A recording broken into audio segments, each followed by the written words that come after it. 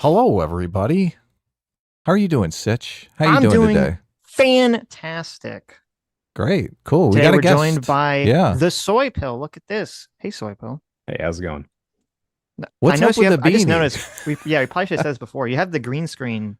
Is there supposed to Yes. be something there, or is it just a So green I'm not screen? using my virtual cam on my Okay, streams. I've been trying to. I have a little like doofy looking avatar drawn in MS Paint, and it goes up behind me. But right now it's not the virtual gotcha.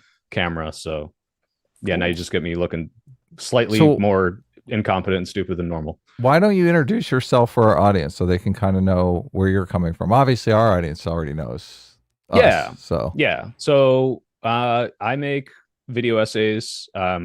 Bernie progressive, I guess, if you want to like immediately peg my politics. I kind of tried to make it my brand to like reach out to people that disagree in ways that I'm like, hey, if you don't agree with this, I think I can explain it in a way that at least is better than the straw man that the media has been throwing at you. And then also I shout and scream at people at debates, which is the complete antithesis of that. But what I did for this was I saw you guys on Wick a couple days ago, and I saw you saying things I didn't agree with, and I was like, oh, I want to go in, I want to yell at them, blah blah blah. And then because I've had more time to think about it, I was like, all right, I don't know much about these guys. I don't know their politics. In fact, I'm purposely not going to look up as much as I can because I want to, if I have to yell and scream, I want it to be because of things said in this conversation. I want no preconceived notions. I just want to come in and explain my piece and see if you guys will at least hear me out, not necessarily change your well, mind, but you yeah. implied there was some straw manning going on with Wick. What was that, or what on Wick did you disagree with? Yeah, I don't know about strong. I mean, I probably said that. I don't remember that specific thing. And that's We not a try walk not back. to straw But man. We obviously try to get everyone's argument down correctly. So yeah, so that's a my big thing basic with us. contention was it seemed to me, and by the way, like I said, because I don't know, correct me if I'm assuming your position, but it seemed to me that the ideas you were putting forward were because the left calls Donald Trump a fascist, paints the right wing as a fascist ideology, they are complicit or responsible in some way for the killing of Charlie Kirk. And my issue with that was not that the left doesn't do that. I do that. My issue was whether or not, one, if it's true that I would consider Donald Trump a fascist, or at least fascist in his rhetoric and actions, and two, why that would then be responsible for the assassination. Well, the thing that bothers me a lot about the entire situation is the left has been on this mission for like maybe 20, 30, maybe 40 years where they believe a lot of racism that marginalized people suffer is because of negative stereotypes, like negative stereotypes of black people, negative stereotypes of gay people. So they've gone out of their way to minimize these negative stereotypes because they think it's going to result in violence against these groups. That's the argument. Like, even when people were talking about using the term groomer, a lot of people came out and said, look, if you're calling someone a groomer, you're making them a target of violence because you're implying that they're a pedophile. So the left understands this, that these stereotypes can result in dangerous outcomes for certain people. So I don't see, it seems hypocritical to then say, oh yeah, I'm going to call everyone on the right a fascist, Nazi, racist for 20 years, 10 years, however long it's been, and it's not going to result in that same situation. They seem aware of it in one situation and completely in denial in another situation. And it's kind of the hypocrisy that bothers me. I don't know that you could necessarily say it's anyone in particular's fault in the same way, some Oh, racist stereotype is they're anyone in coming for you. particular's fault.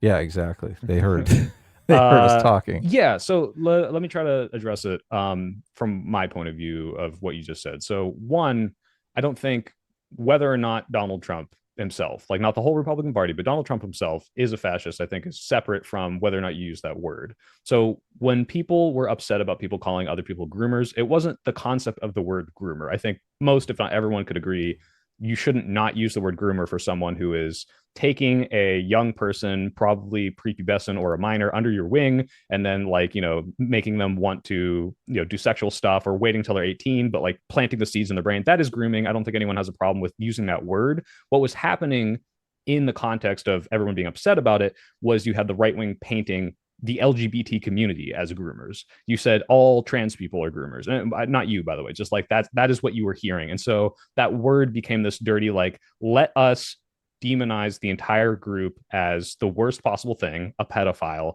and essentially calling all of them a pedophile. And then you saw stuff like Club Q getting shot up, the Pulse nightclub stuff, like this. Yeah, obviously that look, stuff. we're can 100% in agreement here. Okay, sure. And then you're saying, if I'm not mistaken, if you say that every Republican is a fascist, you are doing similar things as, hey, you're saying every single person who votes for Trump and is participating in this is part of this group of people that want to do the worst things ever, like akin to pedophilia, right? So you are perpetuating that sort of narrative. You're encouraging people to take action. That's kind of what you're saying. Like, it's a hypocritical. I mean, in the same way, look, you just made the argument that the groomer stereotype caused violence. You said they shot up the stereotype. Right. So yeah. So look, I'm not in favor of the groomer stereotype either, and I spoke out against it. So right. And so my issue was, when you were saying this on the show, it seemed like you at least think that Donald Trump might not be a fascist. You seemed like, at the very least, like, that would be a good assumption. Yeah. Well, we can get into that, but I guess the difference that I see here is, on one hand, you have, like, groomers exist everywhere. There's gay groomers, there's trans groomers, there's straight groomers. Pedophilia is old as time, right? When you paint the whole group as groomers, that's going to be inflammatory. If you say the Democratic Party is the party of pedophiles, as MPG said, yeah, this is going to cause some backlash. I'm against all of that. And you agree, that's right? Terrible. But when you call Donald Trump a fascist, and you say, and everyone, not every single person supporting him, but like the party that coalesces around his fascist actions, I don't see that as the same, because because I think he really is a fascist, right? Well, one, yes, I think the actions are fascism. We'll get into that, but two, I don't view fascism as like this switch that you flip, right? Like when you, and we'll get into this, I guess we can get into this now. Like, what do you think when you think fascist? Because I think a lot of people think, look, a lot of Nazis, groomers don't act on their groomer behavior. So I mean, maybe it's a switch as well. Before let me step back. Go ahead, Sitch. Well, I was going to say, before we debate fascism or what it means, I mean, I would say, and I don't know if you agree, that most people, I think overwhelming majority of people, if you call someone a fascist, no one really knows what that means. Yes. They just hear Nazi. That's how they perceive it. They perceive it as Nazi Germany and Hitler. Yeah, racist, anti-Semite. But like someone who not wants just to put racist, you in a but concentration racist in an camp. authoritarian government that's going to put people in the concentration camps or something crazy. Yeah, exactly. It's going to kill millions of people indiscriminately. That's what people think. I saw the same sort of language stuff when the Israel-Palestine stuff not started kicking off, but the post-October 7th war stuff. People were hesitant to use the word genocide because they're like, well, they're not trying to exterminate them all. They're just, at war, and there's like a bunch of collateral damage. Right. And the word genocide is attached to the 1940s. It's attached to the, Armenians. Like, they were hesitant to use that. I think it's a little more clear now, but regardless, I see what you're saying. Yes. That was kind of my point, is like, I had to read a whole book on fascism to be like, how would you even define this? And post reading that book, post reading the, Umberto Eco essays too, I'm like, it's still could confusing. I really define this? Right. And it seems like this is kind of the meme in the scholar community of like, you can't really peg it down. You can't be like, here it is, the one thing that fascism is. What you can do is look at the things that we would agree are fascist, or just throw that term out and say, what do the ideologies that people talk about when they mean this, what governments have in common? And those things I see in Trump's government, and we can kind of get into those core things. But I guess if your contention is the word fascist is so poison to people and they think it only means Nazi, which I agree, like a bunch of people do think that, I could see it inciting some sort of like rage or like pushback. But I don't think it's inaccurate to describe the government that way at all. Well, like a good YouTuber, I've never read a book on fascism, but I have watched a lot of other YouTubers who have claimed to have read books on fascism in those videos. Ryan Chapman has a good video on it. I think I watched Dev's video on it and some others. And it seemed like, I know you're saying that there are like there's some key components of, how people, define fascism, even though it is somewhat vague or amorphous or some kind of hard to pin down exactly what fascism means. So I don't know if it's really useful for our conversation to get into a long debate about it, because as we both seem to acknowledge, like no one yeah, most people when they say fascist, they don't know what the fuck that means anyway. They just mean Nazi. So, but that's why Right. I think where the argument comes from is that if most people just mean Nazi when they say fascist, they're calling Trump a Nazi, and they're not just saying like, oh, I hyperbolically think he's racist. They're saying, oh, I think he's Hitler 2.0. If people believe that, then obviously that would be a justification for violence against Trump and those that support Trump. I think the difference is, as someone who does say this is the reason I don't think Trump is a Nazi, by the way, is not because his actions aren't kind of on the stepping stones to what the Nazi party did. It's more of this guy's like too much of like a gay diva to like hate LGBT people and be like as racist as like Hitler was. Like he wasn't writing books about like exterminating the Jews 20 years before this. He was like, going to drag show, dressing up in drag with like Rudy Giuliani. Like I think he himself is not like has a personal deep bigotry. I think his actions kind of speak to that in a different way though. But yeah, the difference here is I do think that Trump is a fascist, or at least on his stepping stones to being a bigger fascist than he already is. Maybe you can call it like pseudo fascism, or like, we're in 1920s Germany instead of 1940s Germany. But I don't think it justifies violence against him or anyone right now, because I think there are still paths to victory. I mean, I could say that his actions in 2016 were fascist. I think he's ramped it up in 2024, but I still thought, okay, well, we can still beat him in 2020, and we did. So the only time I think it justifies violence is if it's an existential, immovable threat that it's like, okay, we are not like, he's shut down the voting booths, no more elections. Like we can't do this in any other way but with some sort of like civil war crazy thing. And we're not even close. Well, we're not there yet. So that's why I don't think it necessarily is akin to advocating for violence. When you say that like you think Trump is a pseudo fascist, what would be the end goal? Like what does that look like? Is Trump going to be president forever? Is he going to put brown people in camps? Like paint that picture for me.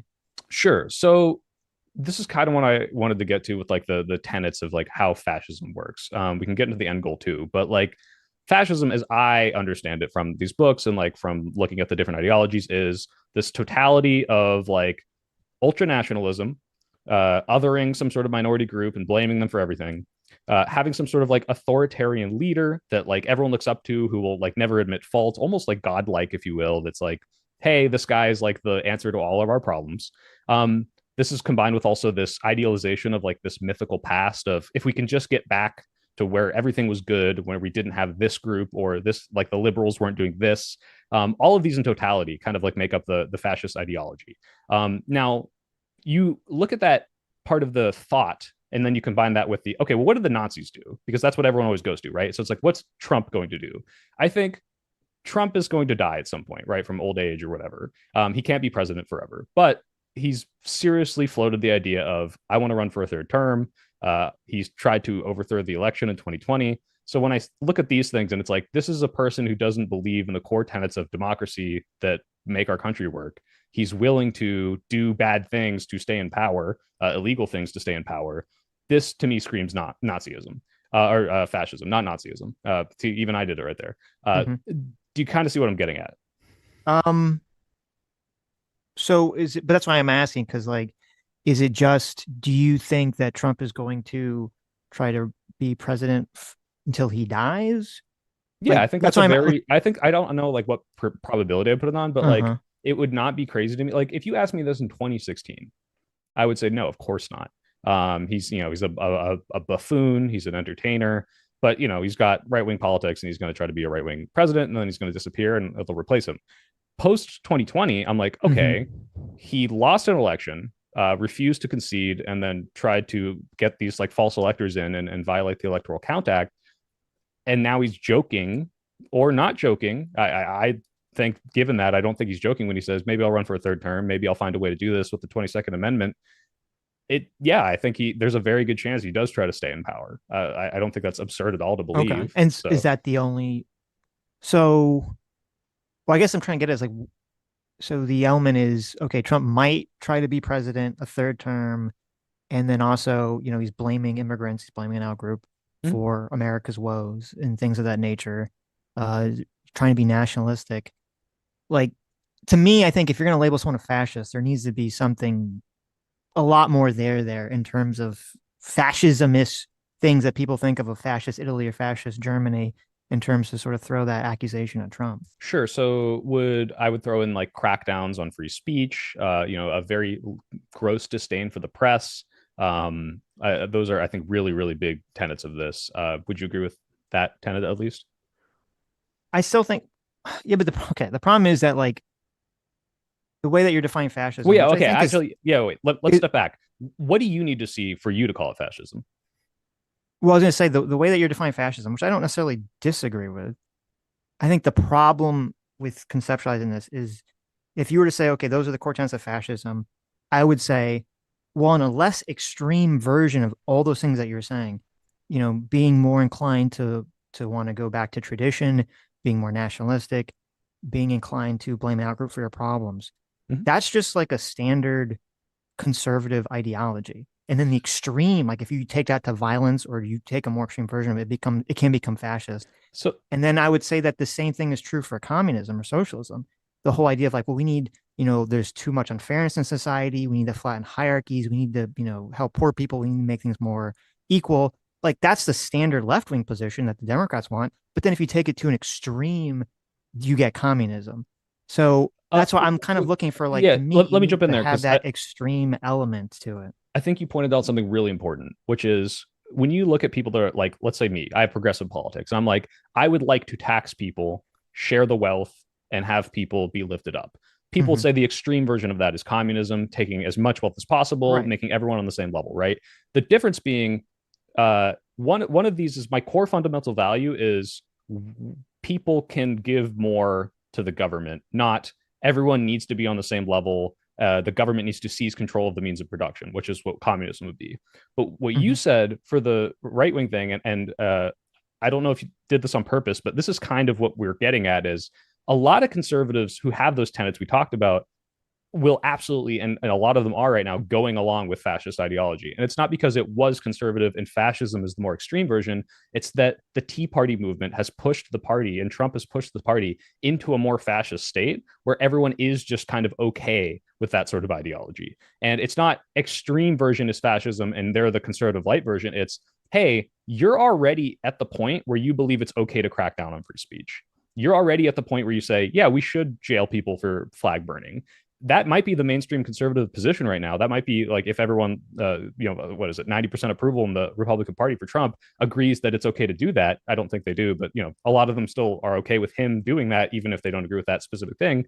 You're already in the fascist state, right? You don't have to worry about what's the end goal of Trump. It's, oh, you're already cracking down on dissidents. You're already locking people up in these alligator Alcatrazes.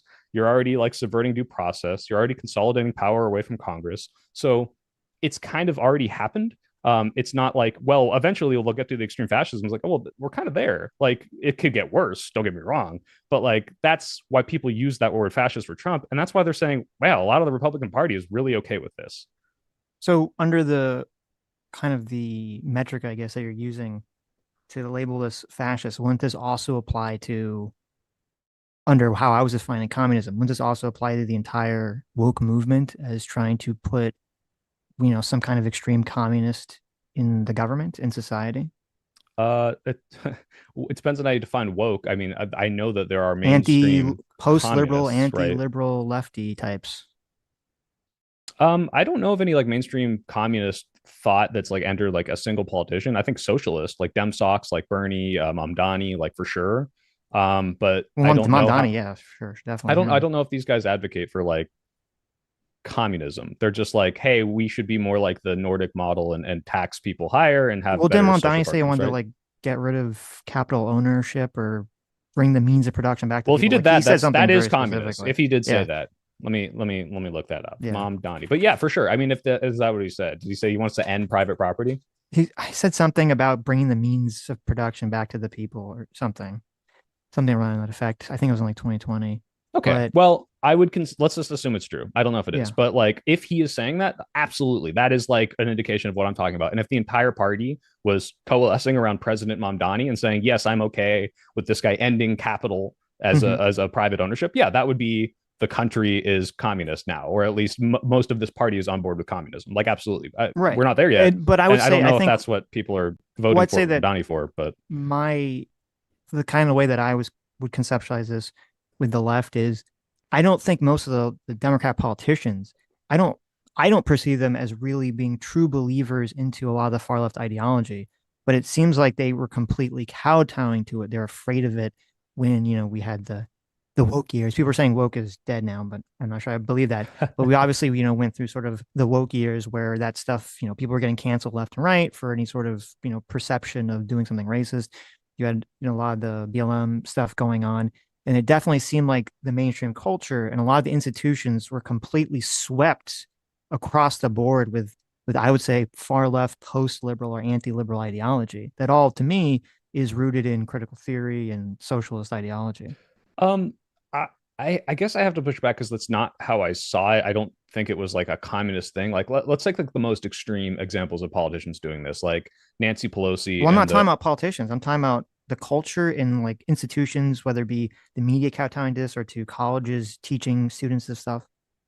sure. The reason I think is because I think these politicians did it because it was the mainstream culture. Mm-hmm. Maybe we can move to another example after this, but like you would agree, like it was a little cringe when we had Nancy Pelosi and all of them wearing the like the African garb and The like Kente kneeling. class and Yeah, bowing down. the Kunta class, and it's like, is it Kunta or Kinta? I'm very Kunte unwoke. Kinte. I don't know. Who Oh knows? God, I hope they're not called that. Yeah. This was not because they're like we're deeply ingrained in like Black history and we truly understand it on a fundamental level and we truly believe like the reason they did that was because it was palatable to the mainstream culture because the George Floyd stuff was like Right. in That's the yeah, but that's my mainstream. point. Yeah. Right, right. No, I'm agreeing with you. Yeah. But I don't understand how that would be like tied to maybe communism or like Marxism necessarily. And if it was, let's just say like Mm-hmm. all of that like critical theory and what like identity politics was all like stemming from communism. You would still need to point me to like the president is like deeply ingrained in passing policies based on this, and then I would say you might have a valid equivalence of what's happening with the fascism thing. Um, I just wouldn't say it would disregard the point about the fascism. Well, It no, I would was just be just like, curious if because the way they're sort of labeling fascist, and I was trying to just see whether it would apply to the what I think is the same level of socialism that's sort of inculcating or going into the culture at the moment now. yeah. So Um, the equivalent for me would be if you had a president, Democratic president, who was following some like pretty mhm. core tenets of communism, who was passing legislation based on this, and if most of the party was pretty on board with that, I would say yeah, it'd pretty be valid to call these people communists. But Okay. I don't think we necessarily got Well, there. with Trump and the fascist thing, because you asked me like what would have to happen for me to call it fascism? Mhm. I would have to see, and I said this in the stream. I don't know if you heard when we were talking to Wick. At some point, I said it. I don't call Trump a fascist because I do think there's specific ideological tenets that kind of complicate the conversation. I Mhm. do think he has authoritarian tendencies, and I Okay. said this in response to the elector scheme like that you brought up. Okay. Um, for me to say that feel very comfortable saying that Trump is a fascist or authoritarian, like just directly, I would want to see something more like, okay, he's taken an action, he's done something, which makes me think I can't vote anymore, or the democratic process doesn't exist anymore at this point. So why That to would me you is say like the line the where I'm false like, okay, we've electors gone into scheme fascism. didn't meet that? What'd you say? What the January 6th, like why would you say that the January 6th false electors didn't meet that? Like were he to be my understanding is were he to be successful, he would have said whatever you guys voted for in this country, I don't give a shit. I have made false electors and they're picking me now, which meant your vote didn't count. Now he didn't get away with it, thank God. But like Mm-hmm. to me is like this man made it so that the election didn't matter by stealing it. That's like the fascism right there to me. Well, again, I'm drawing a line between fascism and authoritarianism because authoritarianism, just like generic, someone seizing power, doesn't really have not really tied to an ideology, right? Okay. Would you say that Like that is Trump at the doing the very least January, like like that Trump. makes him a wannabe authoritarian? Yeah, that's what I. Yeah, if Trump was successful with overturning the electors and becoming president again, and like Pence signed off on it, Congress signed off on it, Supreme Court signed off on it, we'd be in a very different world. I think political violence would be rampant against, in the streets against the right and people that supported that. So my issue is first of all, if you have a guy who's willing to at least try this and he has no indication that he won't try again, considering he still really hasn't admitted defeat, Mm-hmm. this at the very least, if you want to throw the word fascism out, is an indication this person is not to be trusted with anything. You don't have to use the F word. Just hey, this guy shouldn't ever be allowed to run for election again, or at the very least, no one should vote for him. And calling him a wannabe authoritarian or even a wannabe fascist is like very valid given that attempt. Yeah. Well, as I said, I would have if people were calling him a wannabe authoritarian or whatever. I don't know how Adam feels. I would have much less problem with it because I don't think some people do, but I don't think it's like fascism, the one-to-one equation to Nazism that most Americans have. It's not. You're right. I don't think it's kind of the key argument here that we were talking about with Wick is that if you're calling Trump a Nazi, then it does justify using violence against Trump. So I guess then the issue here is we shouldn't accurately describe him using fascism as it's understood in the legal context because colloquially everyone associates with a Nazi, and because that is dangerous and might justify violence, we shouldn't use that term. Yes. So I said at the beginning, like, I understand that point. I think that we should educate people on how fascism works because I don't like that fascism just equals Nazi. I mean, it literally was made by Italians and they weren't the Nazis. They did awful things, but they did very different awful things. And that should be an indication. But yeah, like if I was to explain this to a Trump voter, I wouldn't just come out swinging, hey, don't you think Trump is a fascist? But I don't think that we can blame the people accurately describing him as, he fits these tenets on the reactions of people who hear that and say, oh, so he's a Nazi.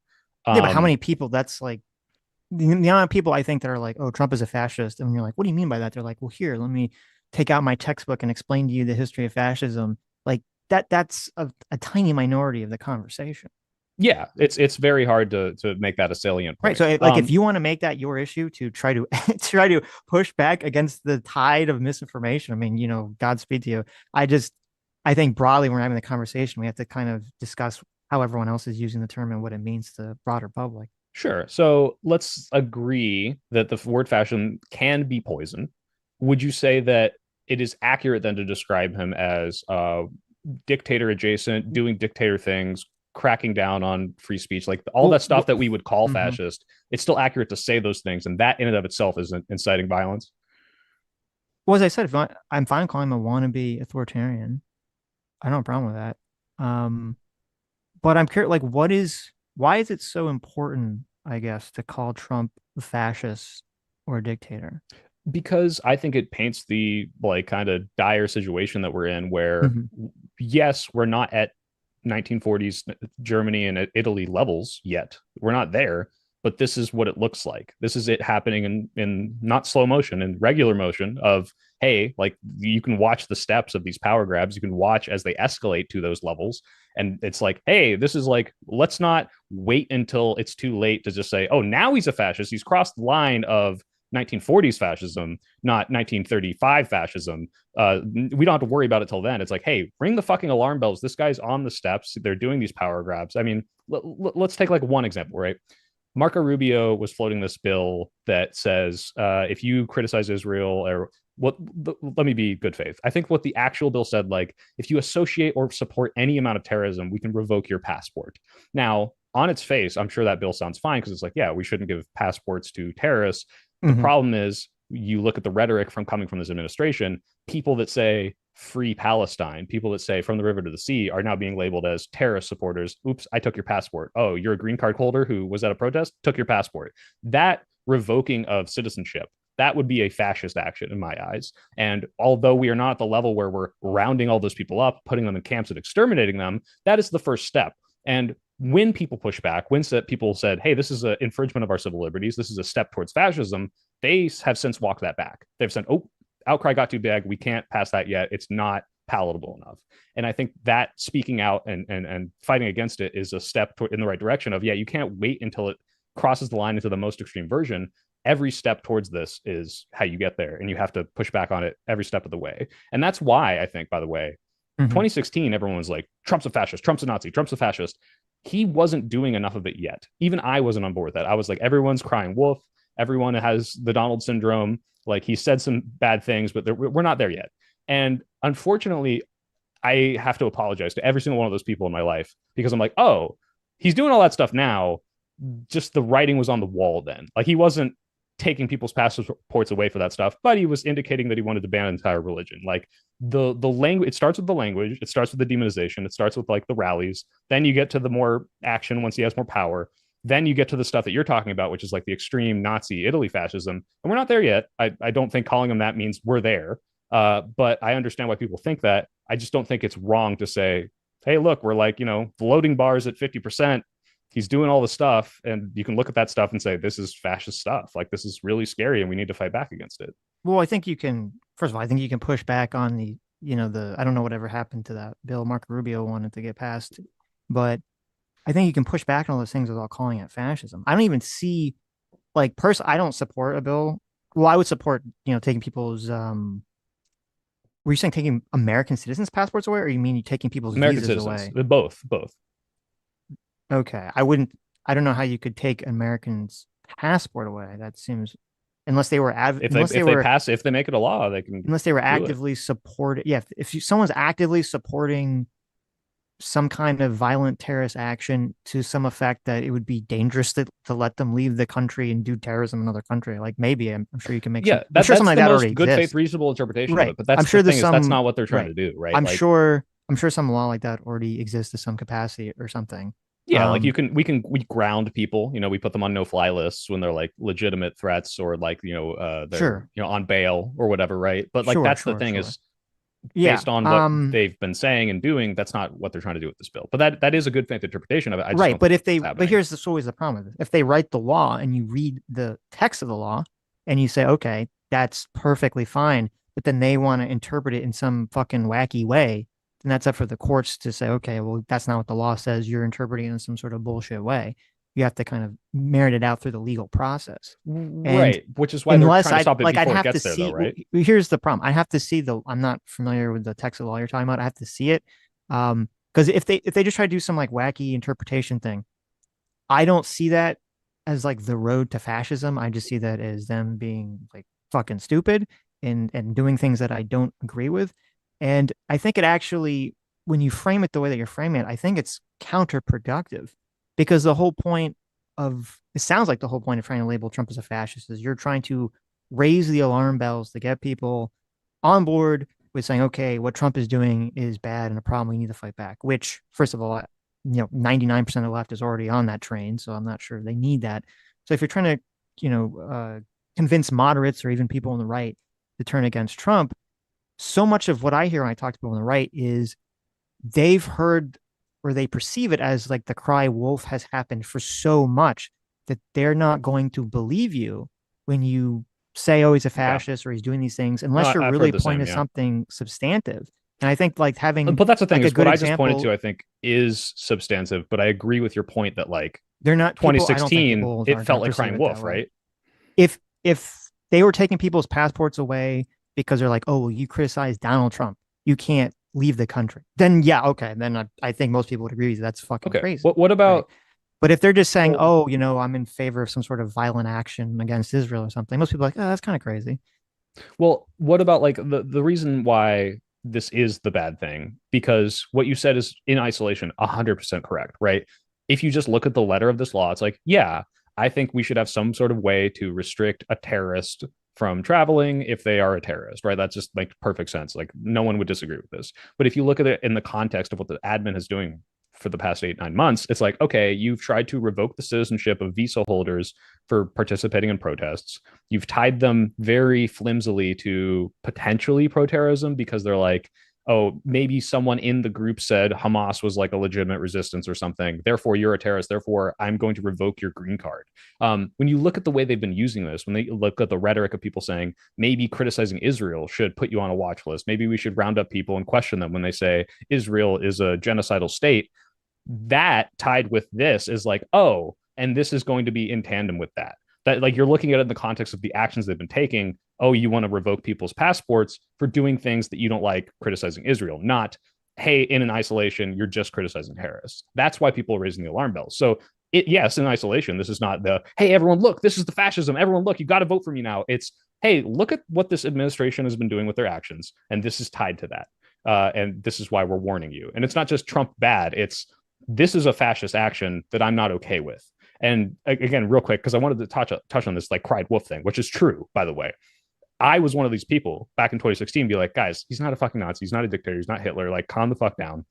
I think I made a subreddit like the day he got elected because of all the people crying wolf. It probably doesn't exist anymore, but it was like day X in Trump's America, where it's like, oh, and this is where we're all going to the camps, and this is where they're, like putting us against the wall. But like within a few weeks, it's like, oh, like, all right, we're starting to get kind of weird. And by the second term, it's like, okay, the people saying, when you demonize every Muslim, when you say, oh, Mexicans are rapists, oh, whoops, sorry, some of them are good people, that's not the fascism action, but that is the starting point of demonizing another group, talking about authoritarian actions that's going to lead to more power grabs. And now we're there. So yes, it seems like crying wolf when that is the complete other end of the spectrum. It's like, okay, yeah, Donald Trump in 2016 was nowhere close to Nazi Germany in 1945, but now we see, oh, it was the start of the progression to we're getting there. That's why it is hard to make that point, because those people were right to say, well, he didn't turn into a Nazi in the first term. Why the second term? It's because it's a method of acquiring power. You can't just flip the switch and become 1945 Germany. Yeah, but the issue, which is what I said, is the whole point of this, or at least what I thought you were saying the point of this was, is to get people on board with pushing back against the Trump administration, which means that you need to convince people who are not already on that pathway. And you're going to need something more substantive than, someone wrote a bill that has a vague wording in it, which isn't a law yet and is, very likely subject to change if there's people complaining about it, which is always what happens with these, bills, which very often overstep. And you saying, well, there you go, that's the fascism. Or another example would be, the National Guard being deployed in DC with a crime and people saying, aha, this is the authoritarian takeover of, the country. And then like picking up trash or whatever. Yeah. But then if like that doesn't happen, and it's like, okay, well, actually it helped with crime. Okay. They were just, picking up trash or whatever. Yeah. Everyone looks at that and they just go, well, you're full of shit. So you're just going to say this against everything. Yeah, no, I agree with that. I think if you're going to do it, you have to do it like I'm doing now to you guys who are willing to have this conversation. If I was talking to a Trump supporter and I had 3 minutes, I probably wouldn't even use the word fascist. I would say, hey, these are my problems with Donald Trump. I think he's infringing on free speech by saying, you can't burn a flag, something like that, right? Like, I probably wouldn't do this. This is why I think that's more persuasive. Anyway. I do. I agree. With most people, especially Trump supporters, that is going to be more persuasive because certain words. I have like a video on this. It's like certain words are just like trigger words, like fascism, Democrat, yes. Like you can't say those even if it's accurate to say, because you will set them off. They have all these preconceived notions. They've been listening to the bubbles of their information, like this, and this goes on both sides. Like you can't use those words in certain conversations, not because they're wrong, but just because it's going to set people off. You have to explain like this. That's why, like, I know you guys are willing to hear me out, which is why I'm okay with using the word. And then, like I said, like we can agree. If you're saying we shouldn't use this word to try to convince people on a short-term basis with no nuance because they have a completely preconceived notion of what fascism means, sure, I agree 100%. But I don't think it's inaccurate. I can keep bringing up examples of why I think it's fascist. And I think that it's important to not just raise the alarm and like get people to agree with me, but say like, hey, this is way worse than I thought it was in 2016. This isn't just, hey, I'm, lowering taxes for the rich. This is, I think that we should have hate speech laws for people that are saying bad things about Charlie Kirk. And when the president is asked about it, he said, maybe we should. And, maybe we should have those for you, the press. I think we should have some sort of laws against the things you're saying. Like, that's like, holy shit. Okay, this guy's cracking down on the press. He's cracking down on free speech. Like, that's fascist. But this is alarm bell time. Right. Like, guys, pay attention. But this is, okay. My feeling on all this is, as I said, and I think you've agreed, most people think fascist is Nazi. Yeah. If Trump is a Nazi or doing Nazi things, it justifies violence against the Trump administration. It justifies violence against people advocating for Trump. I think I don't think you're going to be able to untangle that. And I don't think everyone calling him a fascist. I don't think you can teach the public. I don't think you're going to be able to teach the public. Well, actually, no, when I mean fascist, I mean this very specific thing. It's kind of like when we were talking to someone about, like, I'm sure you've heard when people complain about like whiteness and they're like, oh, well, whiteness, we need to deconstruct whiteness. Yes. And then you're like, what the fuck are you like? That's the most I agree. racist Or defund the police ever, or whatever. Right? Like, this is horrible messaging. Yes. Like, and I almost made a whole and then video they on give this. you the long explanation about how whiteness isn't the racist thing. It sounds like nobody cares or believes them. Like, it doesn't We've already matter, lost everyone. Yeah. The rhetoric is too inflammatory. And so if that's why like to me, I'm not on the train of saying, okay, to me, it's not clear that Donald Trump is a quote fascist. And even if I was going to dive deep into what fascist ideology means so that I have the expertise to be like, well, yes, technically, here we are, we're engaging in some sort of fascist ideology. Donald Trump is engaged in corporatism on a economic level or something to that effect, then I would still have to like add a 10-minute caveat every time I do it, just because everyone I know who's listening is not going to know what the fuck I'm talking about. And they're going to think Yeah, I'm like, just saying he's a but this fucking doesn't justify Nazi. violence because technically we can solve it this way. Like, Right. So I you'd would have to just like say, every single here's what time. Trump's doing. I think this is a bad idea. I think it's anti-freedom, anti-democracy, everything the country stands for. And Mhm. to me, that's just a more persuasive way and a better way to have the Yeah, conversation. I don't disagree with that. I mean, there's better ways to do it without using the word with a lot of the population. But the problem is, if you do have all those problems with those things, especially as we're getting into the greater stages of, oh, this is actually turning into pretty vicious fascist action. Yeah, you could be a little more careful with your words, but at the end of the day, how does saying, hey, Donald Trump is an anti-democracy person who does not care about the election. He might try to subvert your vote completely by stealing it. He's going to crack down on your free speech. He's doing authoritarian dictator-like things. Justify violence any less than using the word fascist? Because humans are irrational creatures, and that's just the way it works. Specific language has emotional energy behind it, and everything they're saying is true. And logically, you could say, okay, well, it should lead you to the same place, but it doesn't seem to work that way. Maybe. It's kind of like, as a, JMac in our chat for $100. Thank you so much, JMac. He said something kind of about this, where he's saying it's kind of the same reason that anti-abortion activists will say it's, you're a baby killer, you're a baby murderer, right? It's like, okay, well, is that any different than saying, well, this person, believes in removing the fetus from the womb, and I personally believe that that fetus is a baby. It's the same logical concept, but the word baby killer has so much more of an emotional impact on a Well, person. I think that's an interesting point you bring up. I kind of talked about this before, but think about the fact that truly most pro-life people, almost all of them, believe that you are murdering babies, killing millions, essentially committing a genocide. Mhm. And they're using this language constantly. And although you do see some attacks on abortion clinics, mostly they're fighting back like legally, like they're trying to shut them down. They're putting restrictions. They're cutting funding to Planned Parenthood. Would you say like, oh, you can't say baby killers, you can't say it's murder because that's if you were killing a million babies every year, that would justify violence against you, right? Like I think technically you could say that, but like clearly this isn't inciting this giant pro-life wave of terrorism. I mean, but you're using incredibly inflammatory language, and I think it's inaccurate. But the thing is, I don't think there's a good interpretation of a pro-life person where if you truly do think life begins at conception, like there's no scientific consensus on whether or not it does. That is killing a baby. You are killing a million people. I don't think they truly believe this. Insofar as like you can get into burning building, 10 fetuses, one human baby, which would you go after? Doesn't matter. The point is they truly believe you're killing a million babies every year, right? So is this not violent, justifying violent action against Yeah. the No, Democrats for but I mean, voting we for it? talked about this at some point in the conversation with Wick. It might have been after he left, where we brought up the example of George Tiller, who he was an abortion doctor, and every day, or almost every day, Bill O'Reilly used to come on TV and call him, Tiller the baby killer, and kind of stem up a lot of like, very extreme rhetoric about this abortion doctor, and then someone goes and kills him, and it's like, okay.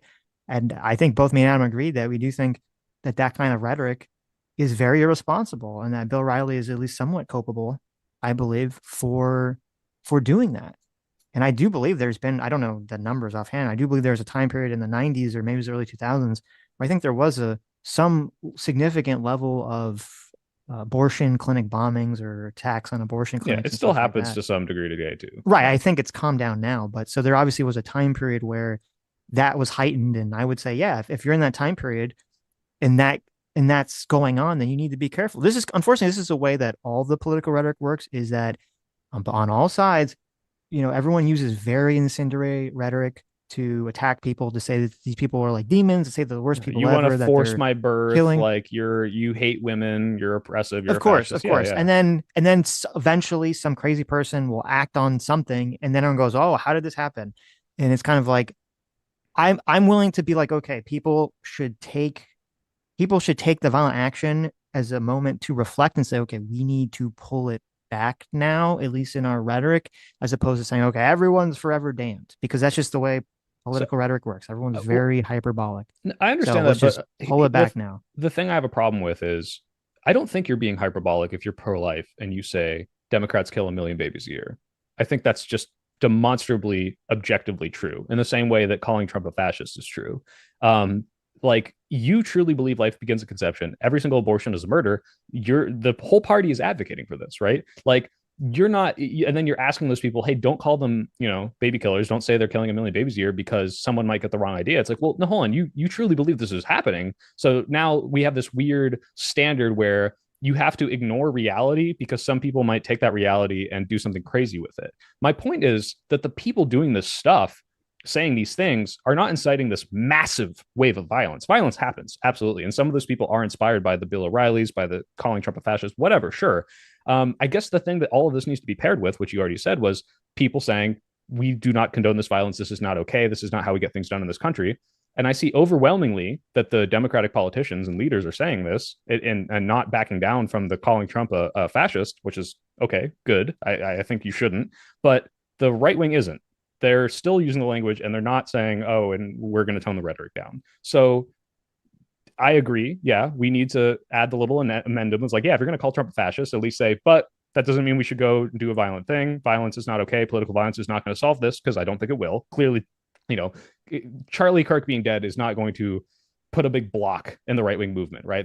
I think the recruitment numbers went up. There's like 1 million Charlie Kirks. Like, he wasn't some like special orator. There's the Michael Knowles, there's Matt Walsh, there's Ben Shapiro. There's a gajillion guys that can all do what Charlie Kirk could do. It's more of, now this just makes people more radical, more scared. So you need to condemn the violence, but I don't think this means you shouldn't describe accurately what you see happening, right? Well, going back to the abortion thing for a second, Mhm.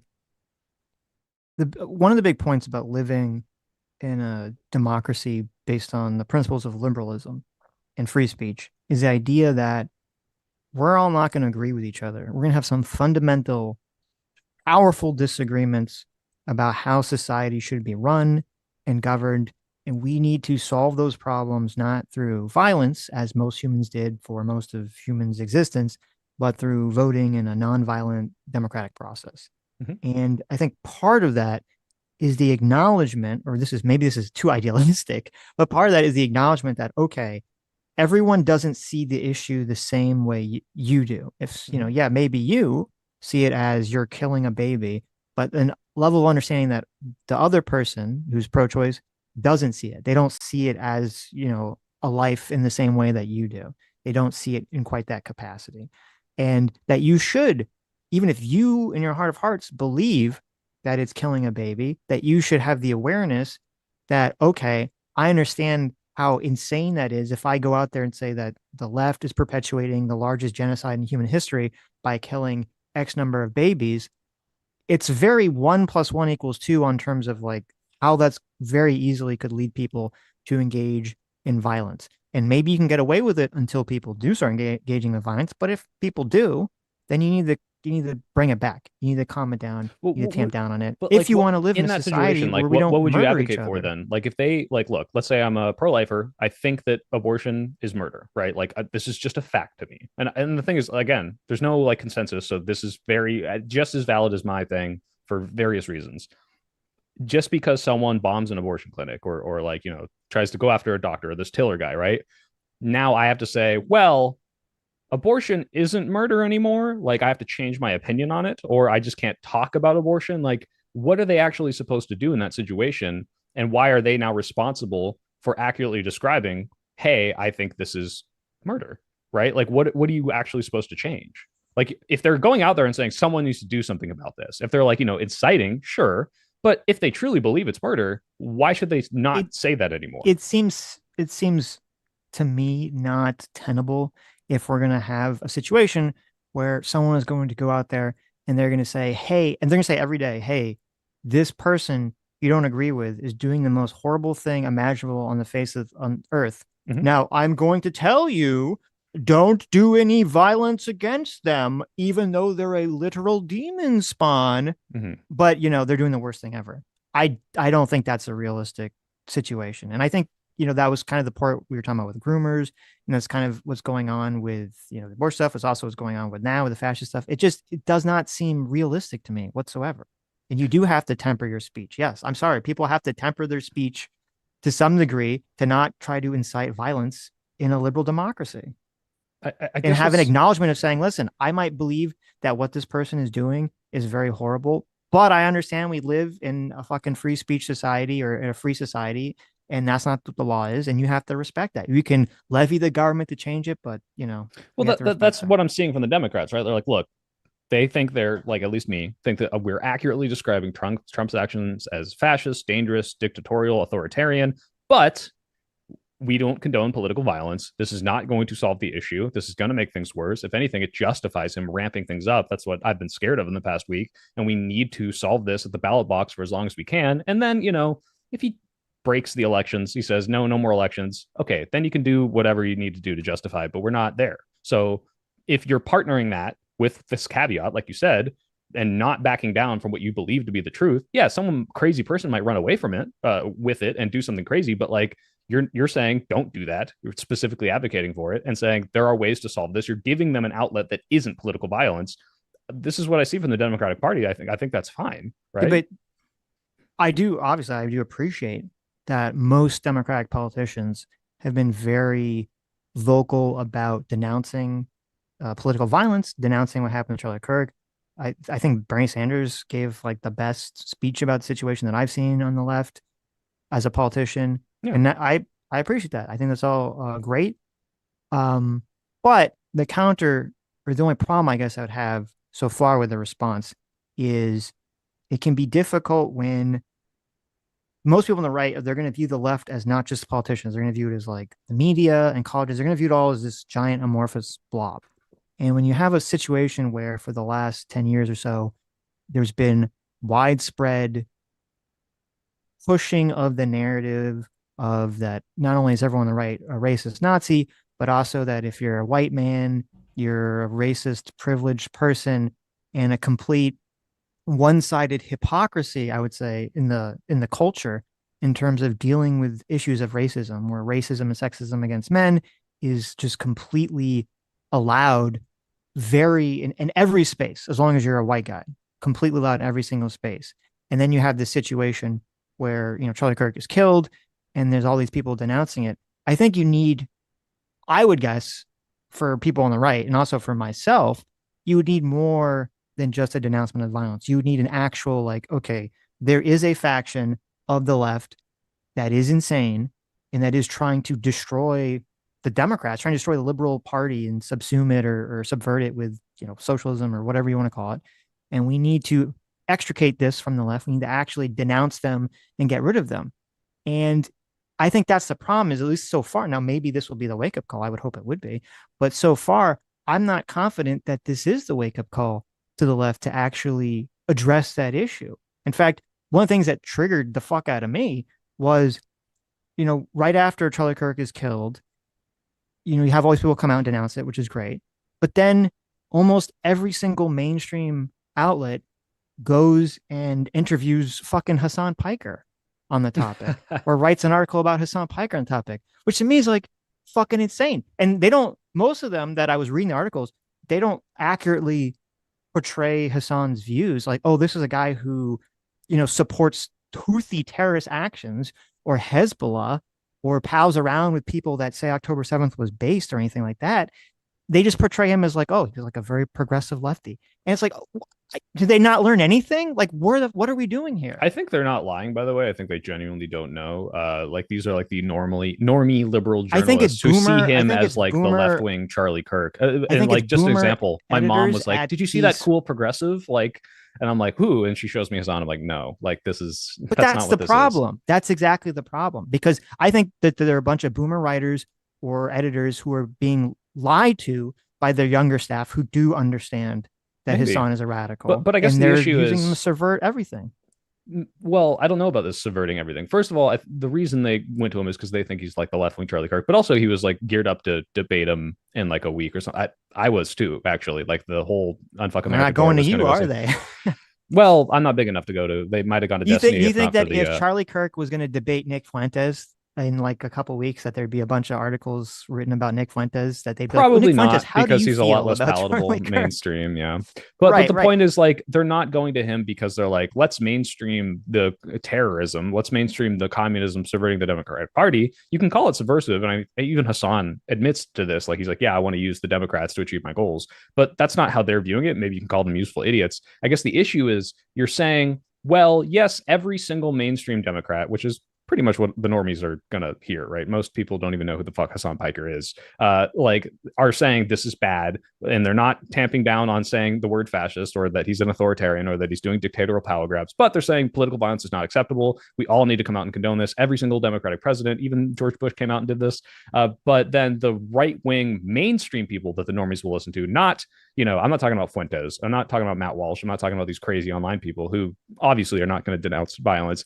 I'm talking about the people like, the president who says, I'm not going to tone down the rhetoric, or the, mainstream right wing, not George Bush, but the other right wing politicians who aren't doing this, or Brian Kilmeade, the Fox and Friends, one of the most viewed shows on the planet, who's coming out and saying, let's forcefully inject homeless people and kill them, right? Like, this is where I see, like, okay, yeah, like the Democrats, especially the important ones that are listened to by most people, not specifically the online people. So not Destiny, not Hassan. Yeah, you can criticize them validly. I don't agree with their takes on this. But the people that people are listening to are denouncing violence and also not tamping down on the fascist stuff. The people on the right that people are listening to are absolutely not condemning this in any way, if not making it much, much worse. And I think that's why it's like, okay, you can hyper focus on, like, I went and argued with Destiny. I was like, you can't say we need to make Republicans more scared by not condemning terrorists. That's insane. I think that's unhinged as fuck. But that is not even close to being as important or worth the attention of what is happening with the main right stream politicians. Yeah, well, as I said in that stream, at some point in that stream, I said repeatedly, I do not like Trump's response to all this. I don't know if you listened to the governor, he's a Republican, the governor of Utah. Cox. Yeah, I think he had a very good response to the whole situation. I even had to give some credit to JD Vance, I'm not really a big fan of, because there was a clip that was circulating that people were posting, like a minute, 3 seconds of, that sounded very like incendiary. And I was like, oh my God, JD Vance is really ratcheting up the temperature. But when I went and looked at the whole clip, it was actually, he did say, he said repeatedly that even though he thinks this is a problem on the left primarily, he did say repeatedly that he was very pleased that there were so many Democrats that reached out to him that were denouncing the violence, and that he really wants unity, and that it's only a small minority of people on the left that are advocating for violence and all this other stuff. And yeah, I wish, let's believe me, But I wish Trump. Wait, see how you had to like watch it all in context too, just to get what you take as the best faith interpretation of it, versus most people don't even get that. And I would still say it was not good rhetoric, and Well, of probably course, a little inflammatory. clip The president is coming out and saying this before he even knows the actual motive, just speculating.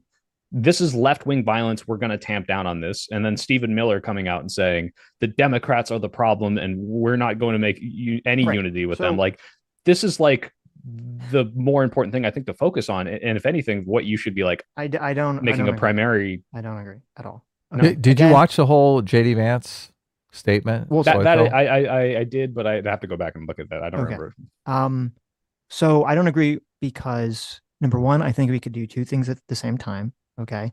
And I've said repeatedly, every chance I can get, that I do not like Donald Trump's response.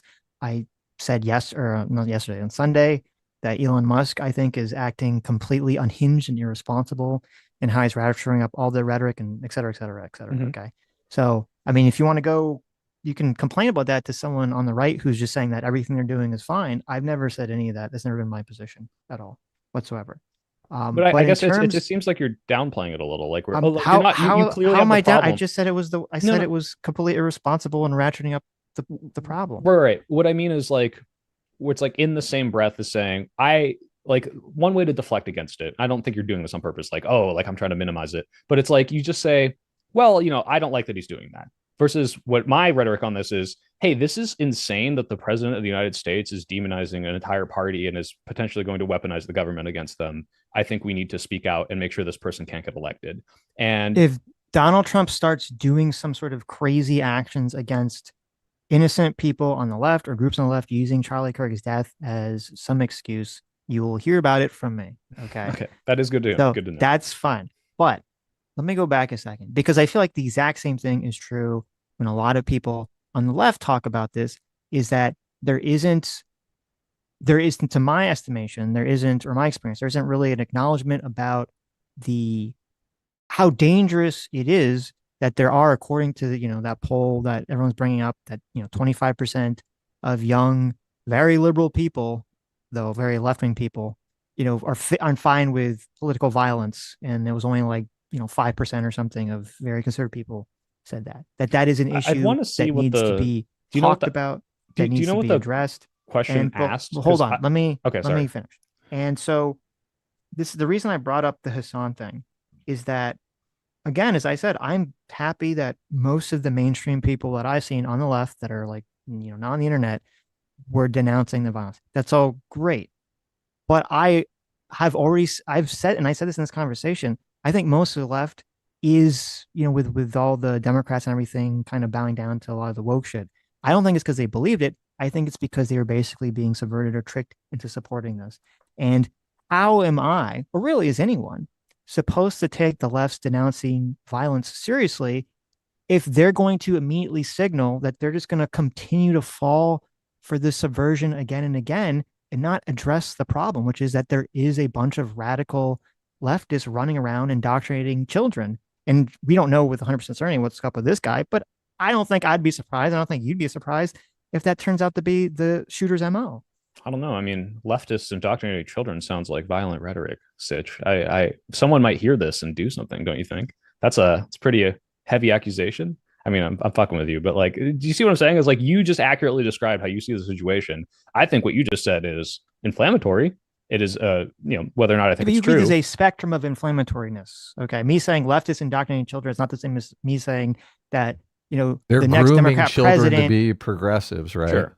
that the next Democrat president is going to enact authoritarian communism and put everyone into death camps. Yeah. Okay, There's a spectrum. there's a wide I, difference I, I between these was two I was statements. mostly fucking around. Well, here's the thing. One, I don't know if you can look at this poll and say, well, even though all of the people with the power to enact legislative change are saying the thing I want them to, 30%, which is a minority of, what is it, Gen Zs, of a specific age demographic, say they like what are okay with political violence in any case, might say it's sometimes justified. I think political violence is sometimes justified. It depends on what it is, right? Like when you say that, it sounds insane. It's like, okay, do you think we should go and shoot Charlie Kirk? Absolutely not.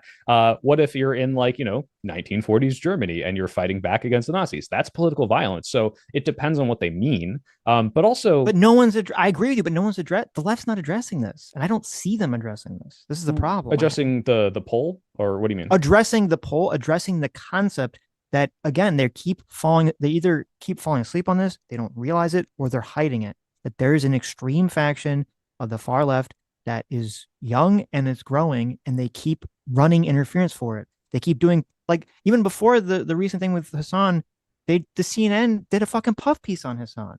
Mhm. It's driving me like I'm assuming it drives you crazy because you're not a Yeah, socialist. I'm not You a don't agree Hassan with fan by any means. Hassan on I all do this think shit. the puff pieces are annoying. Yeah, but But it's not just annoying. It's scary. I don't like that I go on X.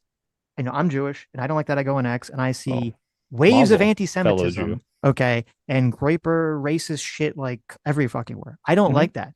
Yeah, And I'm like, oh my god, like this, maybe people need to call us out. People need to do something about this. This is fucking crazy. And that I don't like that I turn to the left, and it's like, oh well, like the young left are fucking unhinged socialists too, that are all, in the Hassan sphere or the October 7th was justified sphere or terrorism is good sphere. And I'm like, what am I supposed to? I feel like I'm fucking like lost yeah. here. So I don't think you're at all crazy for saying, hey, the amount of influence that Hassan has courted with the mainstream media, given some of his more extreme views, is insane and scary. My issue is, I would literally walk arm in arm with Hassan, canvassing around the country, making Donald Trump not be in power, and then once Hassan had more of an ability to have more of a like influence on the country, I would then fight back against it. But Donald Trump is just That's like going to be so too much late at worse. that point. Well, here's the thing. You say it's too late, but like that's how I feel about the fact that the current president is doing the fascist stuff. So, like for example, another polls, like 1 in 3 Trump supporters are okay with political violence, right? About the same number as the young youth. But these people have the power right now. These people are able to enact that against us. These people are 1 fine in 3 with. Trump supporters were in favor of political violence. Yeah, do you want me to link it to you? Sure.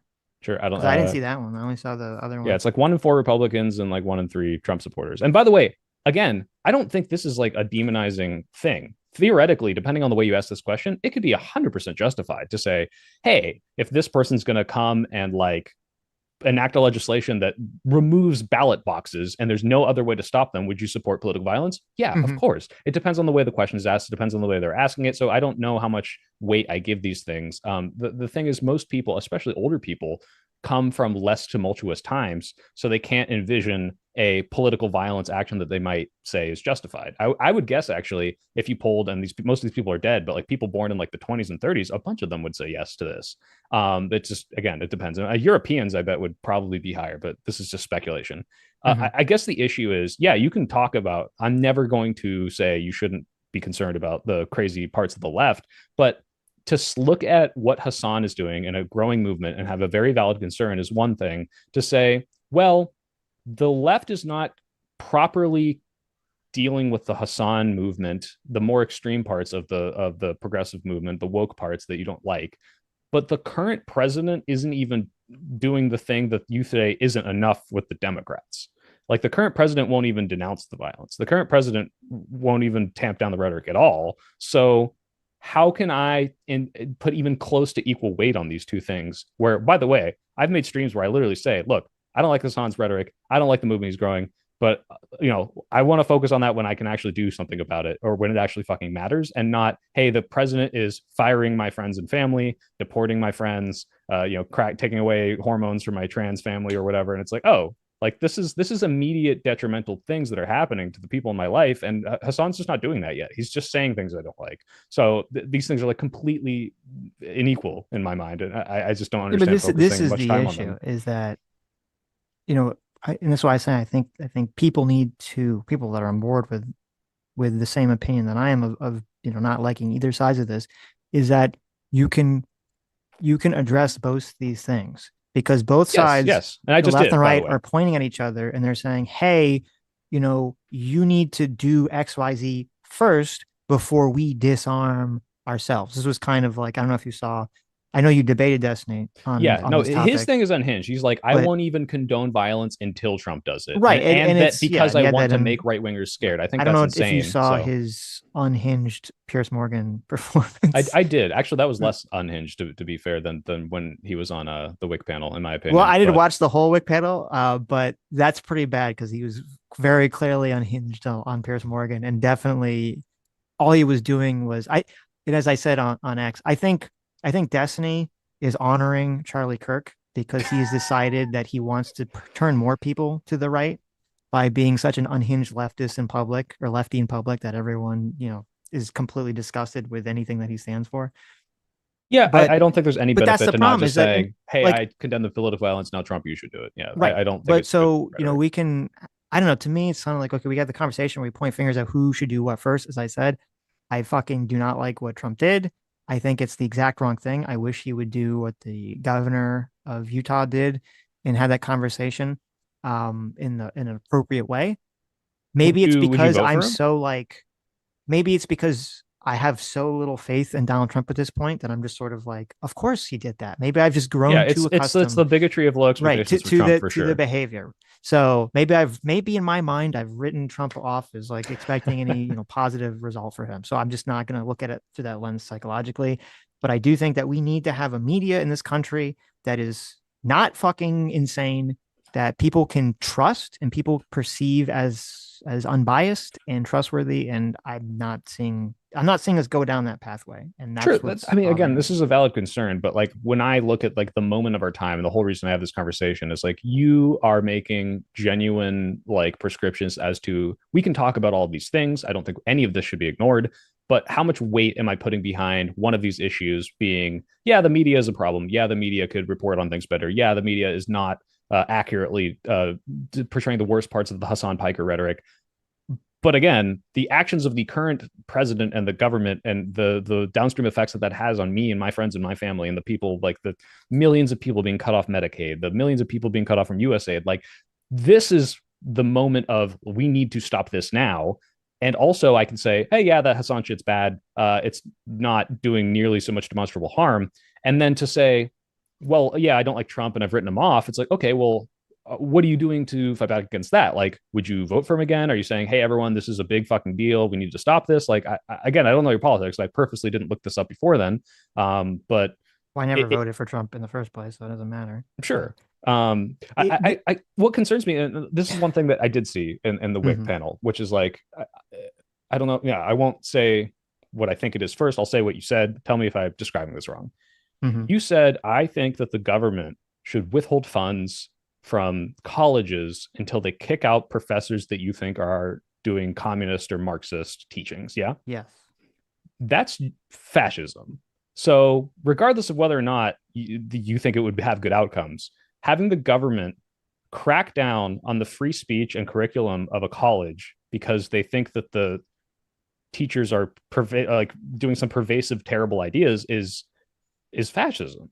And you could be okay with that, by the way. I'm not saying like people, there are fascists that I talk to that are just like, yeah, I'm a fascist. Yeah, okay, I like this stuff. Completely lost me with any sort of labeling of fascist now. If you're going to label that as fascism. I mean, that's just like definitionally, you're saying no, the government should crack down on the liberal institutions and silence the free speech of professors.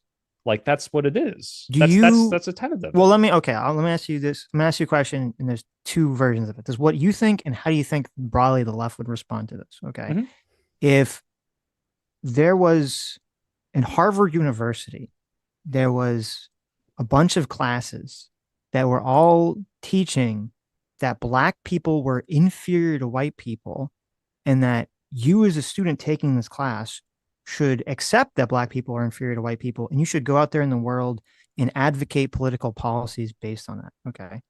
So if there's the white nationalists, if Nick Fuentes and the Nick Fuentes 101, teaching, their ethno-nationalist classes in Harvard University or in other Ivy League schools, you would just be like, well, that's free speech.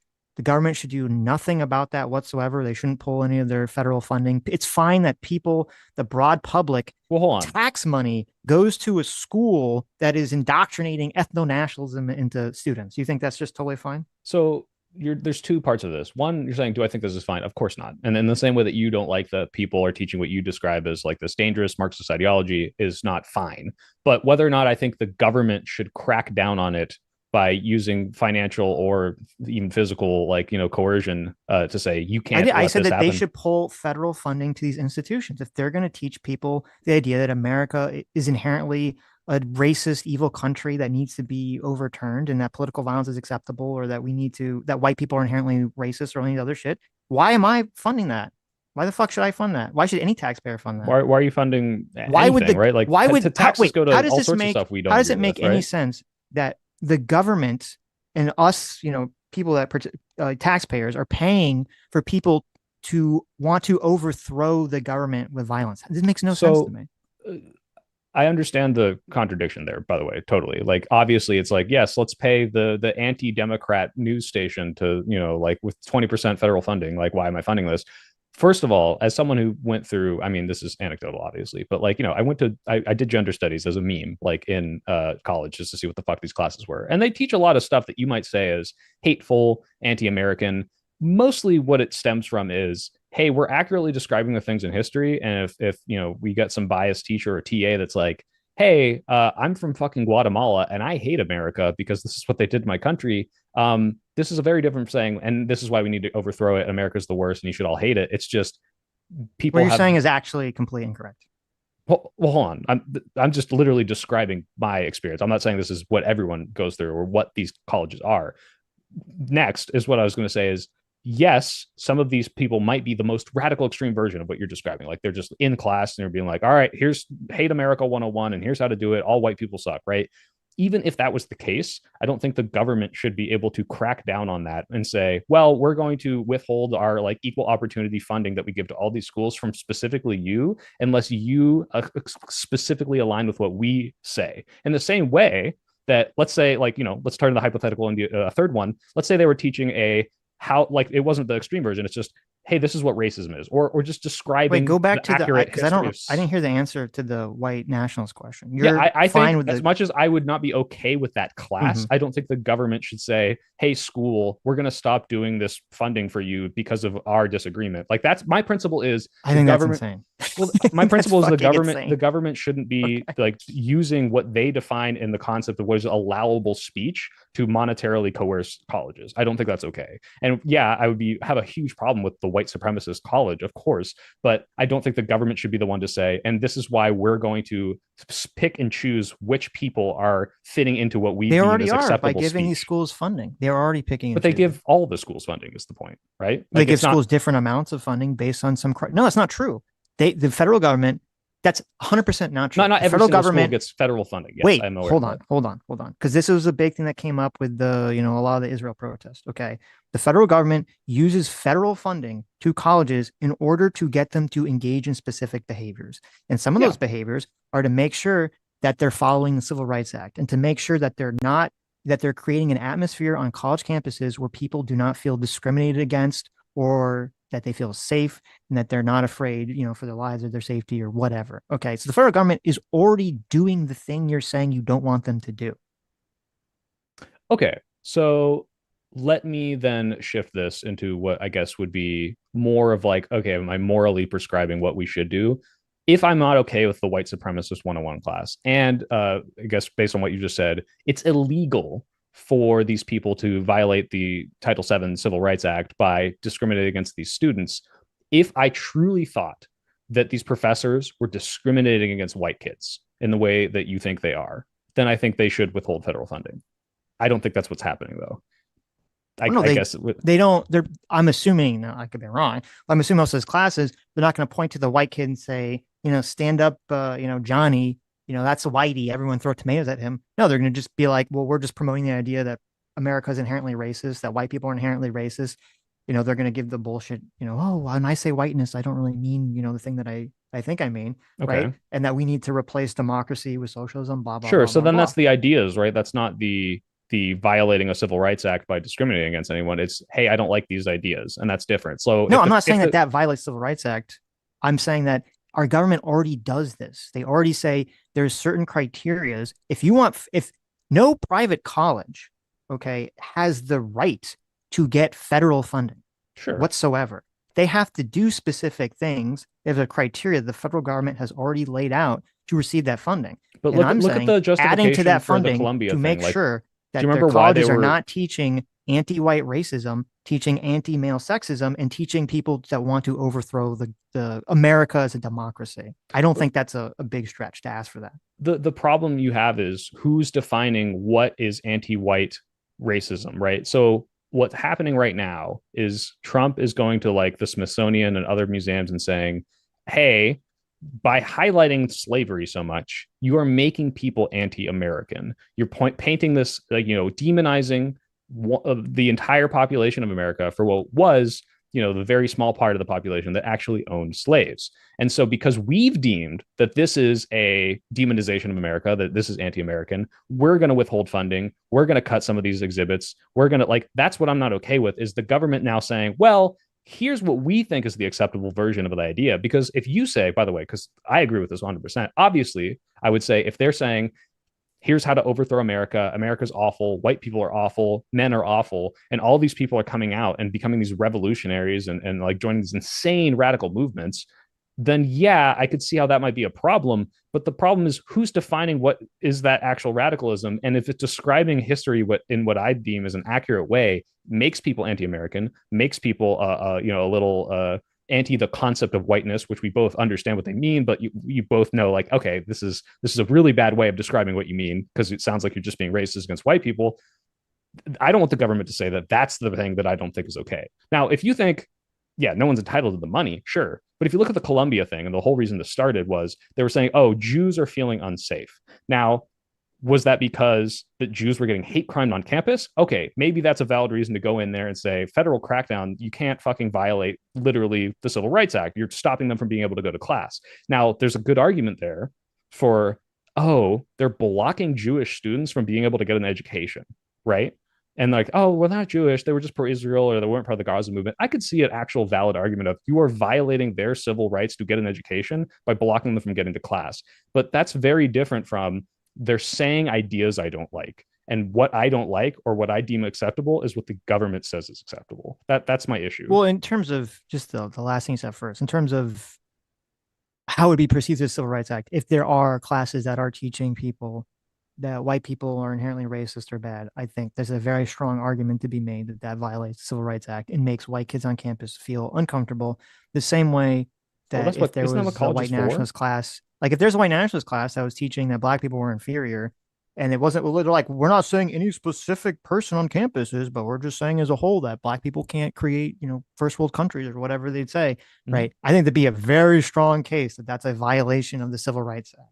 This is part of the In problem. what way? Is Because all that it's doing is making people uncomfortable, right? I can't believe it. Like, look, this is my that's inner but that's the ACLU entire coming out, argument but for the like, Civil Rights Act is that you can't have a situation where people feel uncomfortable, they feel unsafe or uncomfortable to be on campus because of the basis of their race, creed, color, gender, no, blah blah blah blah blah. that's not what the Civil Rights Act is like. Or You can't title whatever bar the people. title of The whatever Title that Seven, the right? Yeah, Title this Seven is that the Title they Seven establishes the protected classes and say you can't discriminate insofar as you can't stop them from getting an education, a job. These are very different things from they feel uncomfortable. A lot of people feel uncomfortable in a room full of people that don't look like them, but that's not an entitlement to, well, now you're violating my civil rights. I mean, I don't think saying white people are inherently racist, which, that hearing that would make me uncomfortable if my fucking teacher said that to me. But I'm like, okay, but what do you mean? And like, this isn't, my civil rights aren't being violated. I'm just not comfortable. That's what college is to put yourself out of your comfort zone and all learn right. new stuff. So all these things that you're talking about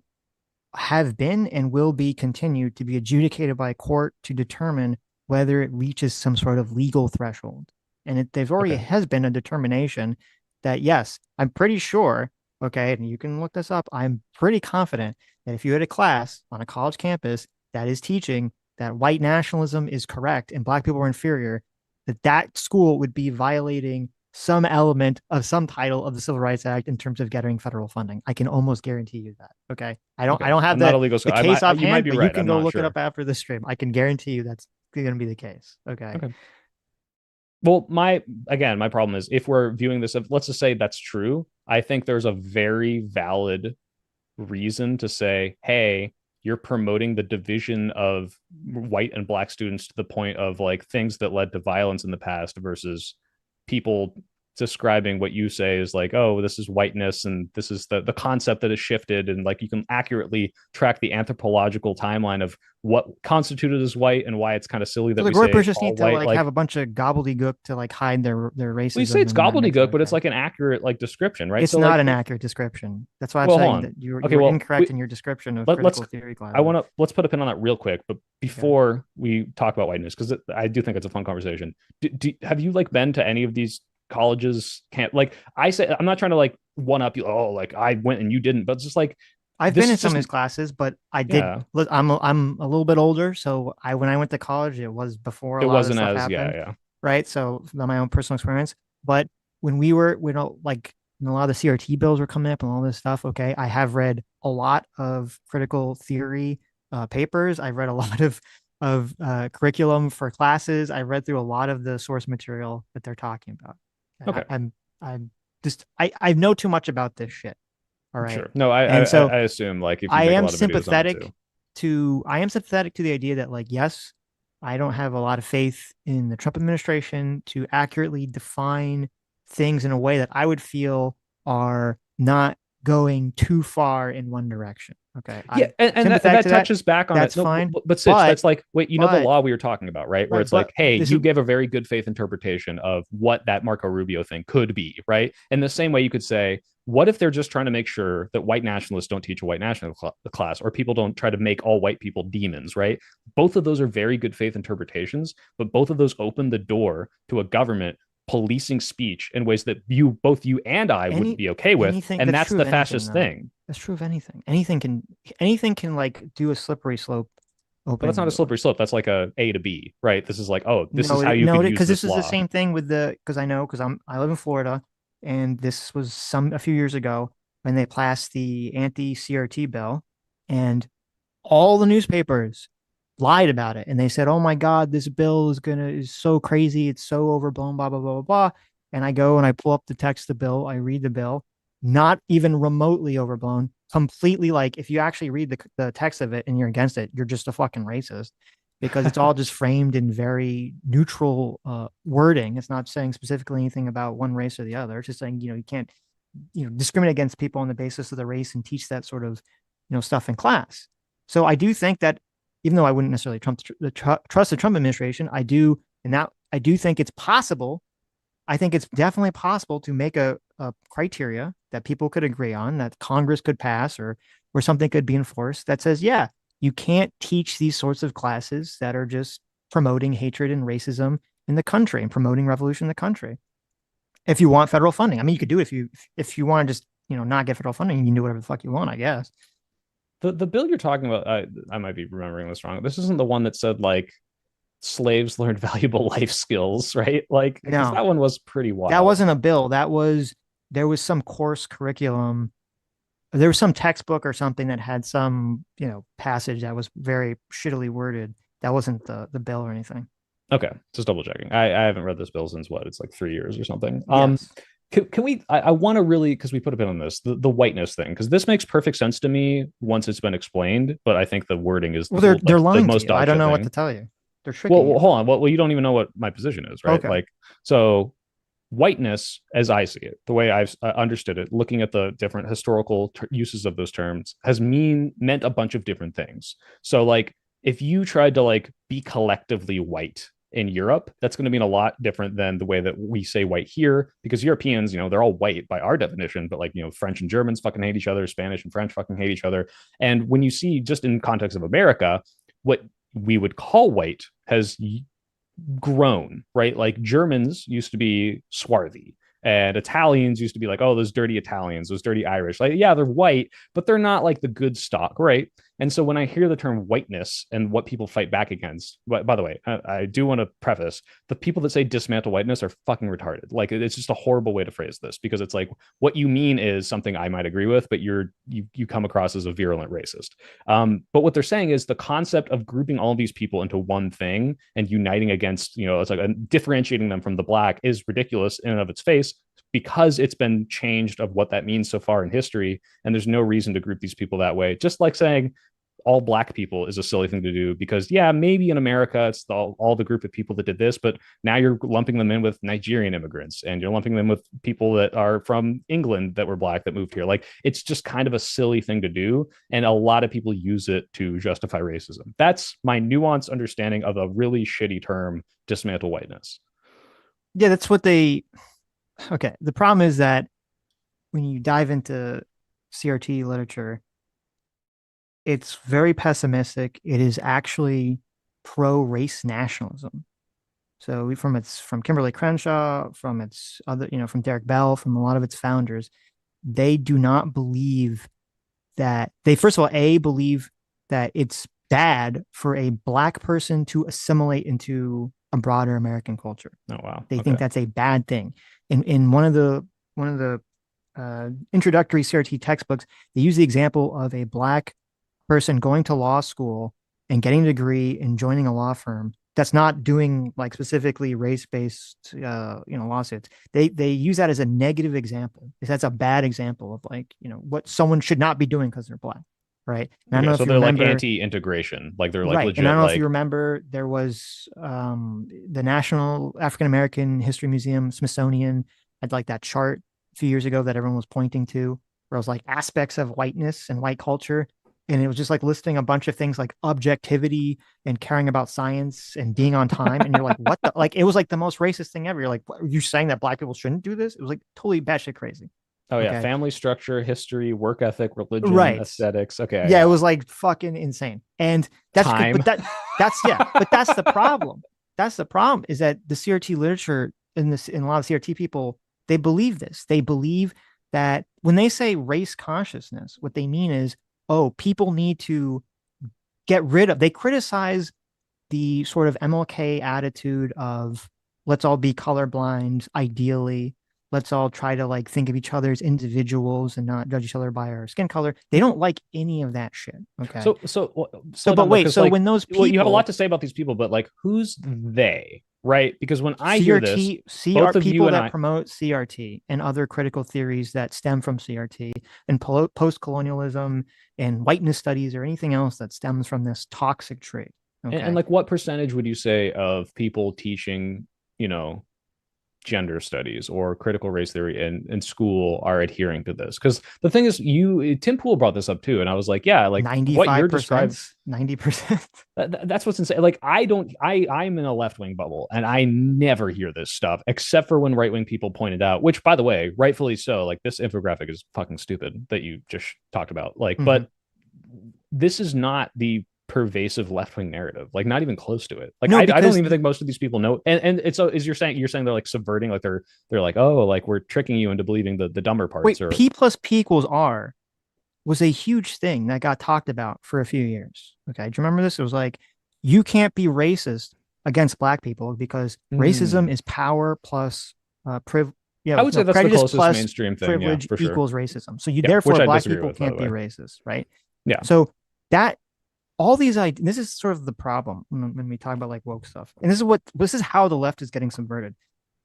And back in the day, I didn't understand what was going on either. Back in 2015, 2016, so I started looking into this, is because Gamergate liberalism era in America, the Gamergate era. Everyone check out my Gamergate video. Liberalism is based on a principle of individualism. It's saying that you and everyone else should be treated as an individual. And the point of government should be to try to, as much as possible, obviously not 100% because we're not ANCAPs, but as much as possible, maximize individual liberties and freedoms, okay, while still creating some sort of coherent society. That's the point of liberalism. Mm-hmm. And then the problem is they have this kind of woke shit come in. They don't fucking believe in that. They're anti-liberalism. They're socialists. They believe in collectivism. Socialism was written as a critique to liberalism. They do not like the concept of liberalism. They do not like the concept of individualism. So they start promoting all these ideas that are not based on people as individuals. They're based on people as part of a group of people, as part of a class of people. And that's how you get P plus P equals R.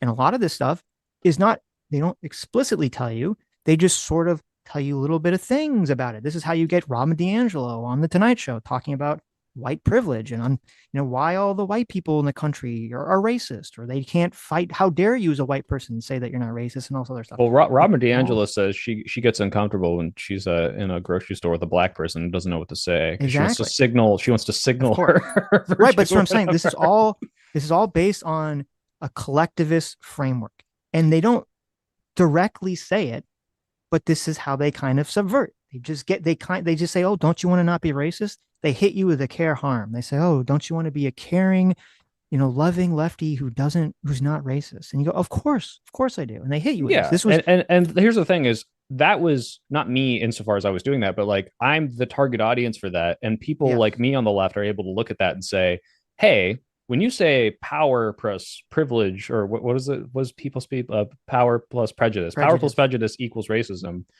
If you're saying white people don't have systemic oppression against them in America in that way, okay, and those people just kind of leave the conversation there. And if the people say, oh, you can't be racist against a white guy, they also say, okay, you can just be prejudiced and awful, you can use that definition, you're stupid. But this idea that like you're subverting it to a degree, now everyone is on board with doing some horrible, awful, like anti-white thing, like I don't see this borne out. And this is the same with like the Groyper subversion of the right-wing like movement.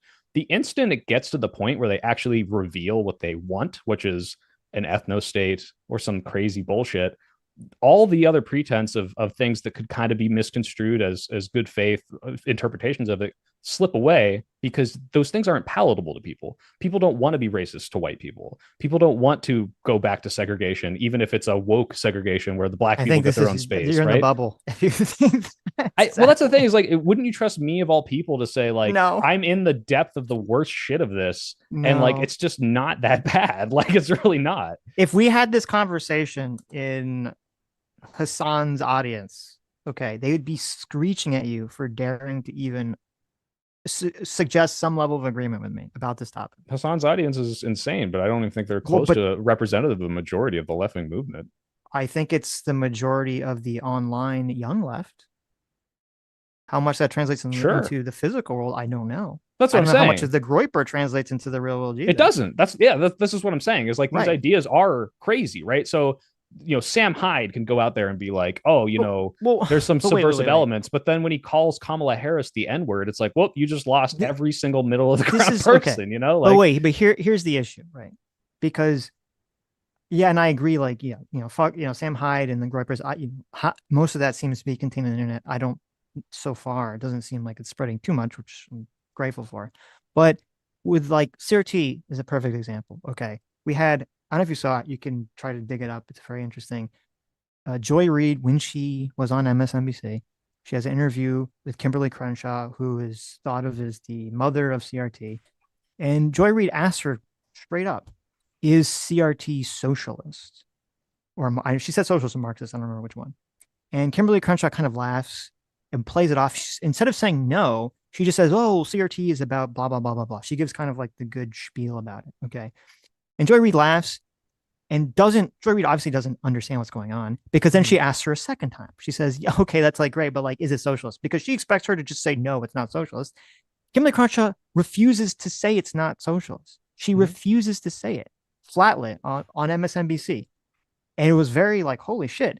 And then you turn around and I see articles written by the New York Times and other mainstream publications back when the CRT conversation was like a lot more prominent, all defending CRT. And they all did the same lie. They all say, oh, CRT is just about teaching history. It's just about teaching history in America. And the evil right wingers, they don't want you to know about the dangers of slavery and all this other bullshit. Okay. If this is like where I draw the distinction between people saying this is just on the left, even if the true believers are just the weirdos on the left, they keep tricking and convincing the mainstream. The mainstream is writing articles defending CRT. The mainstream is writing articles that are puff pieces on Hassan.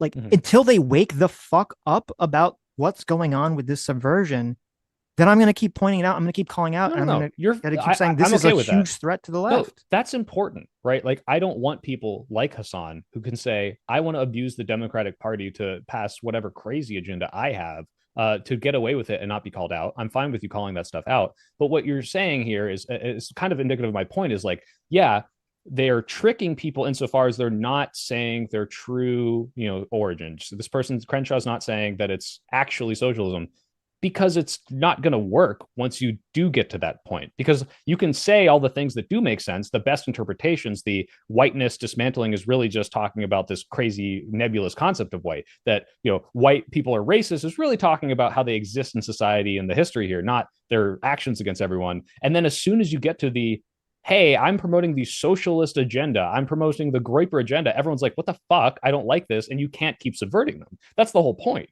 So like, it's an issue insofar as I don't like when they, get more radical ideas and kind of disguise them. But once they do come out and actually try to enact something radical, it just doesn't work out that way because people don't like it. You can kind of tease them into slightly more radical positions, but nothing close to like the worst parts of supporting Houthis or like, the crazy white nationalism stuff. Like, it's just not palatable to most people. So to kind of summarize my thoughts on this is like, we started this conversation kind of talking about, I think the current president of the United States is fascist, or, whatever word you want to use.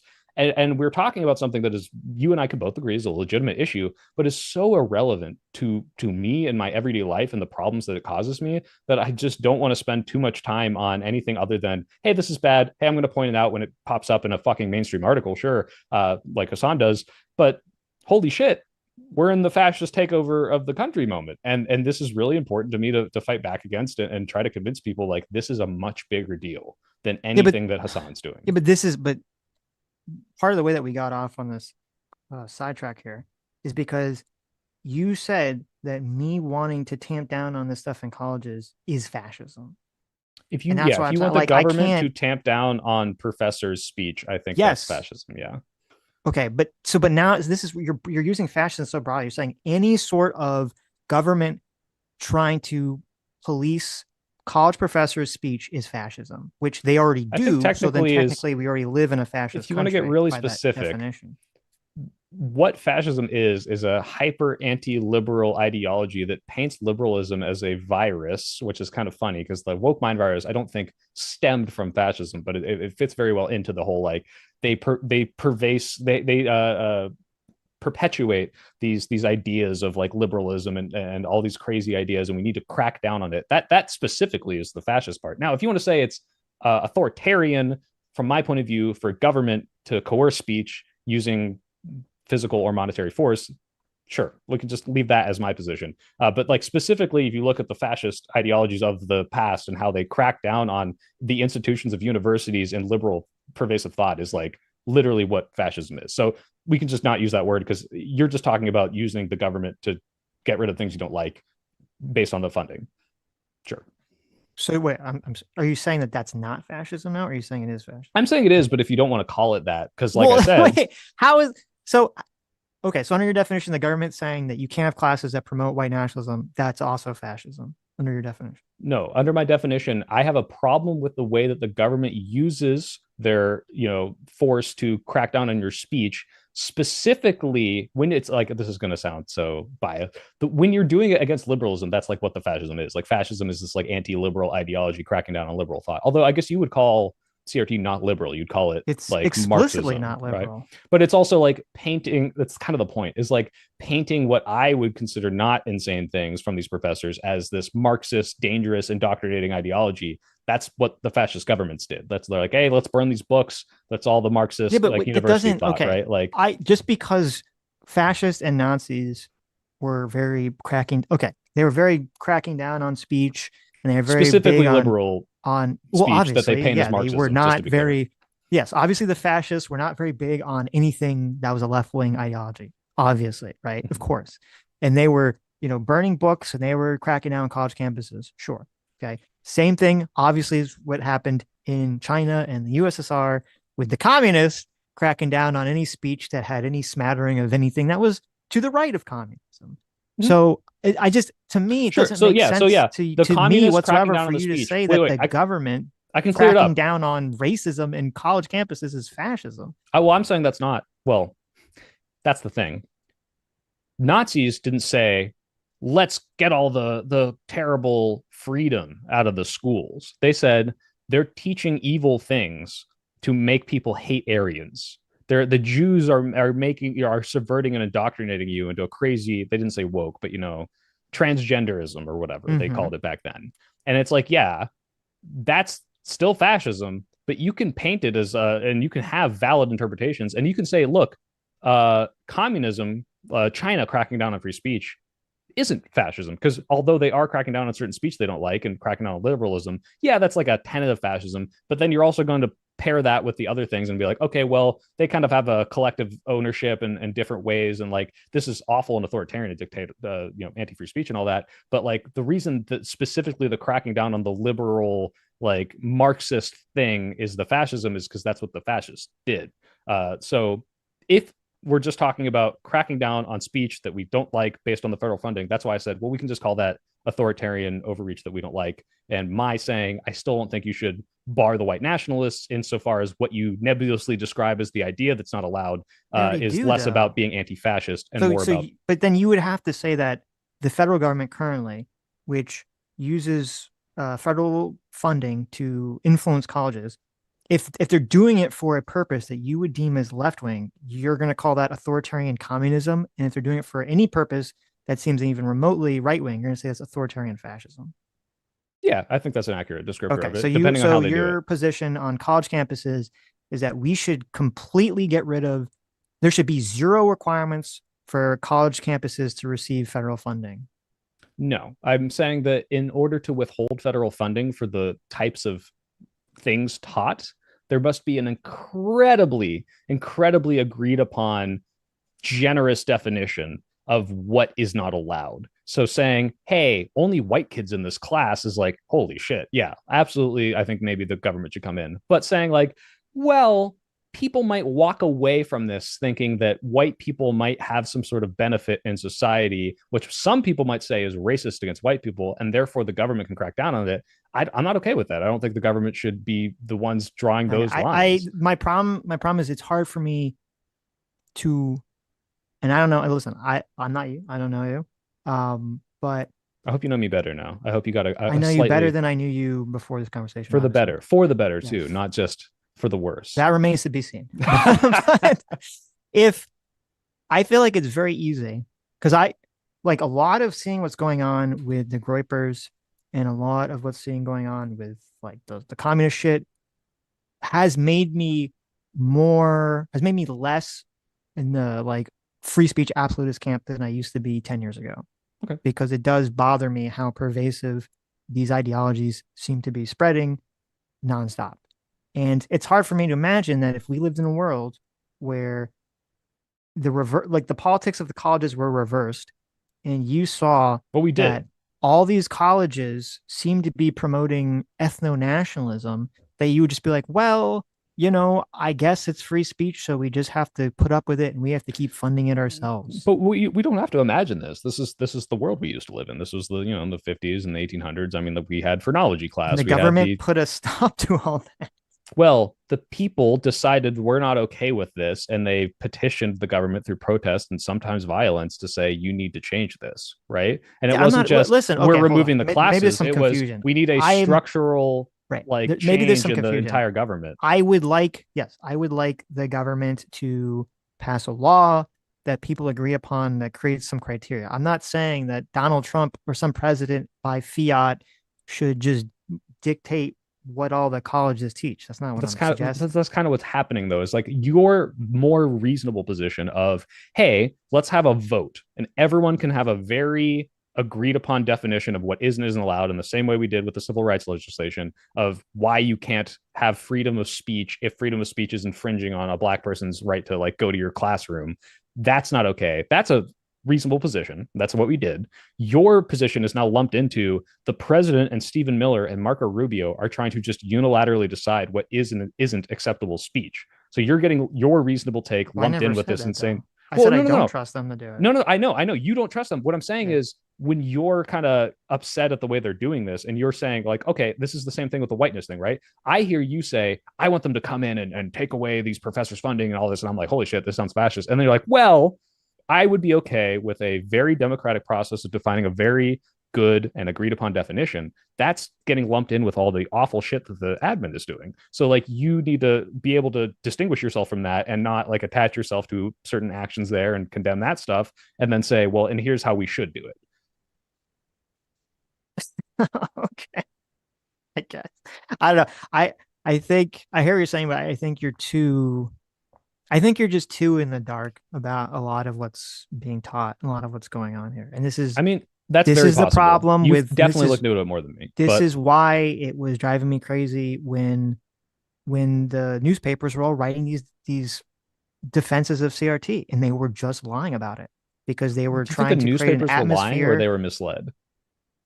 Well, I don't know. I don't know the writers of it. I don't know if they know and are lying about it, or they just look up Wikipedia articles or talk to people who are lying to them about it. Okay. Yeah. Either way, whether through intention or ignorance, they're putting out false information that gets the population all riled up. I've had so many conversations with my parents where like, I would tell them about what CRT is. I'd bring out the fucking textbook. I would show them passages and all this other stuff.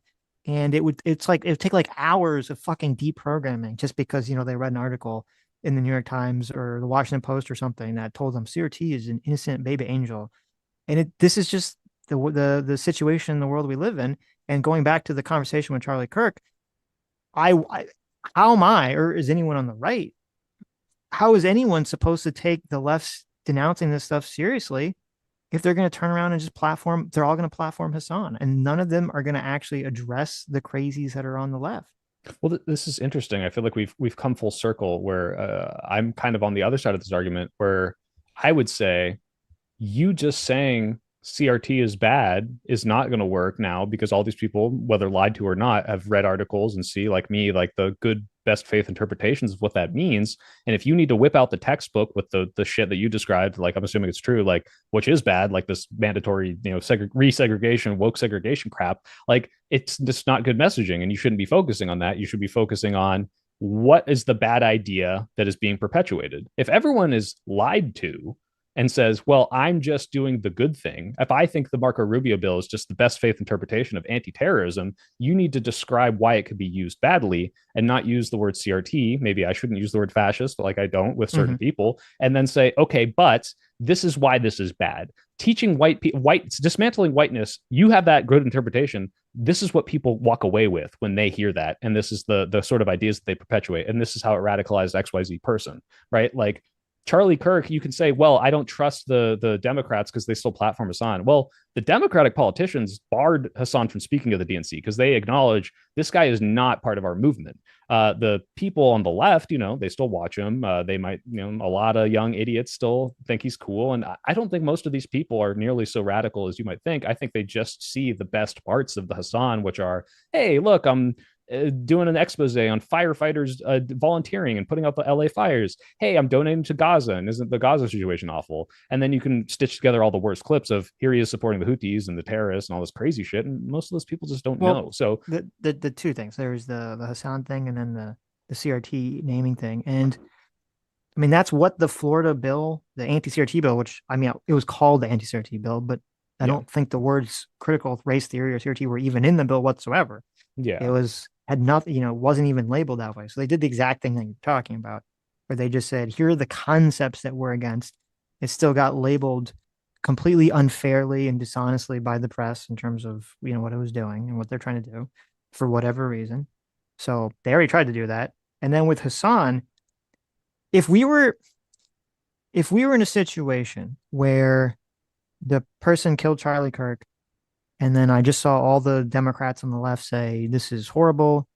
And then, you have Trump and Elon ratcheting up the tension and, seemingly driving everyone fucking crazy. And, I see people, Elon, and it seems like maybe Tim Pool, some other people are like very on this realm of like Civil War kind of rhetoric, which is, I think, very scary and terrible. I think I would be in a different mindset about this. Okay. I'd be more like 100%, like I'm going to just focus, because so much of this conversation is like about, what do you focus on? You focus on the left, you focus on the right. If that was just a situation, I'd be more focused on like, okay, the right's reaction to this is crazy. But unfortunately, that's not what happened. What happened was, yes, we saw a bunch of people on the left, denounce all this stuff, politicians, but then we saw an insane amount, a disturbing amount of support from Instagram people, from TikTokers, from X accounts, all just supporting the fuck out of Charlie Kirk dying or exaggerating things that he said to make them sound even worse to justify the fact that he got killed. That is terrifying to me. That's so many people. And these posts, maybe they're all Chinese bots. I don't know. And I haven't been, until we know that, I've seen these posts get hundreds of thousands of likes or more advocating for Charlie Kirk's death, or seeing videos of people that they upload themselves where they're arguing with their parents or they're arguing with someone else about why it was okay for Charlie Kirk to die, because they're so in a fucking bubble that they don't understand how insane this sounds. Yeah, that's crazy. But again, like scary. You're and I don't. About the if the left was bubble, if the mainstream left was addressing that, and they're saying, aren't this is a problem, we denounce what happened, and we acknowledge and agree that there is this fucked up shit going on in the left on the internet at the moment, even though we don't support it and it's a minority of people, we acknowledge that we have to deal with this. Then I'd be like, they're doing everything that we can ask for them. They're doing the right stuff. Right needs to fucking why does denouncing violence not encompass that extra? It's like, by the way, we acknowledge that people on the left are celebrating, and we specifically denounce this. Like, it's like such a very specific call out of a specific subgroup of the left that is hyper online, that are posting all these things. And if the Democratic, like fucking Joe Biden doesn't know about these fucking Instagram posts, like if he doesn't call those people out specifically, like it's not enough. Like this just seems like they know what's going. No, they know what's going on. Look at they know what's going on, but they're like, hey, anyone celebrating this or saying it's good is bad. We shouldn't do this. Like, is that not I think that's all you need to say. Like, you don't need to call out like, XX sniper 5 guy. I'm not saying they have to. Well, first of all, it's not just like no anonymous accounts. Okay. There are accounts that have large followers that are getting hundreds of thousands of likes. So it's not just like it's some nothing burger that we're talking about here. All right. So the issue, and they know about this. Ezra Klein, okay, big liberal, right? Now I know some of the lefties don't like him because of his abundance book, but he's, very liberal. He's argued with Jordan Peterson and Sam Harris and all these fucking people. And he seems to be very aware of what's going on. And he talked about it in several places about, holy shit, like this is a little crazy. We need to tamp down this stuff. Okay. So I don't like Ezra don't Klein think because he it's- said Charlie Kirk did it the right way, and I think that's whitewashing Charlie Kirk. So. Well, regardless of how you want to do that, he is a person on the left, in the mainstream left, who is very aware of how radicalized, or seem to be very aware, at least in this moment, of how radicalized so many of the young left people are. Because he probably got death threats for just writing abundance or something crazy. But that's unfortunately, this is unfortunately the way it seems like it has to go, is that someone has to actually experience it for themselves before they wake the fuck up and they go, oh shit, maybe these people are right. There is a problem on the left here. I don't think most Democrats would say that if they were confronted with the worst ideas coming from like the Hassan part of the left would say that's good or it's ignorable. And I mean, you've talked to me. I'm in this space far more than the average person, and I think it's a problem. But they're ignoring it. That's the problem. They are. So here's the thing, though. It's like we're going back to this. Like I don't want to. This might sound like whataboutism, but like you can say, well, they're denouncing, but they're not denouncing this growing movement, and I'm uncomfortable with that, and that's a fair concern.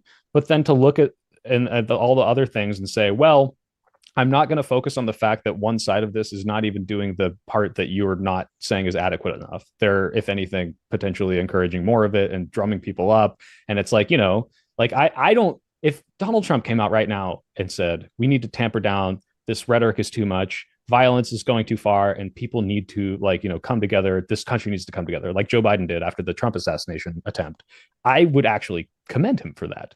But if he didn't call out like the Groyper movement specifically, I wouldn't say that that's like, oh, like if he didn't do that specific thing, suddenly this is not okay. And we need to hyper focus on the fact that he didn't do that. I'd be like, thank God he turned down the fucking temperature and called out like violence and said, let's come together. And that's the message of unity we need, which is what like Bernie Sanders did. Like the difference I would say is that we've all lived through the last, few years where we've seen all of this shit, all of the Hassan audience's ideology subvert and bleed into so many of the mainstream institutions already. So that's why they need to, from my mind, actually, I'm not saying that to call out Hassan or call out someone by name, but at least call out the idea that these things are subverting them and that they need to actually get them out of the left or the mainstream Democrat Party. Okay. Well, like focusing on the fact that there are elements of the left that we both don't like and should be addressed, I can agree. I just don't see it as like majorly priority. Real quick, I brought up the largest. We had these insane level of protest under the BLM protests, many which grew out of riots that was based around a false narrative about the prevalence of police killing unarmed black men, which wasn't even true. Wait. Hold on. This might start a whole nother conversation. First of all, the Democrats, except for I think the only two things I can think of, I think Maxine Waters is like the one Democrat I know that's kind of like, go out there and go riot there, or go cause trouble for them. I think that's the closest you get to incitement there. And maybe Kamala Harris retweeting the like, hey, help out people's bail funds might have encouraged them to do more rioting. But every Democrat was out there saying, don't be violent, protest peacefully. Like, this is not okay. We could talk about. That's my point, though. That's why that's not enough. The Democrats could keep coming out and giving these feckless, don't be violent, and then everyone's violent, and the media, and they don't actually seem to address the problem, which is, well, maybe it wasn't a good idea to push a narrative that made people think, because when they polled them, people thought that like there were thousands, if not tens of thousands of unarmed black people being killed every year by the police. And it was like, no, it was like 20 or something, right? It was, some low number. And so it's like, yeah, they can come out and say, right. And that was spawned off the George Floyd video, right? It's like some visceral thing of a guy and then his neck kneeled on caused people to have this explosive reaction to. And again, it was, you had the George Floyd situation, which by the way, was like people, they never even really addressed, a lot of the elements of why he even was on the ground in the first place, how he put himself there, how he was probably, again, I don't. Yeah, you're preaching to the choir. I made a video on this, but trust me, but the guy was, well, hold on. Let me just say, I don't think Derek Chauvin, and I've said this repeatedly, I do think he should have been charged because when you're a cop, you have people's lives in your hands. You need to attest to their medical needs. But it was not talked about correctly with, the fact that this guy was probably fucking tripping off balls of the fentanyl that he swallowed and all this other stuff. And he was freaking out of his mind. And that would be part of why the cops wouldn't trust him. And then that led to the Kyle Rittenhouse situation where he was 1,000% innocent. And we saw videos of that on like the day that it happened. And yet he got railroaded through trial. Then you had the whole thing with like, the woman in the city park who the guy threatened to hurt her dog, and that part was left out of the story. Or you had the Covington kids. You just had back to back to back to back to back story of this. And again, that's why I'm saying, to me, just because the Democrat politicians come out and say violence is bad, which I'm glad they do, that's not enough. It hasn't been enough in the past to really stop any of this behavior. So would you apply this standard then if Donald Trump came out and said violence is not okay and we shouldn't do it, but because violence keeps getting perpetuated and blown up by this narrative that there's, them coming up and lying and saying this is primarily a left-wing violence issue when like the statistical analysis just doesn't show that to be true, their denouncement isn't enough. They need to excise all the people, I guess, which is them, that are lying about how bad this is. Is that kind of how we would apply that to them? If after this, we have, some right-wing guy, assassinate some left-wing person, and Trump and the Republicans continue with the rhetoric, I'm going to be screaming about it. We're in that situation right now, Sitch. A right-wing Republican murdered Democratic politicians, and we are after that moment, and they are still continuing their rhetoric. Who did that now? A few months ago, the Minnesota legislators. No. Okay, well, first of all, number one, it's when I was reading about that guy, even though they think that he was doing it for anti-abortion purposes, he also was telling the FBI that Tim Walz told him to do it, and he had this like whole hallucination about it. And the FBI doesn't know if he's lying to try to get off or if he's just generally fucking crazy. So, okay, that's sort of up in there. But what I'm saying is, so wait, if the guy who killed Charlie Kirk says that I was insane and Charlie Kirk's ghost told me to do it, is this no longer left-wing violence? Like, I think this is kind of an absurd standard. That's not what I said. Well, it seems like you're kind of downplaying the fact that this was like a right-wing political motivated attack to kill Democratic politicians. My understanding, as I said, was I thought that the articles I read about the guy in Minnesota was that they were claiming that they thought that he was doing it for anti-abortion purposes, which is interesting because we were talking about the abortion violence earlier in the conversation. Okay. Mm-hmm. But then when they were talking to the guy and he wrote a letter to Kash Patel turning himself in, the guy was like fucking crazy. Mm-hmm. But then the FBI is like, well, we don't know if he's actually crazy and believes this because he's saying Tim Walz did it and that's why he was doing it, which would be like confusing about, well, he wouldn't be doing it for the right if he thinks he was listening to Tim Walz, or is he just saying that because he's just trying to, get off with some sort of insanity defense or something? Sure. So the point I'm making is this. No. Well, hold on. Wait, stop, because the guy was crazy. Stop. Okay. So I'm just saying, I don't know. To me, that's not equivalent, even though I agree with all the critiques that the left has given, which I've said on stream several times that I find it fucking disgusting that people on the right were making fun of Nancy Pelosi's husband being attacked, and that guy was trying to kill Nancy Pelosi. And I find it really fucked up that the right didn't take seriously, the Minnesota guy, and that there's all this like pointing of blame of like who's the stuff and all this other things. Okay, what I said before we got off on the sidetrack was, if in response, because that's what we're talking about, you're saying Donald Trump is ratcheting up the rhetoric. Mm-hmm. If in response to Donald Trump ratcheting up the rhetoric, or Elon Musk ratcheting up the rhetoric, we see some right-wing person, start assassinating left-wing people, or we see like if we saw like BLM level riots or a bunch of riots, of, right-wing forces going out and causing a bunch of shit, you better believe I'm going to be on here when we're streaming saying, what the fuck? Donald Trump and the Republicans need to fucking tamp this shit down. They're out of control, blah, blah, blah. But that's kind of, I guess, but we're not just to be clear. There yet, so you're saying because we're not on the level of a certain threshold that we've met, right? That's why you're not speaking out against the Trump rhetoric stuff as much. What I'm saying is I think you're really missing the forest for the trees, where the Trump rhetoric and the right-wing rhetoric, especially since 2020, especially since the giant riot that tried to assist in helping him pressure Pence into overturning the election, and the rhetoric since then has led to tons of right-wing violence since then, tons of like weird targeted attacks, tons of like crazy fucking like stuff happening, and it's not going down at all. And they don't even do what you would say is the feckless let's condemn this violence. So why, like, what do you like? I guess you need to see BLM levels of like unaffiliated riots from people taking advantage of a political movement before you talk about Trump. Like, that just seems like such an absurd standard There's to a me. very weird thing. Every conversation that me and Adam have with someone on the left almost always devolves into this one point. It's very strange about how you guys, we don't feel like you guys complain about the right or Trump enough.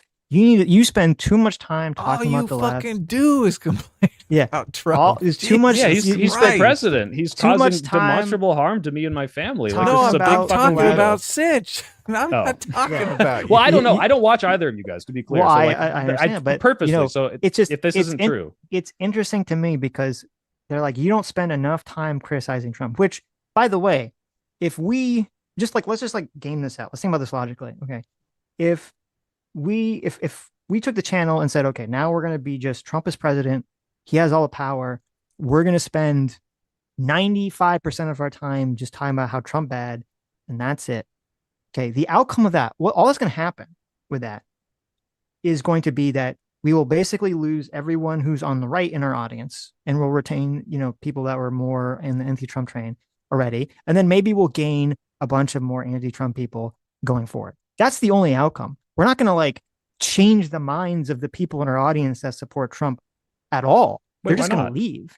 Where you could make the argument, and maybe I would make the argument now, and I'm thinking about it because maybe it's a good argument, pragmatically, is if we spend not all of our time talking about Trump, but we spend a lot of time, talking about how I think the left is doing bad things. And then, I talk about, as I went on a fucking like 20-minute rant on Sunday after, when we're reading super chats about how insane the elector scheme was and how the right will never understand that the left is justified in a lot of their fears against Donald Trump because he tried to throw out half the country's votes, that maybe the fact that I'm not talking about that 24/7 will actually persuade some people on the right to be like, well, that's a good point, Sitch. Maybe it does make sense to some of the people on the left. 20 a little minutes. worried I mean, it about was more that. like 2 hours. Come on, let's be Whatever, 2 hours, realistic. however long it was. And so it's so interesting to me that so much of this conversation just always boils down to this like idea of, you don't talk about this enough. You need to not complain about the left very much. Yeah. Because Can Trump I is the explain myself president. then, Sitch? Because it's like, it's not like I'm like, you're not doing enough. Because again, I don't know if you're doing enough. I don't watch, like, I don't have a totality of like, oh, the time spent talking about which people. The problem I have is the whole crux of this conversation is you're like, look, if you think Donald Trump's fascist, doesn't that justify violence? Not yet. But we are on the way to being in a place where I could see him shutting down the election, where I could see him making it so that democracy doesn't exist anymore. And the only way to stop is some sort of crazy political violence. And I don't want that. I think that's fucking insane. That's a scary Civil War type insane, like, tumultuous period I never want to get to. And that's why I want everyone to be talking about the most crazy power grabs, authoritarian consolidation of power that I've seen in my lifetime, and stop it where it happens. And what it sounds like to me is, I mean, I know you don't mean it this way, but it sounds like you're like, well, these people are so ideologically captured that if I spent what might be in my mind a justified amount of time talking about this, they would leave. Okay. No, I'm talking about that. You're not going to win those people over if you start perspective. talking about Trump and they fucking leave your audience. Like, I don't want to be audience captured. My audience sometimes disagrees with me. They tell me I unsubscribe, all this shit. I'm like, bye. I'm me. I'm not going to change my authentic opinions on what I think is important. I need to interrupt because there's a misunderstanding here. Okay. I'm not saying that I decided not to speak about things because I'm afraid the audience is going to leave. Because if that was the case, we would just be, full on talking about how, the left is evil and Trump is innocent baby angel if the goal was just to gain as many people as possible. Because whenever I do start complaining, every time I start complaining about Donald Trump on stream, which is every stream for 20 minutes or longer, the view count drops by like 200 or 300. Okay. So that's not the goal. And that's not even why I brought it up. What I was saying is that from your perspective, or from the perspective of people on the left that are always complaining to me and Adam that we don't cover it enough, I'm saying is, from your perspective, if we covered it the amount that you wanted us to cover it, we wouldn't be persuading anyone on the right. All we'd be doing is building a left-wing audience. So it doesn't make sense for you to just be so hyper fixated on this. Well, I guess, I mean, we could get into the nitty gritty, but it sounds like you're like, well, I'm not going to take it as seriously. Not saying you're, by the way, like, literally, like, it's not about the airtime. Like, you have to spend 80% of all airtime I talking mean, about Trump. it is. That's the No, argument. it's, look, if I did a culture show and every moment of the culture show is talking about movies and games and all this shit, but like I spent 5 minutes at the beginning being like, hey, everyone go register to vote. I think we're about to have a fucking fascist takeover and we need to do the best fucking, like, electoralism we can before it becomes too late. That's the 5 minutes of the show, but like that is taking it seriously and addressing it with But if they spend 10 minutes talking about wokeness being a problem, uh-oh. no, if you want to talk, if you want to have your whole show be the Mhm. anti-woke show, I guess Okay. it's just, I don't see how that is then addressing it and saying that it's as serious as a problem, right? Like, if wokeness and the things that come down from wokeness and leftism and like the Hassan crew are the things that affect you materially on a day-to-day basis in ways that you don't like I see all these fucking bullshit tweets, it's making my media worse. I understand that. That's why people watch, the quartering and these people, because it's like most of the shit that happens in politics does not affect their day-to-day lives. It's like gas prices, groceries, and then fuck off, right? The reason I think it's fucking serious is because I think we're going into a place where we will not be able to vote, where we will not be able to have like free discussion, where media will be tampered down on. And it's like, I think this is like we need to do something or we're fucked. I took a 40% pay cut from a cushy software engineering job because I'm like, people need to fucking talk about this. If you look at my video history, you'll see me criticizing the left and like, calling out like the majority report. And I stopped doing those because it's just not worth the amount of effort you put into it for what is happening and the things that are affecting me. So yeah, I appreciate that you're understanding. Like, yeah, you need to be a little like middle of the road. You need to be able to not appear like some partisan hack to be able to convince a lot of the people in your audience. But I just want to make sure, and I don't know because I haven't seen that you're taking this as seriously as someone like It's me is. And if you insane. don't, It's insane to ask us to be driven by your delusion, though. well, if you think it's delusional, that's a different Yeah, I story. think Like you're if you are fucking like a right up delusional. right I think winger, like you're. yeah. I think you're insane and delusional. So why am I going to structure my life around your delusion? No, you don't have to. If you don't, Oh, if you well, literally think thank my you. reality is delusional, I can't fucking It's convince you otherwise. Everything you're My saying is facts are delusional. I'm you laughing about glad you all finally of this. spoke you up. Actually, said I guess we can get into I that. don't remember if it was in your conversation with Destiny about Charlie Kirk or if it was you had another stream that was before that where people kept asking you why can't we use violence or when can we use violence, and Yeah, you kept saying we're not there yet, we're not there yet, we're not there yet. Okay, the only difference I think is that I'm going to say the same thing to you when you're saying that, oh, we need to go and say Donald Trump is a fascist and you're not going to be able to vote again, all this stuff. If that happens, and I feel it's happening, you better believe I'm going to be out there, preaching that message. I don't okay. think we're there yet. I don't So see what can I you're tell you why seeing. I'm there yet?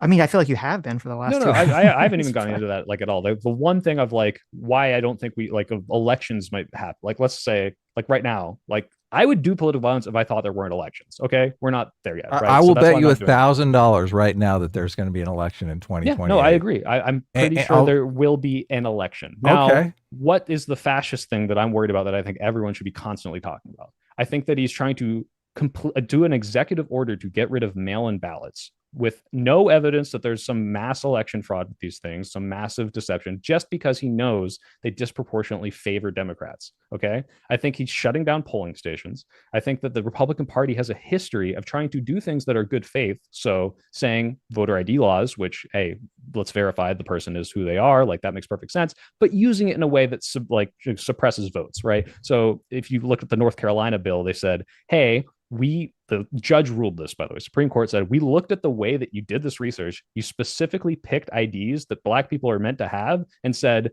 these IDs are not valid. Like they went in with like racist pretensions and excluded Black people. And they say it's because the Black people are disproportionately Democrat. Doesn't matter. They like did this. This was like proven in court. And it's like, okay, so you have these three things, which I think are just demonstrably like on the path to making this election less democratic and not winning based on the merits.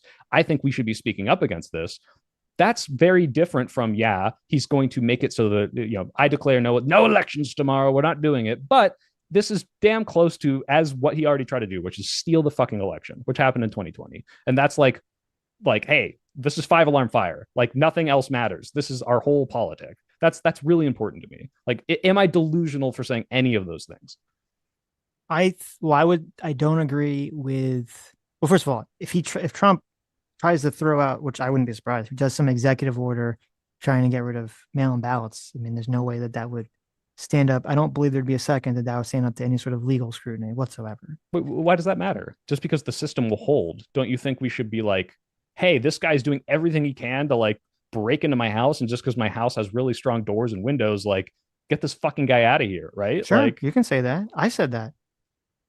Do you want to know something crazy? Okay, I'm pretty sure that me and Adam were the first YouTube channel to go in deep into the elector scheme before anyone else did, before Destiny did, before any other people did. 2 years before Destiny did. Like we watched I think we watched the entire congressional hearing where they talked to like the White House lawyers, and they were going over like how they were telling Trump that this is a fucking terrible idea and how this is crazy. And we watched the entire congressional hearing, and we talked about how fucking batshit crazy it was. And I've debated so many fucking people on how insane the elector scheme was. And I said on this channel that I would never vote for Donald Trump because of the elector scheme.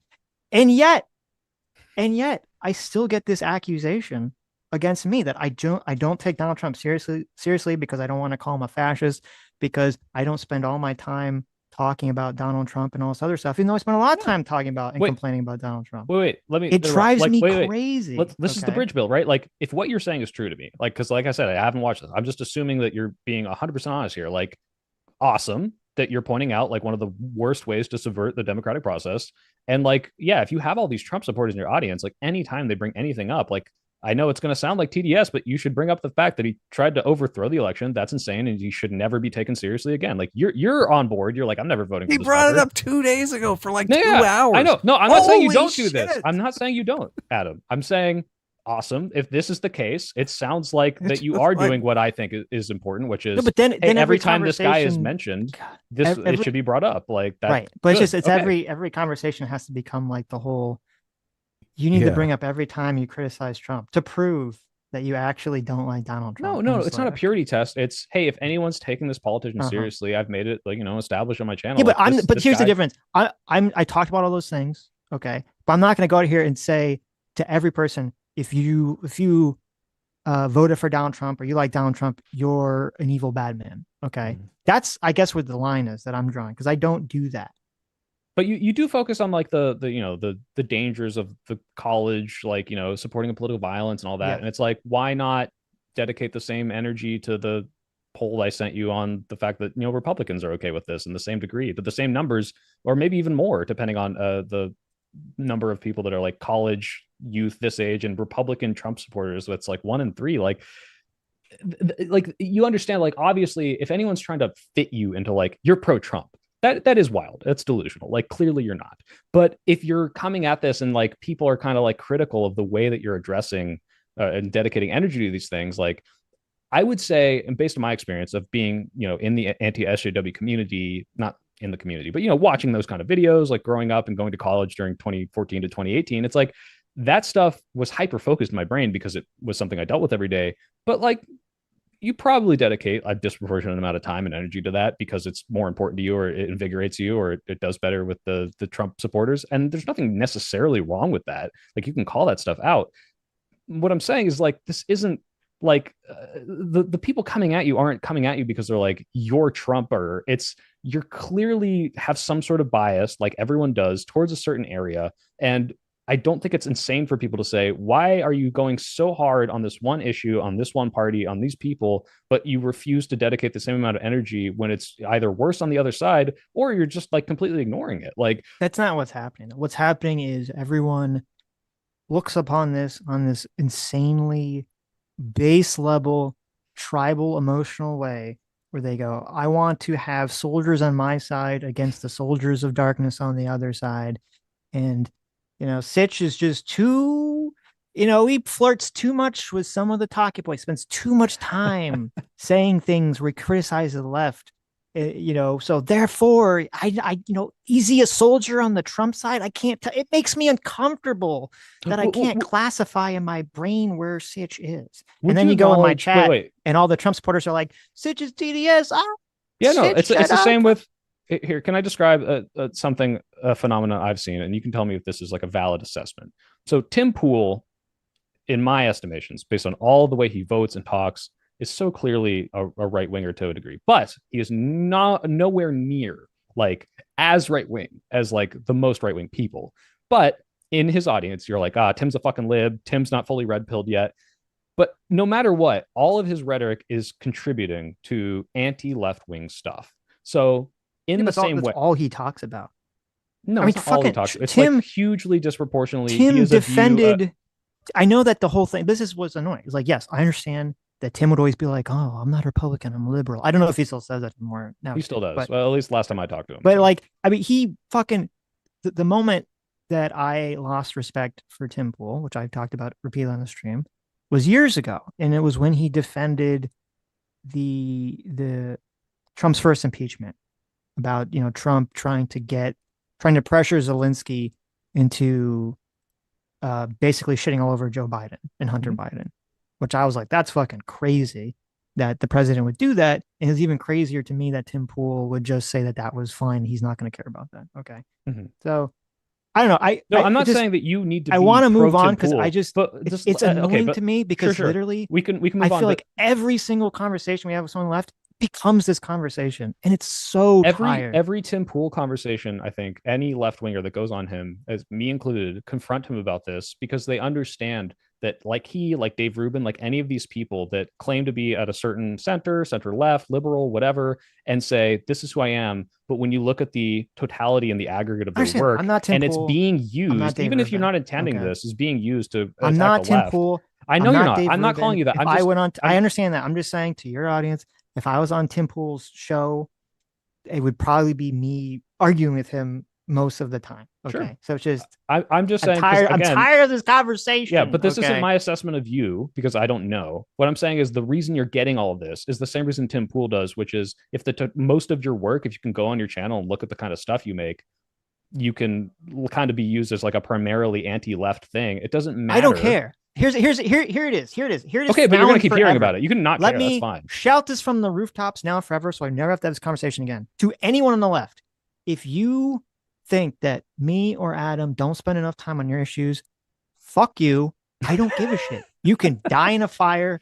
Nobody cares. You can do whatever you want on your channel. I'm gonna do what I want on my channel. I don't care. All right. We live in America. We have free speech. You can just fuck right off. Okay. I mean, again, I'm not one of these people because I don't know yet, but like even in this conversation, we have moved away from the poll I brought up about Republicans supporting political violence several times, and it does seem like we've talked about the left much more. So it's like if you want to listen, and it's also too. I'm a reformed enlightened centrist. I'm not an enlightened centrist anymore, but I'm a reformed one. So I still have an inclination, okay, as all horrible centrists do, to want to both sides all the issues. So if you say, listen, Sitch, I know everyone on the right is throwing around this poll that shows that's the left that likes violence, but here I found a poll that shows the right also likes violence. I'd be like, thank you, SoyPill. Okay. That's like manna from heaven to me. I could say, yes, both sides. Oh my God. It's so juicy. So yes, that's great. I'm glad I look forward to the Republican violence video tomorrow. I'm excited. Because I agree. I think both sides need to calm the fuck down. I think both sides need to be better. Okay, would you say one side is demonstrably doing a worse job right now? Yes. Which side is that? The left. What? By a long shot. There you go. What? How? Wait, we both agree. The left just lies incessantly. That's why. That poll is all fucking bullshit. So. Okay. Well, Adam, you kind of undermined all the academia and the media. Whoa. So. Wait, what? Which allows him to completely lie indiscriminately. So, but look, Sitch, are you done? Do you want to move on to super chats, or what do you want to do? We can. Can I ask one real quick thing before the super chats? Because I did read this thing. This is like the one thing that I just picked out in the bill. I remember reading this a while ago, the DeSantis CRT bill. It said this one thing I disagree with, right? Because a lot of this is like on its face very anti-racist. I already know where you're going, but which one? Wait, I'm curious. Which one?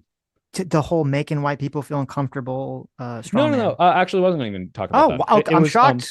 it was Oh my number God, I'm 3. so sorry. It was number apologize. Tell 3. me. No, it's fine. That Tell would me. be like, but I see what they're doing. Okay. It's saying an individual's moral character or status as either privileged or oppressed is necessarily determined by his or her race, color, sex, or national origin. Yes. So they're fighting back against that idea. So the concept of white privilege makes perfect sense to me. And all it is to me, and tell me if this is crazy, because this is how I understand it. Maybe the CRT evil tendrils have already subverted me. All it says to me, and this is something I think is like accepted as kind of like a meme, is if you are white, it doesn't mean your life is good. It doesn't mean your life is automatically better. It just means that you don't have to be black and face the things that could come with being black. And those things suck sometimes, like being treated worse by the cops. That's what that means to me. That's an example of it. And this saying that you can't acknowledge that, I think, would be something that the left would heavily push back on. Like, I don't think you should legislate that you can't understand the concept of, yeah, you can't lump everyone into one group. There are people that experience tons of privilege and are black and have great lives, and fucking white homeless people. But just the idea that, hey, white people don't get discriminated against for being black, like a lot of black people do, which I think is kind of what white privilege is in more palatable terms. So let me ask you a hypothetical here. If Sure. we have a white guy who grew up in extreme poverty and worked through high school to pay for their, to pay for college, and they're applying for a job somewhere. Okay. And they got good grades and all this other stuff. And the other person in the job application pool is a black kid who grew up wealthy and didn't have to work and everything was provided for them, lived a very cushy life. And he gets like affirmative action into Should the spot. employer say, well, because of the concept of white privilege, we should favor the black kid in the job application No, process? absolutely not. Okay. So I agree with you in understanding the concept of white privilege in terms of you can make a general concept about, like, yes, black people, like really black people that are descendants of slaves or that were living here during Jim Crow era. Like already the collective like grouping does we find the flaws, okay, right? Yeah. Right. Like I understand the concept, like, okay, you're saying like because of the history of racism and people are still racist today and all this other shit. Like generally you could say, oh, well, white people have some level of privilege and all this other stuff. Like I understand the concept. My problem is that like that is part of the subversion, or that's part of the Mott and Bailey strategy, or the moppet and bucketing, as actual Justice Warrior talks about, where they present something that you say, okay, like I understand the concept there, but then it gets subverted very quickly into, well, that's why we need affirmative action, or that's why white people can't talk about racism, or that's why blah, blah, blah, blah, blah. The concept itself was never used appropriately. It was always used to try to take something away from someone because they're white. And so because of that, I say, keep it in the bill, get that shit out of classes. So how then would a class try to describe the concept of like, generational wealth inequality and just as a historical fact, if this bill might, like, could you see why someone would have a legitimate reason? Like, I understand, like, yeah, this is applied in ways you don't like, but then how are they supposed to talk about it in the curriculum if it's going to be called this collective grouping that is now illegal? The text says an individual's moral character or status. So it says an individual, okay, this character or status as privileged or oppressed is determined by their race, color, or sex. Okay. So they're not saying, for example, that's like factually that's true pre-1965, right? An individual status is oppression is determined by their, wait, they're not saying, hold on, right? They're not no, saying, I know. You can't teach that used to be the case. They're saying you can't teach that is the case. Right. And so I guess the iffiness and why leftists would push back on it is like, okay, so if I can show you studies that even though individualistically or legally there's no oppression, there is just like a statistical higher likelihood no matter what, that if you have like a black name on a resume, you're not going to get chosen. And this is a problem. That's not true. Are you talking about like the study that I might be referencing isn't true? Or it's like, it's just, okay, why? They did the same study with like redneck names and they were not chosen. Yeah, but that doesn't mean that the black part's not true. It means that redneck, having a redneck name is a privilege. No, it means right? that names that are perceived outside of the norm are less likely to be chosen. Yeah. Okay, no. Yes. So you understand it the exact same way I do. The difference is saying, hey, a black guy named Tyrone and a black guy named Jim are going to experience different levels of discrimination, or poor people are discriminated against disproportionately. Like in the same way, voter ID, if we exclude that example I came up with where it was like legally described as racist, if you just said everyone needs to get voter ID, everyone needs to pay $5 and drive to the DMV and go get one, or you can't vote. That's not racist to say, but it will disproportionately affect poor people who are disproportionately black, which is not oppression from the government that says, oh, black people, we're making it so you don't vote. But the downstream effects of these are going to disproportionately affect a certain group, and white people as a whole are going to deal with this as less than they do. And calling that out in the way that I just did might be illegal under the way this bill is written, which is why people were worried Well, no, about it wouldn't be under the. I don't even know how you could get that. It says an individual's not. moral character status as privileged or oppressed is necessarily determined by his or her race or color or sex. That doesn't. You could say that you could 100% under that say, well, I believe that the Republicans are pushing on in-person voter ID because they think it will lower voter turnout for poor and black people. Mhm. That has nothing to do with this Okay. bill. I mean, with the wording of this bill. I guess this is like with all the bills we talked about, where it's like, I hope you're right, but If the people Democrats see the way wanted that to it look could at this be used bill, wrong. if the Democrats wanted to look in Florida, this so much of politics is performative, okay? Because if the Democrats in Florida looked at that bill and they said, listen, we think that this bill is worded too broadly, that you can't talk about generational wealth, or we think that you can't talk about the history of systemic racism or the history of how people used to be, judged in this way or whatever. Like, let us try to tweak the language a little bit to alleviate these concerns. Okay, I'd be all for that. So okay, well, show me your rewritten version of this, and we'll kind of hash it out. But they didn't do that. They said, "Fuck you, Republicans! You're all racist white nationalists who don't want people to know about slavery." So I'd say, don't be so performative. Okay. I'd have to look into the specifics, but it could be the case. So, yeah, I'm up for supers. Then I gotta head to the gym. Okay. So, appreciate the conversation. Is this you? Did you think it was racist for someone to want you? Did you think it was racist for wanting immigrants to speak the language of the country they're moving to? No, not at all. Oh, okay. Wait, where did that come from? I saw a message about that. No, I don't think it's racist to say I want immigrants to assimilate. Everyone wants immigrants to assimilate. It is very frustrating when you have a bunch of people come over and it's harder to communicate with them. That's just like, of course, okay. I don't think that's racist. Yeah. And by the way, there's a fuck ton of white immigrants who do this too, like Ukrainians and other people come and they don't learn English, but their kids go to the schools and they learn English. So after a generation, it kind of works itself out. So, wait, SoyPill, I want to ask you, because obviously science is about disconfirmation. What would convince you that Trump is not a fascist? I mean, if you stop doing fascist stuff, I don't know. What do you mean? Like, so after he leaves office and he's no longer in power, you'll say, okay, he never was a fascist.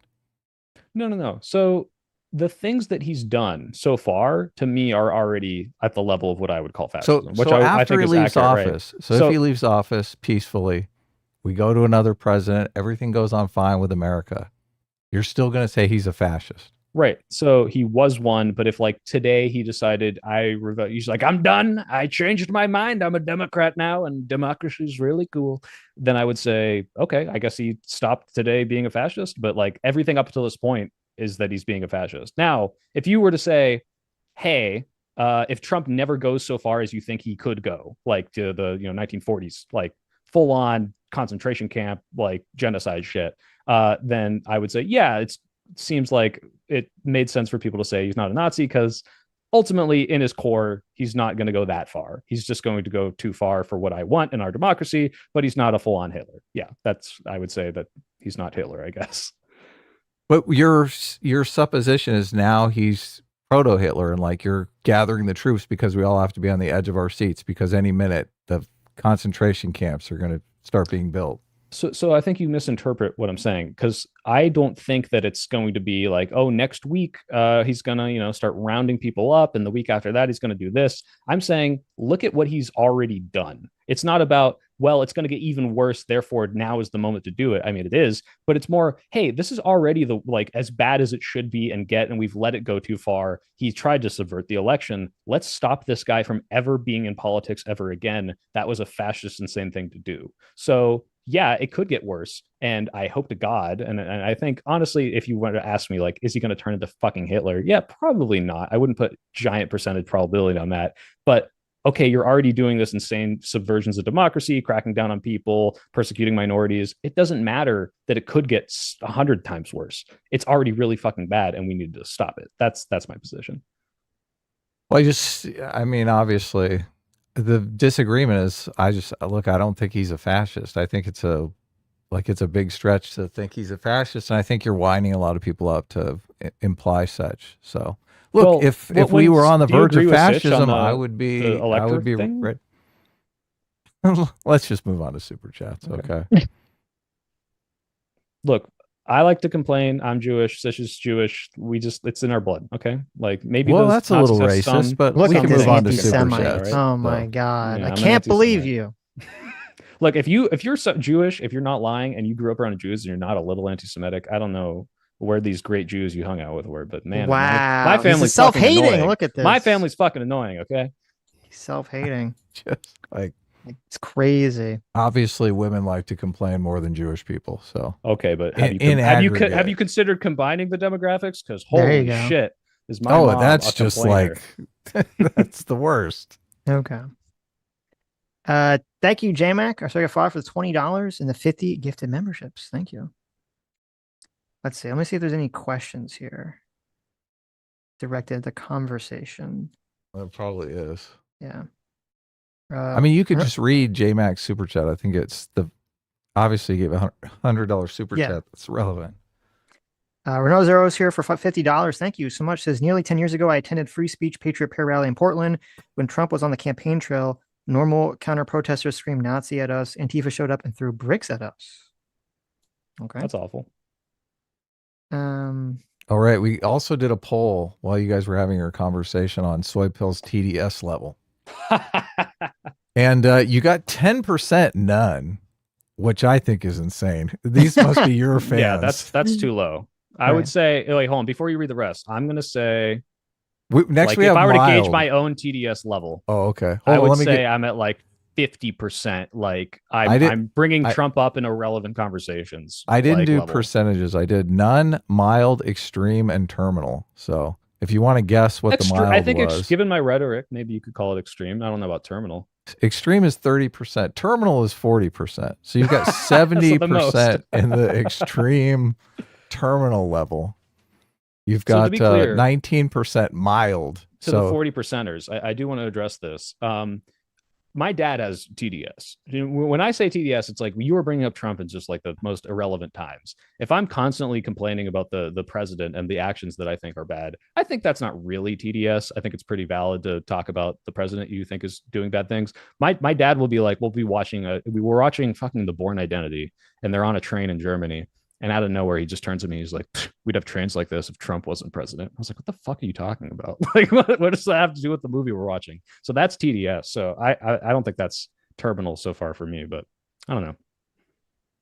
All right. And just to be fair, I asked also, does short fat for a poll on short fat tacos TDS level too. So he actually beat you on the terminal by 8 points. Wow. So. I would assume I'm more than him, but okay. I would too. Our audience is just more familiar with look, that. I think this poll is. I think you guys are crazy. I think they rigged the votes.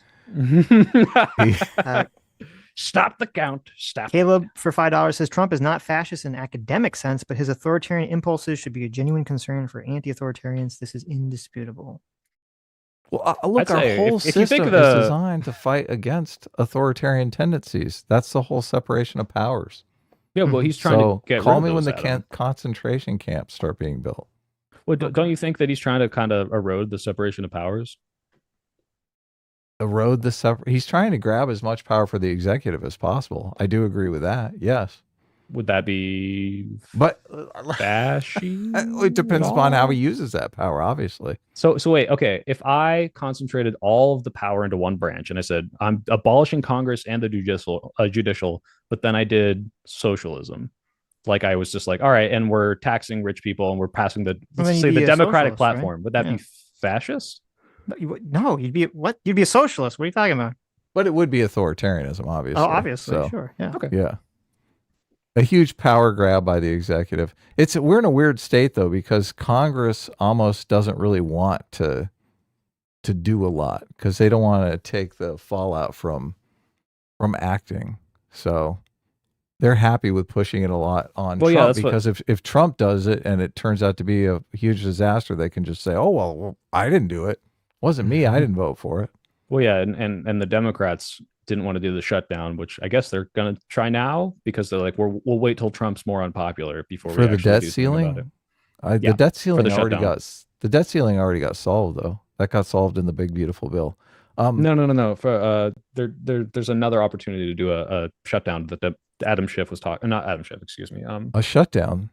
I think they increased the debt ceiling by 5 trillion though. So I don't like. It seems like the debt ceiling is not going to be a thing as long as Trump is president.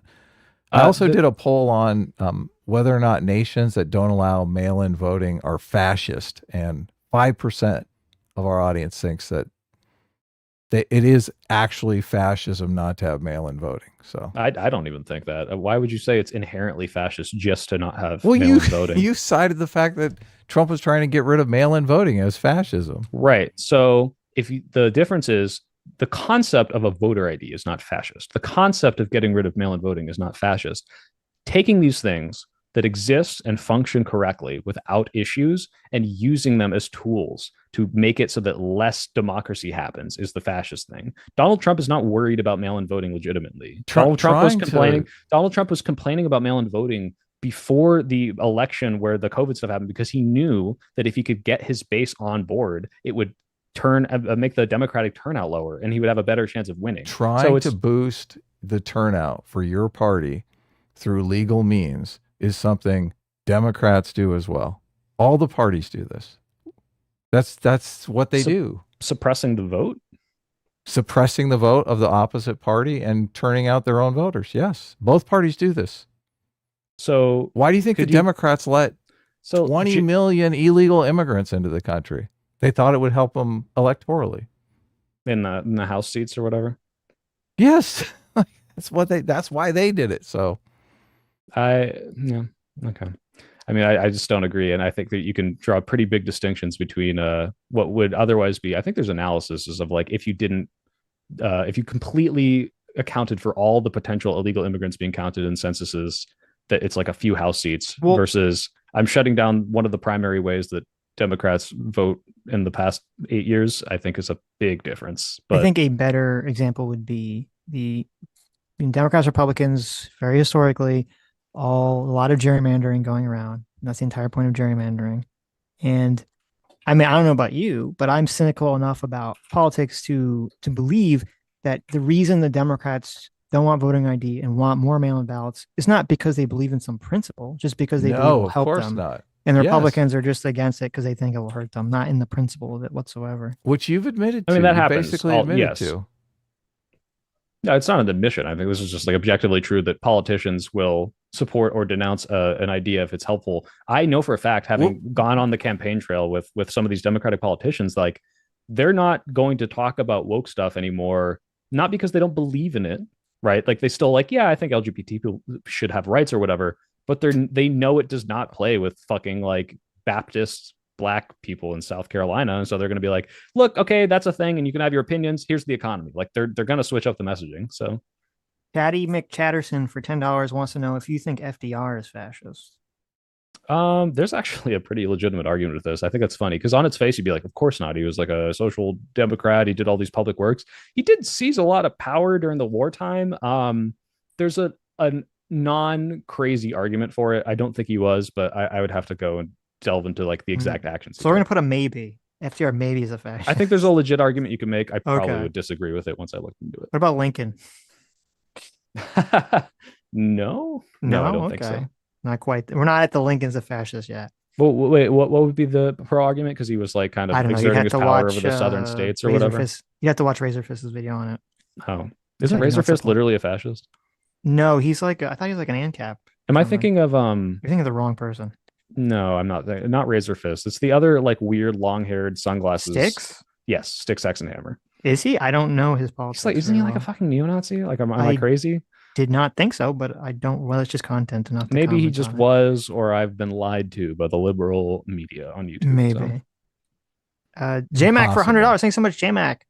Says, I think people are using fascist as a rhetorical maneuver in the same way someone who is anti-abortion would call abortion proponents as baby murderers. In both these examples, they believe the term, but the incendiary impact is more important. It's not actually helpful. I think, yes, obviously people are going to take it more seriously if you call someone a Nazi. But if they truly believe that Trump's being a fascist, I don't think you shouldn't say it unless, like you said, and I don't think it was happening, using it was causing this massive wave of like political assassinations. And it's like, look, guys, we can't actually describe this because people are too stupid to understand it. But I don't think we're there. I don't think that's what's happening. So well, we still don't know why this guy killed him, do we? Or is that come out? I think they're charging him in court today, right? Yes.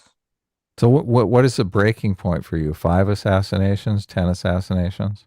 I mean, for me, it's one like politics is like not able to operate because politicians are just getting like clocked left and right, and it's like, guys, this is not good. So it's a dozen. No, it's when it's like mainstream politicians are being killed on the regular. Is like, hey, 3 I'm willing. A day? Sure, let's say 3 a day. I don't know. It's hard to put a number, but my point is, if we're at a point where electoralism is failing, I'm willing to change my speech from describing accurately what someone is doing because it's hurting what would otherwise be a functioning country. I don't think we're there. Well, I mean, you saw, there was a whole hashtag about like someone's got to do it. About talking about like someone killing Trump. God, dude. And Taylor Lorenz did like a whole video on it. Yeah, that's the whole reason I know Taylor is I brought up that video and I thought it was very. You didn't know about her before that? Oh, geez. No. Like know her. Like with I confronted her on her phrasing in that video. I thought it was really very interesting. What'd she say? You can watch. She obfuscated as she always does. Okay, there's some obfuscation. Yeah. Right. I mean, it's funny because I don't know if she's ever really denounced Charlie Kirk getting killed. She sort of like tried to maybe denounce without actually saying the words. It's very interesting. You know why though? It's because the guy is not hot like Luigi. So she's there. You go. That's a good point. That's a great point. Short Side Goblin for $5 says, I truly believe the left has gaslit the base into believing that A, the right are Nazis, and B, you are a good person for your political beliefs alone. I don't think the right is Nazis. I think that a lot of Nazi adjacent actions the right might go along with without realizing it, but it depends on how it's framed. And I have white right-wing friends. I talk to right-wing people all the time. My family, a lot of them are right-wing. I know how they think. There's totally reachable, reasonable people who just have a different set of beliefs or different priorities. And I think we brought this up. One of the biggest ones. They just support fascism. Yeah. What are the beliefs? They're racist, greedy. Yes, every right winger is racist and greedy. I heard someone mention that. I think Pisco said that to me. He's like, they're gonna tell you to say that Republicans are all racist and greedy or something. There you go. No, look at that. No, I don't think what is conservatism about? What is the philosophy of conservatism based in? Individualism, like the government shouldn't be like this nanny state.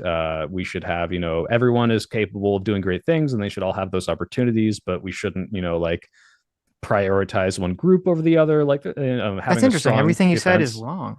Really? You don't? Is this not conservative? That's libertarian. Totally libertarianism. These are what my conservative family members believe. I don't know. More... Well, to be fair to you, I was being somewhat mean. The conservative movement, libertarian movement, has been very closely aligned until recently. So I can see where that comes from. Well, now that family values, speech, the libertarians are going to jump ship immediately. Maybe we'll see. Family values, that's a good one. People in chatters, I don't know if it's true, but people in chat, the anonymous blob of chat is saying that how dare you slander Styx Hexenhammer that he is a libertarian and not a Nazi. Okay. I don't think I've seen any of his videos, so I don't have a comment on any of those. But Val Van Gogh for 38 months says, quote, conservatism is just fascism, SoyPill. That's not what I said, but we're getting close to there. Oh, well, there you go. Also, should people call you Soy? Do you have like a name? So you can call my real name's Niels. You can call me Niels. You can call me Soy. You can Okay. It's not an insult. It's clearly I Gotcha. ironically picked it. I don't like people like, oh, Well, I I'm sorry figured for it calling you wasn't Soy. a mistake. Yes. RBG's fan for $5 says, "Dear Soy, are communists like Stalin and Mao as bad as fascists like Hitler?" Pretty damn much. It depends on how you measure it. I mean, in deaths more. In ideology, sure, I guess, yeah. It's pretty bad. Mm-hmm. Joe the Meg for $5 believes that you will obfuscate what fascism means. Meanwhile, we still have people celebrating Charlie Kirk's murder because, quote, he was a fascist. It's disingenuous. I think Charlie Kirk supported fascism. Yeah, he might as well have been a fascist. I just don't think you should kill him for You think it. he supported fascism? Yeah, he was pro-Trump. He was pro-election denialism. Like, yeah, absolutely, 100%. Yeah, I don't think that justifies murdering him. But yeah, Charlie Kirk was absolutely like pro-fascist. Okay. Actual Justice Warrior, thank you for $5. Says, we call Trump a fascist because even though, quote, we aren't at 1940 stuff yet, we have to stop him now. Someone's got to do it. Am I right? Wow. Leave it to him to not be able to listen and understand a point that checks out with everything else I've ever heard from him. Well, it's kind of, to be fair, that's a hyperbolic version of what you were saying, because you're saying we have to call him fascist to alert people to the threat. So we have to stop him before it No, gets I think I clarified. bad, I right? said everything he's done up until this point is already fascism, and it's bad, and it could get worse, and it might get never even tread into 1945's Nazi fascism. But we're at the high. I'm going to totally make it so that there's no democratic process. I already tried. You guys both acknowledge this. Hey, I'm going to be this ultra nationalistic demonizing of minorities thing. Like the fascism thing happened. Okay. It's already happening now. It's not like well, I need to warn you about it. So I don't know, maybe just is incapable of understanding that. Short Select Almond Provider says, please ask him if the right is on a slippery slope to fascism and is the left on a slippery slope to communism. Yeah, absolutely. This is what I talked about. If people like Hassan get more popular, and Hassan Piker is able to like get like Hassan Piker-esque ideology people into office, and these people become president, yeah, 100%. Yeah, this could absolutely happen. Like you're not wrong for being worried about that part of the left wing. Cameraman 502 Friday says right-wing authoritarianism is not the same as fascism. If Trump was as bad as feared, he still doesn't make him a fascist because that claim ignores fascism's syndicalist roots. Well, there, look at that. Maybe I'm uninformed for not knowing what the syndicalist root is. Again, I completely concede that even having read a whole book on this, I feel like if you ask me to like write down what actually makes a fascist, even these people who study it 24/7 are like, well, if you focus in on one point, like you now are able to say, well, is this fascist? Is this fascist? Because this is, and even though everyone might agree, yeah, Hitler and Mussolini are because they're the ones who founded it. Now, like, are these people like, what is even the definition? Like, it's actually very nebulous, which is why I try to focus on the actions more, and I acknowledge that using the word is not nearly so useful in certain cases. Well, I feel like you acknowledge it at some point in this conversation. The opening part of the conversation was not, it was that you should call him fascist. No, I still think you should. I'm saying that depending on who you're talking to, like if I was talking to a Trump supporter and I, again, like in a very short amount of time, and I didn't have a time to explain, like, this is what fascism is and this is why I think he's a fascist, it would not make sense to just use this word out of nowhere versus in this very extended conversation where two people who are willing to listen to me will listen. I think it's fine. Gotcha. And I think it's an accurate descriptor. Is Trump enforcing immigration policy fascist? No, depending on which ones you're talking about. Like having a border is not fascist. Mass deportation. In and of itself, no. Obama deported a lot of people. It's combined with the rhetoric of these people are ruining the country. This is why housing prices are bad. Once we deport them all, everything will be better and we'll fix the economy. And that's why we need to get every single illegal immigrant out. That's kind of the fashy thing. So just xenophobia is fascism. Xenophobia is a huge part of fascism, yeah, or demonizing a specific like demographic of people and blaming them on most, if not all, problems is kind of the fascist thing, yeah. But you're okay. Okay, that's fine. Yeah, wait, Adam, you're laughing. What? Well, just because I'm like demonizing conservatives that's fine, all right? Because their philosophy is fascist. No. If left wingers were like, and some of them are, I'm sure you can show me some TikToks of this, coming out and being like, if we killed every conservative, all the problems would go away. We need to round them up. And it's like, oh, you are doing now. This is the fascism. Now saying conservatives are doing bad things, conservatives are fascists, that's not fascism because you're calling out accurately the ways that they fit into the descriptor of fascist. And it's also like an ideology. So it's not like. Is it that most left wingers say that, or most left wingers believe it? Believe the rounding up and getting rid of all the conservatives. Yeah. What if a majority of left wingers actually believe that, but they're not actually saying it? I don't know what to say. Like, what if everyone was secretly evil, but they're not? I don't know. Like, I guess they would secretly be evil, but they're not. I don't know what you're saying. How would we know if none of them believe it? You specifically said that the problem is people coming out and saying it, and I'm just thinking. No, the problem. I think the problem is people believe. Yeah, okay, so we're on the same page. Yeah. So people believing it is the problem, right? But I don't think they do. Yeah, okay, well, I don't think a majority of left wingers, Democrats, progressives, liberals are like, we gotta excise these people literally and round them up. I think the polling showing 25% who call themselves very liberal believe violence is justified. I think they probably do believe it. Okay. Well, so when I say that depends on how you ask that question, and now we're extrapolating that to they probably believe we should round up conservatives and kick them out of the country or murder them or whatever. Do you apply that same standard to the poll about the Republicans, or you think that's all bullshit? The asking the Republicans if they think violence is necessary. I mean, obviously, I agree with you. We'd have to dig into how the question is asked. But with the Republicans, it's only 3%. No, which is still it's 1 in 4 for Republicans and 1 in 3 for Republicans that support Trump. Well, we might be talking about. Isn't a different poll? It's the one I linked in this one. Epicurean for $5 says SoyPill totally dodged the question of what Trump's end goal is. What does the final form of Trump's fascism look like? Here's the thing is the reason I dodged is because it isn't something that we can just know. I mean, if you were to ask me, would we be here in 2016? I would have called you crazy. I would have said you have TDS. I would have said, of course, it's not a fascist, but now we're here. So right now, even today, I don't think that Trump's going to be rounding people up in camps the same way the Nazis were, even though, you know, we're rounding people up, but it's like in the name of immigration laws. And it's like, it's justifiable. These people aren't here, blah, blah, blah, blah. I think that the people that are in his sphere, like Steve Miller, like Steve Bannon, maybe JD Vance, I don't know, are more malicious and are taking advantage of the fact that he's in power. And we could see something a little more scary, a little more akin to like 1940s Nazi stuff. I have no idea where this is going. I just know it's already really bad. It's already to the point where I don't trust the guy to not try to subvert democracy again and to demonize people and like, you know, do all this horrible shit that gets a bunch of people killed. So I don't really care if I know 100% where it's going. I know it's already bad and I don't want it to keep going in the direction they want it to go. Okay. I mean, we've talked about this a lot with the immigration stuff.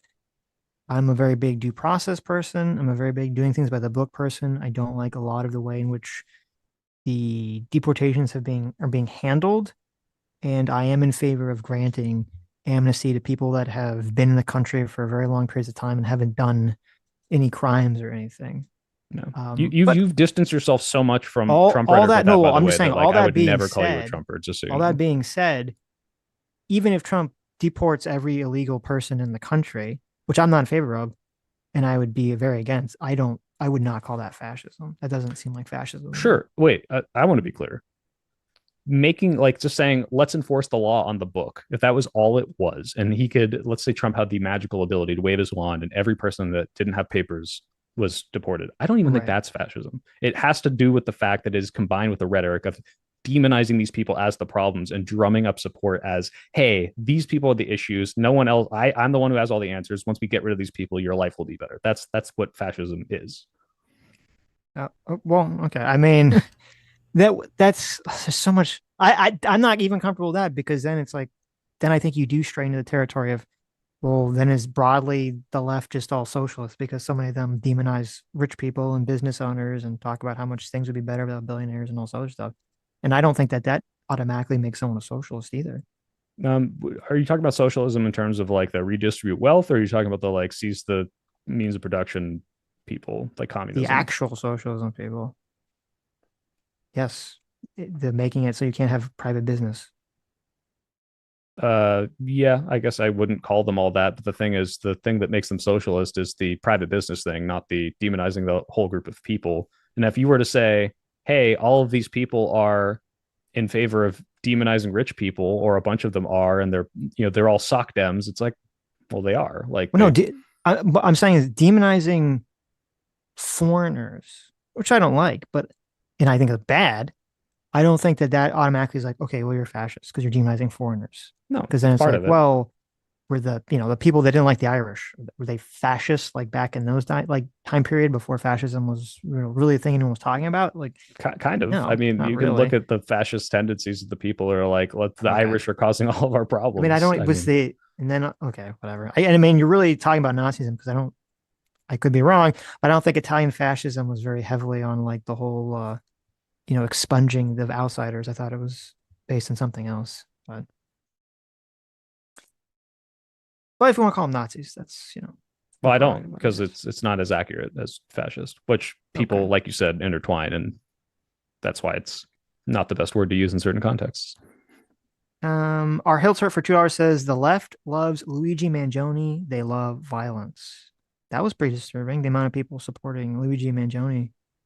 Yeah, I think that was scary. a reaction of people who are frustrated validly at the healthcare system, but they're turned it into, well, therefore the killing of this random CEO, we got him, guys. We fixed healthcare. It's like, no, you didn't do shit. So I get why people latched onto it in the same way they latched onto the Charlie Kirk thing, but it's like, you guys are, diluted. It's not going to help the way you think it is. It's just pointless, senseless violence for no reason. Chachi makes swag for $50 says SoyPill choosing a priority is missing the point. Trump and MAGA became popular largely in response to the far left cultural ecosystem the Democratic Party quietly nurtures or at best ignores. Empowering that to fight Trump will make another Trump. I don't know. I think like one of the most woke eras we were in was like the BLM 2020 stuff, and we won that election. So I acknowledge the backlash, and the people who view the craziest parts of the left was a huge reason for the rise of Trump. I literally had one of my friends say the SJWs forced my hand. I had to vote Trump. But the idea that like, if this is to perpetuate, that's inevitably going to lead to another Trump, I don't think so necessarily. Because in the same breath, I could say, hey, the crazy fascist right wing stuff you're doing is going to lead to a crazy Democrat getting elected because we're going to react to that. Like, it just depends on who's doing better ground game and gets more votes. So JMac for $20 says, not that I'm a Trump defender, but when Trump was asked how Kirk's supporters should react to his death, Trump said Charlie was nonviolent, so they should be too. A crumb, to be sure, but huge in Trump terms. So I bought into that too until I watched the full clip. He said, don't be violent, go to the voting booth. I was like, holy shit, Trump just amazing. I can't believe he finally did that. And then he's like, but they're saying it's rigged. And it's like, oh, so you said don't be violent, go to the voting booth, but you're saying the voting booth is literally illegitimate, in the same way that, like, yeah, he didn't say go storm the Capitol. He just said go make your voices peacefully heard or whatever. But just so you know, the elections are completely illegitimate. There's nothing you can do legally to make sure this gets overturned. So, who knows what happens after that? It's like this horribly irresponsible for him to say. So it's not even close. Well, the reporter kind of fed him the line anyway. So. How is that any different though than using the fascist label? I mean, because by your all own, of the Democrats are like, the election is still legitimate and we can win and vote him out of power, and he's not doing that. Look, you're saying he's causing people to question the election, and that can cause people to act based on those beliefs. He's saying the voting booth is not a valid way for you to express your revenge, but you should be like, get your vengeance or whatever. Like, he's saying that you can't trust these things. This is the thing you should do. Not really. He's saying that the election might be rigged, correct? Right. So don't trust the vote. The vote isn't so the way that this is going to work. So he's saying, yes, that the election might be rigged. He's giving people the belief that the election might be rigged. Okay. How is that any different than giving people the belief that we're on the verge of fascism? According to you, as long as you believe that we're on the verge of fascism, you can do that. But at the same time, he could believe that the election is rigged. Because one of them is saying you do not have a peaceful option to express yourself in a way that will, like, be in Charlie's nonviolent message, which I don't plan to, by the way, because he said we should execute calling everyone a fascist, and the other one is telling you that you have a peaceful option? Yeah, because in the same breath I do that, I say, and we need to win the election before it's too late and we don't have elections. Let's vote. Okay. Yeah, exactly. These things are, if you cut every other word I say out of the fascist part and just say the word fascist, yeah, that would be a legitimate argument. In my opinion, you're both doing the exact same thing. You and Trump are doing the exact same thing. You're putting people in a situation where they don't really have any alternative but to turn to violence. But when I say you have an alternative and violence isn't the answer, we specifically should go vote, and the voting is not rigged, and we got to get it before it becomes rigged, and this is still a legitimate option. And the fascists could win the election. Then what are you going to do? Oh my God! What happened. That's what happened. And if this person this is the reason why Charlie Kirk got killed, is because the fascists won the election. I mean, we don't know about that. We still don't know his motive. So, but even if it was, like, no, it's not, because this person didn't believe in electoralism. This is definitely why a lot of people are celebrating, even if the killer's motive was different. I don't think people are celebrating because Charlie Kirk was a fascist. People are celebrating because he said a bunch of hateful, awful stuff, and he's not doing it anymore. Because he got a fascist elected. But anyway, we can move on. Meme Spread for 7 months says, it's fascism for the country to not fund organizations that are actively against the country. Give me a break. This guy totally lost me now. That's actually not what I said. I said, if anything, it would just be an overreach I'm not okay with, but specifically the thing tied to the liberalism and the universities and demonizing them as Marxist and indoctrinating is the fascism part, not the whether or not you fund the university. RBGH fam on the same topic for $5 says, should taxpayers be forced to pay for schools that deploy or teach any of the following as a good thing and not discrimination? CRT, DEI, or affirmative action? Teach that they are not discrimination. See, this is the thing. I could take all three of those things and accurately describe them in ways that people on the left could be like, yep, that's exactly what those mean. They're not discriminatory. And you could do the exact same. And on the opposite end, say, this is why affirmative action is bad. This is why DEI is bad. I don't want the government to decide whether or not that is a valid interpretation of how those things work. And I don't want them to withhold funding from a public school for that. Private schools I'd have to look into exactly how and why they're funded. But yeah, like DEI could mean, I'm like the example you bring. It's like, here's a guy who worked his ass off and here's this rich privileged black guy. Let's pick the black guy because he's black. If that's what DEI was, if that's what was an accurate description of it, I'd be like, yeah, that's not good. And I don't think anyone should be teaching this is what we should be doing. However, I could say DEI or what I experienced in the fucking software industry is like, hey, when you're hiring this person, make sure you've taken their entire background into account and you're not like discriminating against them, which is like, you know, that's common sense. Okay, well, like, which one of those is right? Should the government then decide which one is right and punish the people who believe the wrong thing? Like, I don't know. Like, it's a little scary. Father for $10 says, TED Talk refused to release Coleman Hughes' talk on color blindness. Oh yeah, I remember that. That was pretty crazy. Is that a good example of the indoctrination of woke leftism into main institutions? I have no idea what the talk was or why they wouldn't release it. So you know who Coleman Hughes is? I don't. Coleman Hughes is a black moderate YouTuber, I guess. He talks about a lot of cultural issues. He did a TED Talk. You should actually check this out. It's very disturbing. He did a TED Talk, which you would find nothing objectionable in. He was just talking about the concept of colorblindness, which used to be the idea the left pushed, especially during civil rights movement.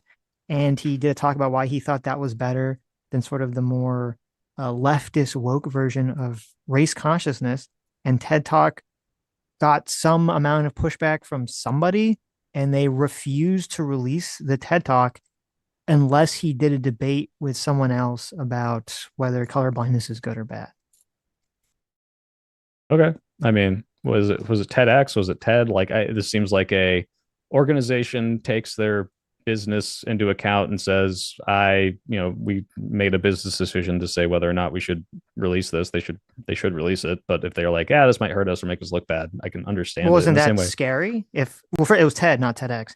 It's scary if TED or any organization is like, having a young black man talk about the positives of colorblindness is too damaging to our business.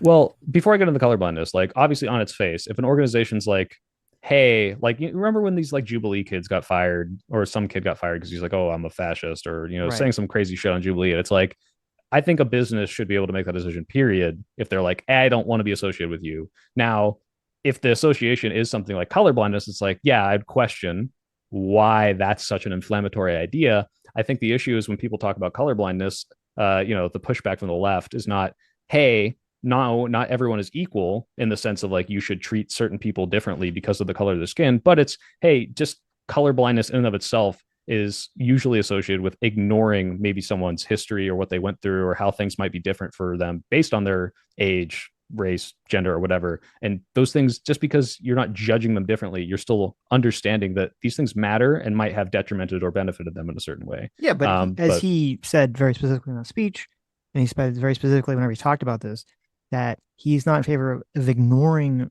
race issues or racial problems. He's saying that this should be something that should be a goal that you're working towards.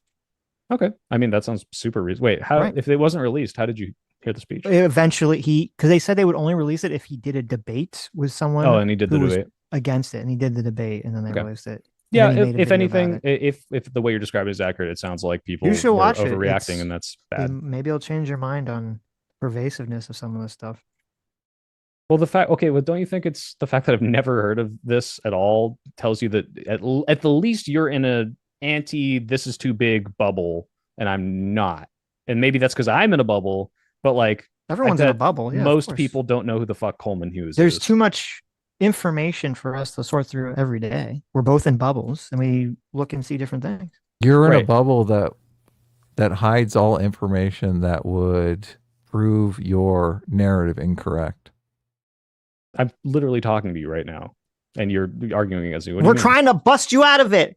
We got Well, the you're not- pin here. We're trying to but pop the thing is, bubble, all right? you're Pop not the presenting bubble. me with like you're like, oh, like now that I've seen this fact, I've changed my mind. It's like we fundamentally disagree on certain things, and I don't think we have different facts. Maybe we might disagree on that, but like this We is definitely me have outside different. the bubble. We definitely have different Okay, facts. Sure, but Like but the what I'm saying way is, people it's like, make their decisions is based on which facts they choose to believe. right, but people also have different thought processes, and given the same set of facts, people can come to completely different conclusions, right?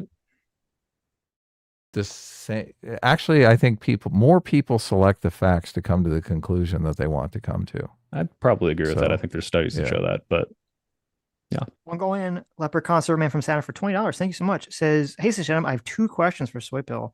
Number one, do you think you can defeat a horse-sized great blue heron or an elephant-sized honey badger? oh my god, definitely the fucking great blue heron. Their bones are still hollow, right? Like the You honey think badger you would kick could my ass. defeat a horse-sized great Oh, blue I thought I heron? had to choose between them. I think I could still probably get the horse-sized heron if I got a Look at good that. lick in and it didn't get me. I don't think birds have good reaction time, but the honey badger would kick my ass. Well, wait a minute. So this stems from, because I always said that I could defeat a horse-sized duck by breaking its legs with the hollow bone. I use the hollow bones argument too. Yeah. But the heron, they got that little sharp bill, and they sit in the water, and then they wait for the fish, and they go bam, and they grab it. So Wait, am don't- I underwater? No, but you're Okay, saying that if they have I'm a on you're land, saying they don't have a I- good I reaction no diff the speed. heron. I don't think that's accurate at all for herons. They're pretty quick. Well, like, yeah, he'd have to one-shot me, is what I'm saying. And if I'm underwater, I'm course. fucked. But if I'm on Well, land, I think the power of man. You're gonna supersedes zigzag the inferior heron. Okay. I'm a serpentine. I'm gonna go for the sweep the legs, and it's gone. It's done. Okay. And obviously you get annihilated by the honey Badger. I think a real honey badger could probably potentially kill me, depending There you on go. how vicious it was. Also, what is your opinion on Star Trek's positive outlook of the future? It depends on which fucking series. All the way up till None of this 2000? new shit. Come on. We're Yeah, not- all the new shit is like, well, in the future, Stacey Abrams is president of Earth. Fucking hey, dude. No. Like, I don't know. Yeah, none of that. Sitch and Adam show new clips channel. Thank you so much. That's right, everyone. We have a new clip channel. Adam, throw the link in the description. I We have a new did. clip I channel. already did. Look, I think throw we're it in the almost chat. up to 100 subscribers. So There you go. Nice. Subscribe to that channel. Says, was expecting a short and loud conversation with Adam, but this soy pill is like 90% less condescending than the one I know from the WIC panels.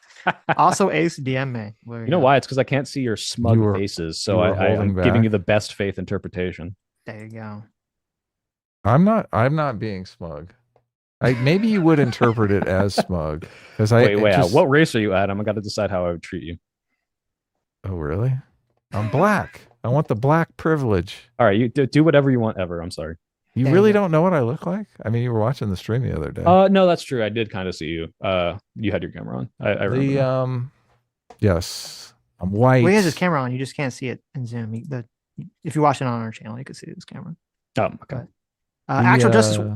Yeah. Oh, go ahead. Actually, Justice Warrior for another $5 Says this conversation is fake and gay. All minimization and deflection. This is exactly how the left hides the power level. Boo, everyone. Boo this man. I don't know what to say. Boo. I mean, again, There you go. complete lack of substance at all. It's typical AJW stuff. Yeah. Stock for $5 says, I can't wait for SoyPill to remove his mask and reveal himself to be Jangles in disguise. Is this true? Are you actually Jangles? Who's Jangles? Is this like Well, a there you character? go. Oh, thank God we've reached the who is Jangles. That's true. No one cares about Jangles Timeline. anymore. I haven't thought of that. That's a name I haven't heard in a long time. That's perfect. Yes. RBGH Fan for Jar says, should public funds be used to teach creationism in class? I think if you had a creationism class and the public decided that it was a acceptable curriculum to teach, I guess I wouldn't be happy about it though. Especially if it's no, I guess because it's religious. You know, you want to keep the religion out of the schools. Mm-hmm. Did you see FD Signifier was in the chat? He stopped by for a while. Yeah, he said hi. Oh, he's in Hey, your FD. chat or my chat? I saw him in my chat too. Oh, okay. Yeah, he was in our We've chat as well. Debated him. I'm sorry, talked to him for extended period of times. He's been on couple before. What are your thoughts on him? I think He's a pretty massive swell racist guy. and he hates white people. Wait, what? but am I one of the good ones? He's so nice to me. He is? Oh yeah. But he thinks down on you. It's true. I mean, he is a bigger YouTuber and clearly has got his shit together. He just patronizes you. Look, there's a lot of white guilt out there. Obviously, he's making a killing off of it.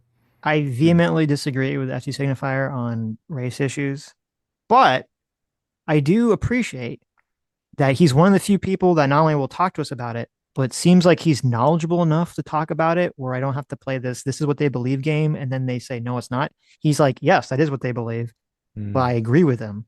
So I do appreciate that he seems What's very the open. craziest FD take that you've heard so I can confront him about it in DMs? I don't know. I don't have a list off the top of my head. Right, but okay, like if I said this guy's racist, like, you know, I say Nick Fuentes is a neo-Nazi. It's like, why? It's like, oh, well, he said we shouldn't do miscegenation and Jews control the world or whatever. So why is FD racist? I'd have to go back and listen to our conversation. Honestly, okay. I don't remember off the top of my head. I expect a DM homework on my desk. I will give you a DM on FT Signifier's CRT books. At least 3 slurs. You can go back and you space. can listen to our debates / conversations where we've talked about a lot. We had him on. We had him on recently. So we had him recently, but I do appreciate that he's very open with having these conversations. What is the title of that stream? And he actually waited because we were reviewing one of his videos. And he waited till we watched the entire video, reviewed it, and then he came on. So I do appreciate that he's willing to throw down. He is what the title of that video was crazy too. It was a crazy video. But... Oh wait, FD Signifier really hates white people. There you go. There you go. It worked though. We put that title just to get him to come in. I think that's doing. I think you're inviting violence against him by doing. Well, that, look, and you shouldn't use that sort of language in your titles. All of the really violent people think that it's impossible for black people to be racist against white people. So checkmate. There you go. Yes. Okay. So actually, I'm not inviting any violence towards him, and that's why he laughs about it and comes on the stream. Gotcha. Mason Jordan for 23 months says Brandon Herrera said he was out to lunch when Charlie Kirk's death was announced, and the table next to him started high-fiving and celebrating. Oh my God. Did you see? It was crazy because I'm sure you saw that everyone had that clip of like the TMZ office celebrating. Oh yeah. You know what's so funny about that? They said like, oh, well, they were watching a car chase. And then someone dug up the car chase and it was like, yeah, they were watching car chase. And at the time they said that Charlie Kirk died is when they started cheering in the car chase. So who's the guy? I want to meet the guy who was like, you know, before that, I was really on board the TMZ. They were good people, but now, absolutely not. I disavow. Like, who the fuck liked TMZ before this? Like, they've always been the most disgusting piece of shit paparazzi people ever. And like that, even if the Charlie Kirk thing was true, it was like, oh wow, I can't believe these people who invade the private lives of celebrities and try to bait them into violence so that they can turn it into money and waste all their time just being the like scum of the fucking earth. Like, oh, they're cheering on Charlie Kirk dying. Oh, well, now I don't like them. It's like, no, they've always been awful. Well, I think it was no one likes TMZ, but it was just to show how widespread that this isn't just some sort of niche belief. That was the point of bringing it up. Oh, okay. For people, I just wouldn't hold any. I hope no one holds TMZ to some sort of moral standard that they look up to. No one's surprised by it. They're just like, oh, okay. It's California. That's what people expect. They Yeah, just it's true. openly talk about how conservatives are racist pieces of shit. I mean, some of them Are are. you in California? I'm in the SoyPill? Bay Area. I'm in the most Oh, look at progressive, this. libtarded place you So can that imagine. look, Jesus. then you know. Every step I take, I'm walking over 6 trans people. Okay, they're everywhere. Trans homeless people. You can go on anywhere drugs. you can go to any bar in the Bay Area and order a drink and yell "fuck Trump," and the whole bar will just yell in unison, "Yes!" Yeah, I mean, you could do Look, let's he go Brendan in agrees. like every red state. Yeah, same thing, dude. Like, yeah, that's our politics are Let's go, divided. let's go, Brandon. Yeah, I mean, you might be right. Daniel Irish for $5 says Sitch can't stop whining about Trump. What the fuck? Yeah, See, Sitch, shut thank you, up. Daniel. I know. I mean, I thought we had a good discussion about the January 6th stuff on Sunday. So Yes. Our League for $2 says, why do mail-in ballots favor Democrats? And the Oceanist for $5 says, lots of MAGA did mail-in voting and early voting. Look at people like Scott Presler who got lots of people to turn out. Yeah. So traditionally, in fact, it was mostly like a military thing, which is mostly right wing. But then in 2020, Trump tried to get ahead of it and said, oh, actually, the mail in ballots are totally fraudulent, which all of his advisors said, dude, don't fucking do this. You're going to get a bunch of our people not to mail in vote. But that's why in that election, more of the people who were mail in voting for their protection from the fucking pandemic were left wing because their leader didn't tell them not to. do you think that Democrats sent out ballots to people who didn't actually request mail-in ballots so that they would get more votes for Democrats? Everything but the last part. I don't think they did this because they're like, yes, and now we'll get like double votes. Because if they mailed it to people because they want to give as many people mail-in ballots as they want, and they get two from the same person, how mail-in ballots work, right? Like I mail my ballot in, so I request one and they send me one. Mm-hmm. But mailing them to people who don't request them, I mean, that's just like a huge lowering of the barriers of entry to voting, right? And also, I think they did that specifically during the pandemic because it's like, hey, if people don't know about this and they don't go out, it's going to be a huge voter suppression. So it was just done for magnanimous reasons. It wasn't done because they thought it would help them electorally. I don't think those things they are just did it exclusive. To be nice to the voters. No, it's both. It's, hey, people might need this, but also this will probably help us because these people might not otherwise vote. Yeah, it's these aren't mutually exclusive. Yeah. So look, if you mail ballots out to a whole household, right? Mm-hmm. None of these people have requested ballots, but you mail them all ballots. Couldn't someone in that household fill out all those ballots, regardless of whether or not other people in the households voted? It could happen, and then if they were somehow able to forge all of the signatures and they checked against the addresses and the signatures and they didn't see a discrepancy, that guy just committed 4 counts of felony voter fraud. Yeah, that's possible. Okay, I think so too. I think that's super possible. Yeah, I don't see evidence of it happening widespread though, so I don't think it's a big deal.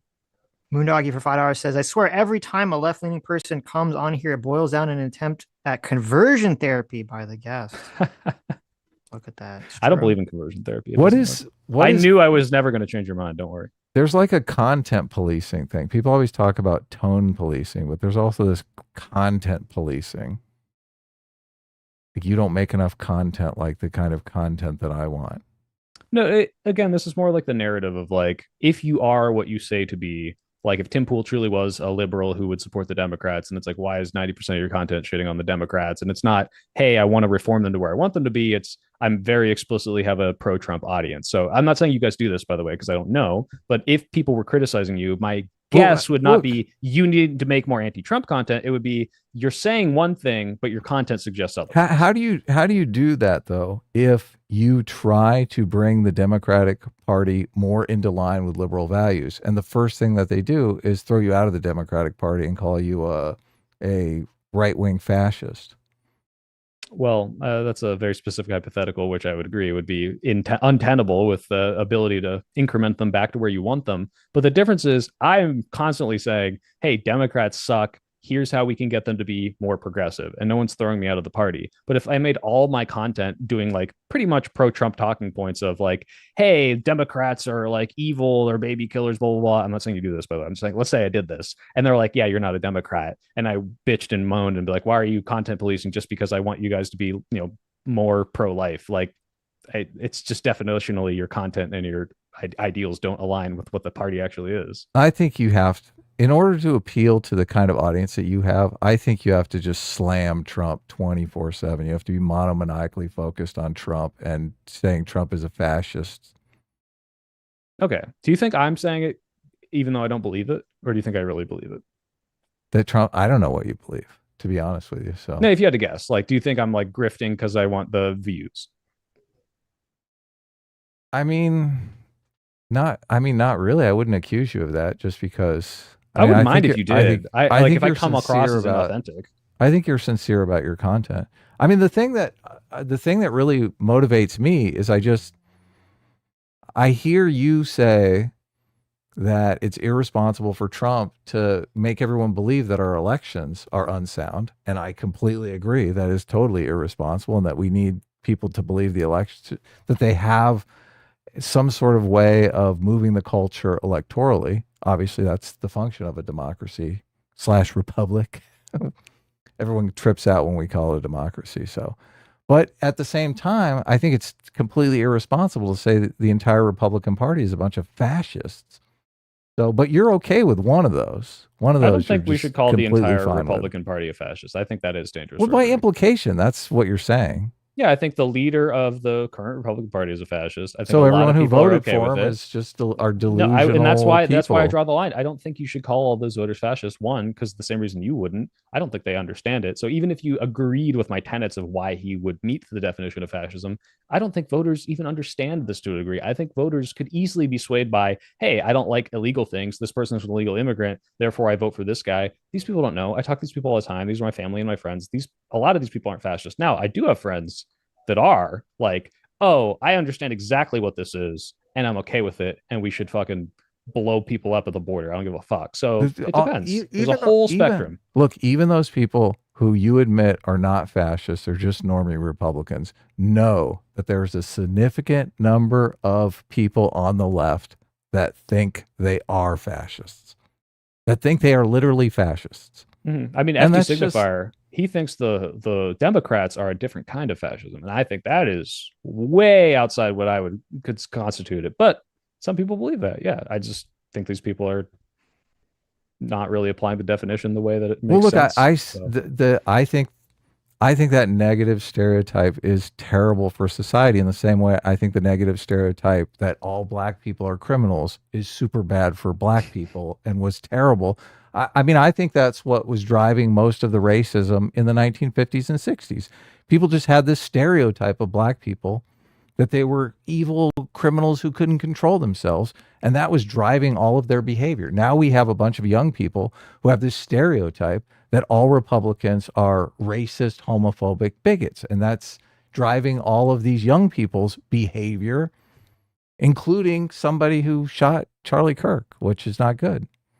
Yeah, I think a big problem about that, though, is there's a lot of homophobic bigots in the Republican Party, although there's not all of them. I think there's a majority of them still don't support gay marriage. You should see the polling on miscegenation laws. Okay. Look, you're basically reinforcing the stereotype here. The difference I'm saying is dangerous thing, though. Look, let me make a point here. The dangerous thing is in the Deep South, when there was this racist stereotype about black people, they had a lynching culture. They had a culture where they would do picnics and lynch black people. I think the culture and what we're seeing, especially after the Charlie Kirk thing, is a kind of culture where a lot of people on the left would have a fucking picnic and lynch Republicans. Fucking lynch them and celebrate it. Like, that's the culture. I don't think a single left-wing person has the strength. Culture. Not a single left-wing person has the strength to tie a rope and lift up a 300-pound obese Southerner on a tree. It's not happening. They couldn't even do it. Look, they're at least their bones are too brittle. They're at least fantasizing about it. You got to admit they're at least fantasizing about it, and that is insane. That is fucking insane. Look, and thank God that America did something about this racist stereotype about black people. And I think most people are not racist now because they know black people. They've seen black people in movies. They're like, black people are just fine. What was up with that racist stereotype? But now we're going in the opposite direction, where anyone who wants to go to church on Sunday or get married and have 2 kids is a fucking fascist. That's insane. That is an insane world to live in. Even by the poll, it's like a at the mass worst delusion. interpretation is 30% of young voters think this. The worst interpretation. So I don't know about mass delusion. I think most people are not trying to kill churchgoers and lynch them. I think that you saying that is just as inflammatory as saying every single Republican is a violent, racist, bigot, fascist, because you're now describing this as like this massive wave of left wingers itching to lynch Republicans. Like, this is not the case for most people, not even close.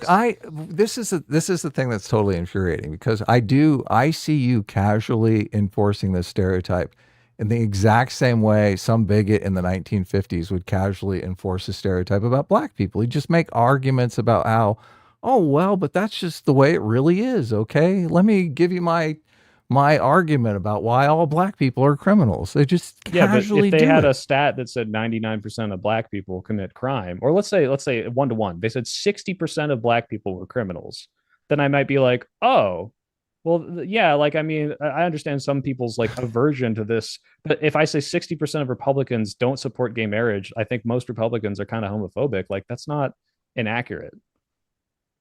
Okay. Still, there's like a lot. Obviously, there are racists on the right that bring up crime stats, and the people on the left constantly accuse them of bringing them up for racist reasons, because they're worried about Okay. Right. Why? If I say 1350, right? 13% of the population, black people, commit 50% of violent crime, whatever the stat is. And I say, therefore, we should segregate neighborhoods and have a white ethno state. You're completely like taking everything out of context of why this stat exists, what neighborhoods this happens in, like whether or not I'm judging a whole group of people based on it. But if I say that 6 out of 10 of these types of people say, I don't like gay people to get married, and I say, oh, that's kind of homophobic. That's the like left, just 1-to-1, dude. The left actively suppresses all conversations, whether it's from racist or not, because they don't want to embolden those racist stereotypes. They constantly do. So, well, it sounds like you did with your example with the TED thing, sure, but like I don't know. We're talking now. I mean, if you were a fascist, oh my God, this is keep talking. This is not. Hold on. This is just this whole idea that we're talking now. You said it a couple of times, but you don't actually believe this is like influential in any way, shape, or form. Like there's conversations. There's millions of people on my stream right now. They're all watching it. No, I mean, it's not as big mainstream, but like, what do you mean? Like, who's suppressing the conversations exactly? Like, and to what degree? I mean, do you think I'm part of the left? Am I one of the good ones? Like, because I think the media, like, look, there was a story of the woman who was stabbed on the light rail. I think obviously the media suppressed that story because they didn't want to forward a negative stereotype about black people or unhoused people or mentally ill people. That's why they suppressed the story. And then when they finally covered the story, they wanted to basically shame white people for being racist, because the way that they framed it was Charlie Kirk is a racist for even talking about this story. Oh, which goes to the idea that you're just saying, look, you can bring up racist. Do you know why I think that? The way that Charlie Kirk covered it was racist. The way that almost everyone covered it was racist. Because to be fair, I'm in my Twitter bubble and all I saw was, this is what they want to do to you. They hate you for being white, all this shit. And it's a crazy guy stabbed someone, right? And it's like, in the same way that I could look at any other fucking murder anywhere on the entire planet and not turn it into a huge fucking race issue. Whereas everyone I see talking about this is like, this is why we can't live with them. This is black fatigue. This is like the issue. Anyone who ever tells you about all of these things, like they're just democratic policies, you just want to let these criminals out, these violent fucking thugs. And it's like, yeah, a lot of the people covering this, anyone focusing on this for more than 2 seconds, and same with the Carmelo Anthony thing, where that like fucking guy stabbed some guy at a football game. And it's like, why are we talking about this for more than 5 seconds? It's a guy doing a crime. And it's like, oh, because you want to make it a narrative about white victims being killed by black people. Like, yeah, it was. So that gives the media the right to suppress the story. When you say the right to suppress it, do you mean they're just like not talking about it? Because I didn't want to talk about it. I don't think there's anything wrong with being like, why would I cover a guy getting killed? What's the fucking point? Now, they did cover, the New York Times covered the story of people making this murder into a bigger story than it matters. Like, that's a big fucking deal. I mean, yeah. Why should the media cover George Floyd dying? That's just a guy that got killed. Because it was a do you see the difference between a authority figure who's meant to not like, Why does enforce that your matter? rights and enforce the law? Because one of them is a thing that happens all the fucking time, and one of them's like, hey, this is a advocacy for some sort of like structural change. And when all these people are out here and their structural change is not, hey, we should have a stricter justice system and we should make sure that people like this are in mental health institutions and we should have better healthcare so these people don't get fucking released and instead they're being treated. They're like, we need to move away from black people. That's the problem. And on the other side with the George Floyd thing, it's like, hey, there's been a decades of this like consistent behavior from police kind of abusing people, and this is like a indicative video of a wider spread phenomenon. We should have police body cams, and then we got that. It's like, okay. When you said this happens all the time, did you mean that police killing black people happens all the time, or no, that's crazy like people on trains killing people, innocent people happens all the time? Crazy people killing people happens all the time. People killing people happens all the time. Shouldn't that be the focus of trying to change the policy? Because what that happens policy all the time? has the right advocated for after this? To remove a lot of the soft. Well, first of all, the right has always been against a lot of these soft on crime policies that the left seems to be very broadly on board with. Mm-hmm. Yeah, I think the worst parts of the left are the fact that they're like, well, if we institutionalize this like homeless person, we're violating their like freedom of association. Like that stuff is ridiculous. The problem, the guy's mom was trying to get him committed and apparently couldn't for some reason. And there was like too many barriers of it. And like, I can completely say that's bad. But this is why wouldn't that make that an important story to change the advocacy that you could have, public opinion could say, okay, well, we need to fix this problem. We're tired of this happening all the time. It shouldn't be happening all the time. The problem is that when the left wing is like, hey, we should have better institutions for mental health, we should have better healthcare, the right's like, fuck you, no. Ronald Reagan shut down all these facilities in California after Jimmy Carter tried to have them established. Yeah, and so when it's like, no, even brought up hold on, I'm not trying to like both sides of this. All I'm saying is that when if the story is a guy killed a girl and then the right wing came out and we're like, hey, a crazy guy got out here and this is like, we need to do something more about this, like, tough on crime, and we need to have better mental institutions. No one would not cover that. No one would be like, oh, this is too fucking insane. I can't believe you would say that. It's the fact that the instant it was picked up, like months after it happened, by the way, it was used to try to drum up racism and make this like white victimhood complex, which is the same reason why you see side-by-side images of the girl who got stabbed and fucking Charlie Kirk when these things have nothing to do with each other. And it's like, oh, now you care about Ukraine, or why don't you care about Ukraine, the left? It's all part of this stupid culture war bullshit and not about actually instituting mental health change. So with the mental health institution stuff, I wildly disagree with you in terms of you saying the left would be in favor of this. The left has been broadly calling for weakening the ability to keep people in jail, put people in the mental institutions. They might say, yes, we want to provide more funding to these things, but that doesn't mean that's going to solve any of the problems of getting people off the street. It's preemptive, right? They want the healthcare so that these people aren't, by the time they're... There's this fanciful notion that some people on the left have that if you're soft on crime, or you just have social workers go out to everyone instead of police, that somehow they're going to magically cure the crazy people and the drug addicts, and it doesn't happen and it doesn't work. It's not about curing them. It's about the fact that in other countries you see this happening far less because they have a better ability for people to get access to this kind of treatment and therapy and healthcare. And in this country, we fucking the guy's mom was trying to get him institutionalized and couldn't. But the institutionalization, and I've already agreed to this, the idea that it's harder now to put people in places like this because of the super that is a left policy. That is a legitimate thing to have a problem with. So I think it's important to talk for the media to cover. And then me too, but that's not the way the right was framing it, which is why the media isn't talking about that. That there were people that were bringing the stabbing up because they're racist, which I agree with. And in fact, I do not like, and I'm very disturbed, and I've talked about this on stream a lot, that there are a lot of X accounts that all they do is they'll find videos and images of black people committing crime against white people, and they just post it in order to build up racial animosity, and make people racist. That 100% happens. Okay.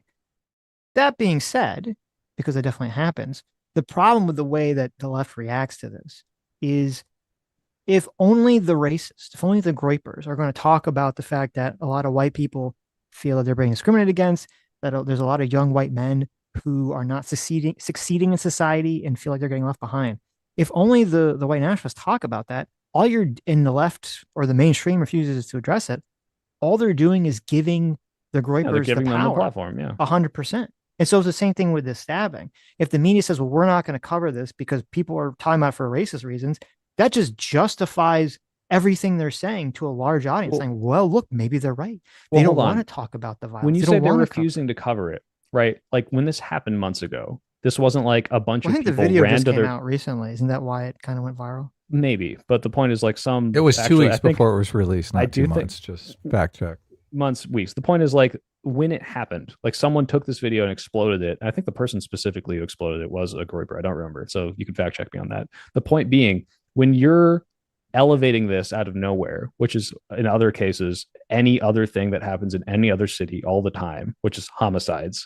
And it's like, why would we cover this as anything if no one's talking about it and it's just day-to-day business, which shouldn't be happening, but does?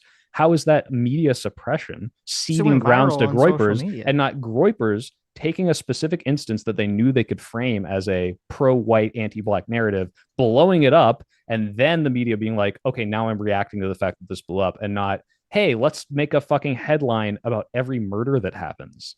The story or the video went pretty viral outside of the Groiper sphere on X Yeah. and was being broadly discussed. Yeah, it was a very visceral, gross thing of like a Of course. innocent woman being And stabbed to so- death or something, right? And so don't you think, well, I'm assuming, and I assume you would agree, that large media outlets have people whose entire job it is to troll social media to see what's the viral story and to report on it. Right. So they're And so trolling why did social it take media 2 and they say like days? a woman got killed and it's like, well, we have to write a story on this. The story Yes. being a woman got killed, which is a Yeah, thing. why that didn't they happens. if the media had looked at this story, because I think it went viral like Friday, and they reported on a Friday night or Saturday or something, and all the media were talking about like, oh, horrible, gruesome story went viral with this like very unfortunate situation of this poor woman, If you're flees a war-torn country and is killed by a fucking crazy person who should have been in a mental institution in America, right?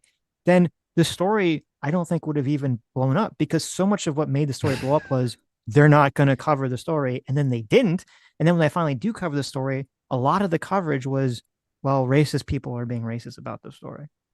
I think it's weird that the expectation here is that just like, well, unless the media specifically chooses this thing that went viral and decides to write an article that is already describing what everyone has already seen and maybe may or not fit into what they're already reporting on or what their media outlet even normally talks about, unless they pick that up, it is now going to be elevated because they didn't pick it up, and now it's their fault for not talking about it. I just think this is super wild. Like it's almost like I brought like a homework assignment to you and I was like, didn't tell you about it, and then like maybe some people mentioned, hey, there's a paper on your desk, and then you go check on it and you're like, oh, everyone's saying because I didn't fill this paper out I'm a racist. Well, I should report on that. That's kind of weird. What's going on? Like the idea that this is like being ignored because it was like promoting pro-blackness is only valid insofar as a bunch of the people promoting it were being racist in the fact that they're promoting it to drum up anti-fucking black racism. Like then maybe they didn't want to play into that. Like that's seems totally valid to me. Okay. Well, that was a ridiculous straw man of everything I said, but we can move Okay. on. So I'm sorry. I didn't mean to strawman you. JMac for $100. Thanks so much. Says something to consider for those that support destiny and similar ideas. My brother's daughter, he's a politician, didn't start a Turning Points USA at her high school because she didn't want to cause waves. After seeing everything now, she's starting the first one at her high school. Food for thought. God bless. God bless. What's the program do? It's just like a TP. She's USA? starting a chapter of Turning Points USA. I think Turning Points USA was in 3,000 colleges or schools. I don't know if it's just universities or high schools or whatever, but Munker for 02 for $20 says the Covington kids debacle was about some kids smiling at a guy. Is this dude for real? Covington kids. I don't know if we talked about that, but that was like wildly irresponsible of the media because they took some video of a guy approaching that kid and like getting in his face and him just being like, what the fuck are you doing? And turned that into a racism. Yeah, that was you awful. Had that picture, went viral on social media and everyone reported on it because he smiled at him, and yet they're not going to report on a viral story of a black guy stabbing a white girl because of the races involved. Yeah. I mean, we're talking Doesn't that about seem the media ridiculous? as this like blob of like, yep, back in 2017, all of Mhm. them decided to do this. When I think you can look at the people who did report on this irresponsibly and say, these people are shitty journalists and they shouldn't be taken seriously. And I think it's good. I don't know if any of them stepped down, but the defamation case absolutely deserved for all the attention that that kid got, all the negative attention So do you think that versus, if the subway station murder, if the races were swapped and that story had gone viral, obviously not by the Groiper oh, social media, but on like Blue Sky or something, I you will, don't yes, think I anyone will would have concede reported this. on I it? think if a crazy white guy stabbed a black woman and said, I got that black girl, I Hmm. think there would absolutely be more media stories because it's less about the, Okay, well, look, the there you playing of the go. racism. And they say, like, oh, like potential hate crime exposed. And this is like, see, this is what Right. we've been talking about. Yeah, absolutely. I bet there would be a huge bias of people drumming it up. And then a bunch of people should fucking lose their jobs when they realize, hey, this is fucking some schizo who thinks that the Tim Waltz or whatever Well, put a then chip in you his look, brain. when we agree. Okay, we agree with the level of bias. Yeah, people are more afraid of seeming racist to black people Do you than they are know? to Yes, play into a hate crime narrative. Absolutely. That's just of true. course, Yeah. because yeah, the mainstream media is biased towards the left. Most of it. Yeah. I would say, I Do mean, you? Fox News is the biggest channel, but yeah, there's a lot more people Well, it's that because are it's the like one culture, of the them. cult liberals won the But culture war for a while. Woke is now dead. So we're well, kind of, we can we're hope, going to right? crawl our way back and we'll make you all Do femboys. you Don't know worry. what started the Covington kids situation? Like who blew it up? No, I don't. No, no. I mean, do you know like why it even happened at all? Like that the kid was smiling and the Native American guy was like Yeah. The there. Native American guy like got up in his face No, doing but do his you know why dance, he right? got up in his face? Were they doing like the tomahawk chop? I don't remember. No. See, this again shows the insane level of bias in the No, reporting. I don't know. I The remember reason people saying very that, few but I don't know people if it was know. true. Very few people know. The reason that whole situation started was because there was a group of Black Hebrew Israelites who, if you don't know who they are, those are the Black guys who I believe that know. they're the Yeah. true Jews, not Yeah. the other Jews, Mhm. and they dress up in like really silly outfits that make them look like they're cosplaying Aladdin characters, No, I do and remember this. Yes. they were there shouting racist things at the Native Americans because it was like some sort of Native American remembrance holiday or something. Mhm. They were shouting racist things at the Native Americans, saying that the Native Americans were worshiping false gods. And then when the Covingtons showed up randomly because they were for some other, I don't remember, this was like an abortion thing or something, they're for some other event or some protest. They just show up and stand there waiting for their bus. And then the Black Hebrew Israelites start shouting racist shit at the white kids.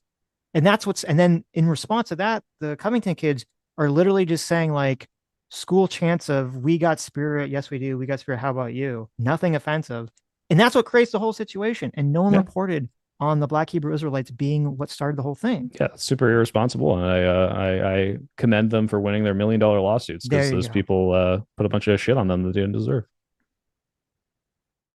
Joe Kajab for $20 says everything Soy said about Trump on the right in terms of government, which I don't fully disagree with, can be said of the left culturally. In the last decade, has plenty of examples of them fitting every category you laid out. Even if I think you could bring those examples, I think there's a big difference between a cultural like social shaming and a government enforcement. But I'm sure he could. Don't worry, guys. If you do a lot of anti-woke content, I'm no stranger to anti-woke content. I've spent a lot of time watching that stuff. Arnold Zeros here for $5 says, I'm a conservative who Sitch convinced to not vote for Donald Trump, so I didn't vote last election. Okay. Well, there you Thank go. you Now very you much. have to bow down to me and tell I'm me how great I am. kissing your feet. Okay, you gotta kiss my feet. The Oceanist for $5 says, Soypill, you should read Discrimination and Disparities by Thomas Sowell. I don't read black authors. Wow, what a bigot. Terrible. Do you have a favorite book, SoyPill? You have a book recommendation? I like to read a lot of books. Like fiction, nonfiction. Nonfiction. I just read Dark Money by Jane Meyer, and by just I mean a couple years ago. But also One Person No Vote was a good one I would also recommend. Well, you should read Jonathan Haidt's The Righteous Mind. Okay. There you go. Jason Mulgreen for $20 says a 14-time offender offs a girl on the train, 100% avoidable. The race only came up because it wasn't being covered. Carmelo used insane force, then raised $500,000. The accepted lie has been opposite. So like I have not looked into the how many times this guy was arrested thing, but what I understand is yeah, this guy should have been put in different institutions much earlier. I remember like the most recent thing he got arrested for was like spamming 911 calls because he was a schizo crazy person. The way people try to paint it is like that he was like, yeah, he stabbed 14 different people and then he just got out and then he stabbed another one, which of all the stories I ever hear with that kind of crazy shit, like some of them are legitimately like they fucked up, and I don't know if that's the case for this one, but this guy should have been getting mental health treatment. Well, if you're the Carmelo Anthony one though, it's like, yeah, like because we didn't know the facts, a bunch of people jumped on the this guy's a victim train, and then it's like, no, he just stabbed a guy for no reason. But I remember people talking to me about it. Then it's like, what do you think about this? And I'm like, a fucking terrible people got, or some terrible guy got in a argument and stabbed a guy to death. Like, it's not a story. It's a story insofar as like this happened, but then what? Like the reaction is more of a story, and the reaction's fucking based on a bunch of people trying to be like, it's because the Black Lives Matter like to victimize, and no, it's actually like racism from the white guy against the black guy, and it's just like, it's just, who cares? Like, this is not important. This is a murder that sucked, and we don't really need to be talking about it that much. Well, what was the cultural relevance of the City Bike Karen story? Why was that story so important? Is this the one? I vaguely remember this, which is, again, it's not relevant, but people realize that if they can make it look like a bunch of people are mega racist, then they can make their story go viral. Like, yeah, it wasn't relevant. White people being racist is like a big story, a big get, right? That's what all these stories have in common, right? Jussie Smollett. Injustice is the easiest way to make your story go viral. So if you can look, hey, look, innocent woman stabbed to death. What happened on the train wasn't injustice? Spike. Huh? I mean, I'd say what happened on the train. No. I didn't say obviously it wasn't injustice. Oh my God, no. I'm saying, you're framing it as injustice, and I'm framing it as they want to shame white people for being racist. So they're constantly looking for stories of white people being racist. City Bike Karen, Jussie Smollett, Covington kids. That's what they're looking for. The way I see this is not they want to frame white people in this malicious way. The way I see it is the most easy way to get anyone on your team is to show that the other side is doing one of the most morally reprehensible thing to your team. Racism, pedophilia, cheating, and any of those things are going to blow up. People like to be angry, and they like to be angry about things that are totally unfair. Why don't they have a bunch of stories of black people being racist? They don't have a bunch of stories of black people being racist. I mean, yeah, towards white people. I see those all the time from fucking all the conservative pundits. What do you mean? Why don't you see them in the mainstream press? What do you think is mainstream? Look, I feel like we're every large outlet that's not Fox News. We're drifting into well, I mean, like the people that covered the Covington thing, like if they did, the ones who didn't report on the racist black Israelites. Where is Hutch at? Is Hutch coming on or what? I hate drifting into this like. Oh no. Hutch was just like, if it be turned into a, it's fine. I can take 5 Is the book that you were talking about, Dark Money, the hidden story of the billionaires behind the rise of the radical right? Is that the book you're? By Jane Mayer. That's the one. Okay, January 19th, 2016. Yeah, it's a good book. Fascinating. Okay, it's very fun. You can read about how I got indoctrinated by the. I know. I'm thinking. I'm thinking I might take a look at this book. Mm-hmm. I read these books on occasion. Since this is a story that happens a lot, and as we all seem to acknowledge that there are government policies that allow this to happen, I think the media should report on it. I think if the people that wanted to blow the story up were focusing on mental health, they should have done that. And I bet the media would have been very eager to get on that. Oh, well, it's the Groypers' fault because they're racist. They should have been more considerate with let's break more build not the bridge. Racist. We hate the racisms. Okay. Our Hiltzer for $2 says Pickle Rick merch equals nonstop cringe. What does that do with anything? Oh, he's saying that you have a pickle. I have a pickle Rick. I got it from Dave and Buster's because it's my least favorite Rick and Morty episode, and I ironically bought it. There you go. Look, it's ironic. Okay. Yeah, that makes it okay. Phil that remains. Hey, Phil for $5 says the fact that SoyPill doesn't make a distinction between fascism and Nazism makes him unserious. I literally started off by making a distinction between them. They're very different. Well, not very different, but they're not one and the same. Mm-hmm. Let's see. Cameraman52 says FDR is a fascist for NRA alone, then president for life. There you go. I don't know if you guys saw it. Looks like the confirmed not Groyper from Mr. Robinson. What? The court filing happened today for the Charlie Kirk shooter. Oh, and do they have information about the motive or something that's new? Something about Charlie Kirk being too hateful. Well, Not a The goiper mother there, explained right? that he had been political, started to lean more left, becoming more pro-gay and trans rights oriented. All right. Looks like Uh-oh. we shouldn't have been making a bunch of stupid fucking assumptions They have online, a you idiots. they Not have a you. I'm talking Discord to the server. audience. To your They have a side, Discord your evil server side. that there's supposed to be a bunch of people in. So, and they're probably going to dig into all that stuff since Republicans control everything and publish all of it, right? Wait, what? Sorry, are they gonna dig into the Discord server, you're saying? The shooter was in a Discord, and there were plenty of people in the Discord openly talking about, I think, the Charlie Kirk assassination after the fact, but whatever they were talking You about. think like some of them were like coordinating it or planning it? Yeah, maybe. I don't know. Well, there were messages. They talked about it. I know I saw the ones that are like they talked about it after. I don't know if he was planning it with some people. Yeah, they're definitely gonna fucking raid that server and shit and find out. Well, and if he's bragging to those people and what those people are talking about and which content creators they like and love, I'm sure all that stuff is going to come out. Well, I saw the things he said in the thing posted. It looked like he wasn't bragging of it. He was like, "I'm so sorry, guys. I just did this. That was me," or something like that. But maybe I don't know. He's apologizing. I'm so sorry, guys. I killed someone. Now the Discord server is going to get shut down. Unironically, like these people like feel guilt because they're like, "Oh, I'm about to bring hellfire upon my Jesus fucking Christ. family and friends and shit." Like, it's like when you're halfway down off the bridge and you're like, "Wait a minute, shouldn't have done that," but too late, dipshit. Oceans for $5 says, "What are your thoughts on Mom Donnie and are Democrats endorsing him good?" I don't know enough about to be like, he's my favorite politician ever. From what I hear, I like. I don't like everything. I mean, like you said, he's wants to abolish private capital. I don't like that. I got to go back and see if that's true. But I think he's got a lot of good ideas, and Bernie's on board with most of it. And so yeah, I like Mamdani. I don't know about Democrats. It seems like he's like one of the most popular Democrats right now, and the fact that like the Hakeem Jeffries or none of these big establishment Democrats want to endorse. Like, I get it if you don't align with them, but it's like, dude, just like use this momentum, like get people to like you, like him, and then make it look like you're with him. I guess that's kind of lying if they don't agree with him, but Matrix for 100 Kazark says, "Chat voting in this conversation that Dev has bigger TDS than SoyPill proves the existence of Dev derangement syndrome." true. That's They true. got DDS. Probably so. I got the big DDS. Don't worry. Maybe you'll guys have me back on and they'll realize I'll become more hated. It's good. Give them some time. There you go. Let's see. JMac for $10 says, "What's SoyPill's favorite Pokemon? Maybe we can find some common ground, or maybe we'll be further divided." Got the perfect time to ask. Uh-oh, he's going to get his Pokemon. Oh, he's got Pokemon.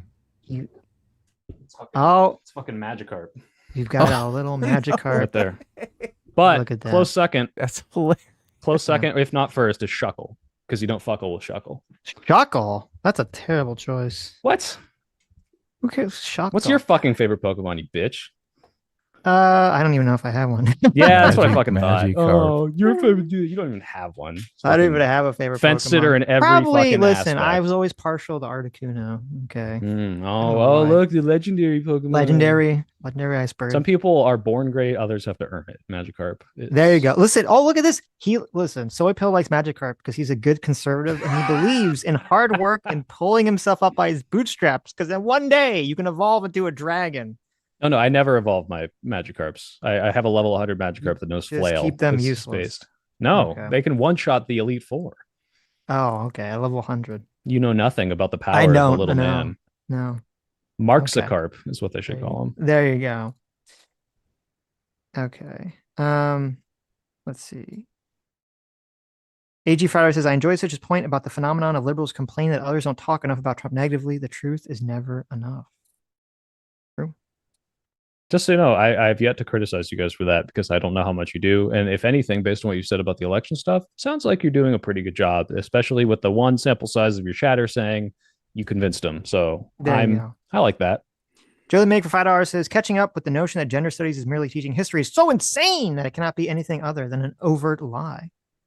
So just to be clear, unless I had like the one good gender studies class, it wasn't just here's history, but what it is here's looking at history in ways that you might not have been taught in school and how we can assess those. Some of it was like, hey, Did you know that the civil rights movement had this thing called COINTELPRO, which was the government trying to subvert it? Did you know about the women's rights of the 1900s and how they kind of excluded black people at first? And it's like, oh, okay, you're just like adding context to How history. they You might have sucker already you heard of. in. They suck you in. Yeah, and then Yep. and then out of nowhere they were like, and this is why you're trans. And There you go. And they then you had got me on the trans. chopping block, and I woke up. The anesthesia wore off. I was like, give me back my penis. There you I go. got out of there. I believe it. The Ocean for $5 says, Soy, what are your thoughts on Dean Withers getting demonized for his reaction to what happened to Charlie Kirk? I think the fact that you're crying about Charlie Kirk is kind of bitch made. Like, not first of all, let me be clear. His wife, obviously, the people that loved and cared for him. But if you're like Dean Withers, it's like, dude, like, this isn't your friend. Like, I understand being sad if he's like realizing that like it's sad that the country has gotten to a state where political commentators getting shot. It's fucking wild. But like, come on, Dean's always been like a little bitch made twink. Like, I'm sorry, like he's held back by the Democratic Party. He can't really say what he thinks. I don't know if that anxiety pen clip is real or if he's joking, but that is one of the cringiest things I've ever seen. And the fact that he's like, oh no, like I'm so sorry that this happened. It's like, look, people who are celebrating it, yeah, you're probably going too far. People endorsing it, insane. People saying, I don't fucking care. I didn't like the guy and he's gone now, whatever. Sure. Like, and the fact that Dean is crying is pretty cringe. Well, I don't think unless he was close friends with Charlie. I don't know. I don't think the pushback that I saw he was getting wasn't based on people saying, oh, you're crying in soy. It was, how dare you, as a white man, criticize people celebrating murder. That's the pushback that I saw. How dare you criticizing people? So that's the pushback. Okay, well that's bad. Yes. I was talking about the crying thing. If people are pushing back in the same way they push back against me for saying, yeah, don't celebrate this guy's fucking murder, don't endorse political violence, you know, like that's bad that you're criticizing him for the objectively correct take. Was it marginalized people celebrating that were giving the pushback? That was the argument the person. Oh, I'm sure it was. Yes. Yeah, they're like, you don't understand our pain. It's okay for us to celebrate this because you're not black like us, Dean. Yeah, we were being oppressed by him, so therefore we deserve to celebrate. A meme brand for $5 says, I got automatically sent multiple ballots in 2020 in a state I don't even live in anymore. I could have voted multiple times if I really wanted to. I tell them to try it next time and see what happens. There you go. Try it. JMac for $10 says, okay, Soy, I do respect the choice. Dunsparce is my boy, but the carp gets a tip of the hat. Also, Shuckle is my best friend's favorite, so you can't be that bad. Then again, he's a cringe burning bro.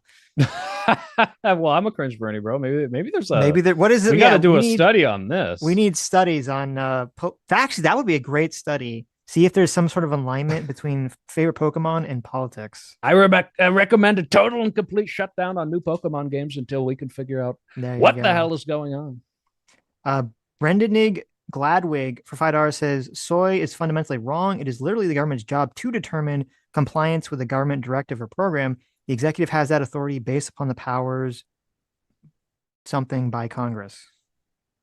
Delegated by Congress. Delegated by Congress. Yeah, I'm not sure in reference to what thing he's saying that for. There's like, depending on what he's talking about, I probably would disagree or agree. I don't know what he means. What do you mean? That is, if the government says you can get federal funding if you comply, then the executive is supposed to, dole that out based on compliance. Right. So like, let's say the government passed a bill and it was like, you can get federal funding, but only if every single teacher swears allegiance to Trump. Like, yeah, that's their power to do that. But depending on what thing they're enforcing, I'm going to have an issue with how and why they do that and whether or not it's just like the ideas, or if we came together and said, let's pass a big bill and say you can't discriminate against black people. And if your school does that, we're not going to give you federal funding. And also it's illegal and we'll do something about that. Jason Mulgreen Friday says, can SoyPill steelman Charlie Kirk's position that the Civil Rights Act isn't good? Yeah, actually, I don't know. I've heard the libertarian argument for it. My guess would be that he says, freedom of association is important, and the idea that the government is ironic. Like, it's like government enforcing ideas. People shouldn't be able to force the idea that you can not choose who you want in your business or something like this. And like the way that it was decided upon was on in the same way like the Roe v. Wade was on some like kind of faulty reasoning. He would have the same argument, but I don't think Charlie Kirk would say like we should have segregation legally. I don't think he was like that kind of racist person. I mean, I don't know if you saw a lot of people were pushing that narrative.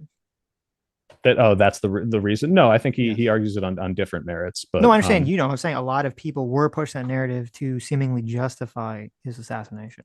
Oh, well, I don't think it justifies it, but he was definitely racist, to be clear. I mean, he's like, oh, like if Oh, I see a black pilot, I'm not gonna feel comfortable there. And all these black women who say they used affirmative actions because they can't earn it on their own, like implying that any of them were not qualified for the job. And I mean, unless he was just so delusional, he doesn't understand how affirmative action DEI works. But I think Charlie was a pretty astute guy.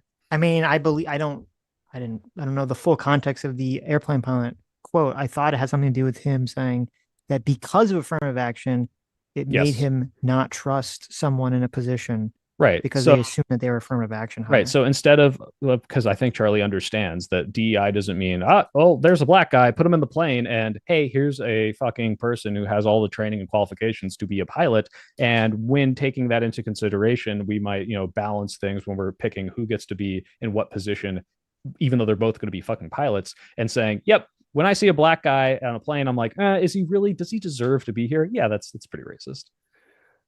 So are you saying that you think so?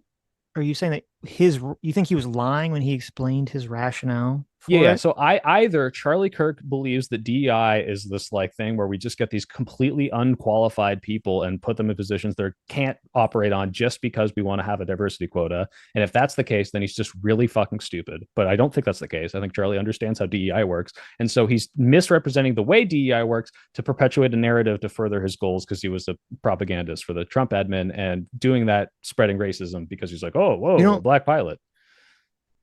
Okay, I don't know about with the piloting specifically, but it definitely seemed like there were a lot of places in a lot of institutions that were lowering standards for people on the basis of their skin color. I mean, that was what part of the college admissions Supreme Court case was about. Okay, so And the Supreme Court said affirmative that they action were for doing college that. admissions is very different from pilot qualifications. But yeah, Mhm. if you want to look at affirmative action and say one of the negative things about affirmative action, which is this is totally valid, is that some people see a person who got there and might have had a lower standard, and they will say, you wouldn't have gotten it otherwise. Yeah, that is a downstream negative thing of affirmative action. But affirmative action was a reaction to, hey, these people were fucking discriminated against and don't have any opportunities, and we have to find some sort of government force to like make them on an even playing field. And there's arguments today, and they made these arguments with the Supreme Court as to the fact that it's not needed anymore, and that's why it's gone. So here, this is the Yahoo News has a fuller quote here about this situation. And I've never seen this before because I never really looked into this, but so he's talking on his podcast Thought Crime.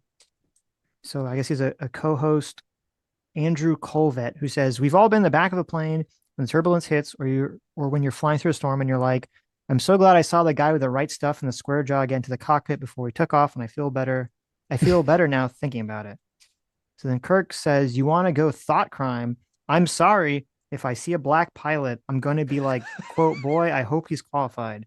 Colvett says, but you wouldn't have done that before. Kirk says, that's not an immediate. That's not who I am. That's not what I believe. Neff says, it is the reality that the left has created. Kirk, I want to be as blunt as possible because now I'm connecting two dots. Wait a second. The CEO just said that he's forcing that a white qualified guy is not going to get the job. So I see this guy. He might be a nice person.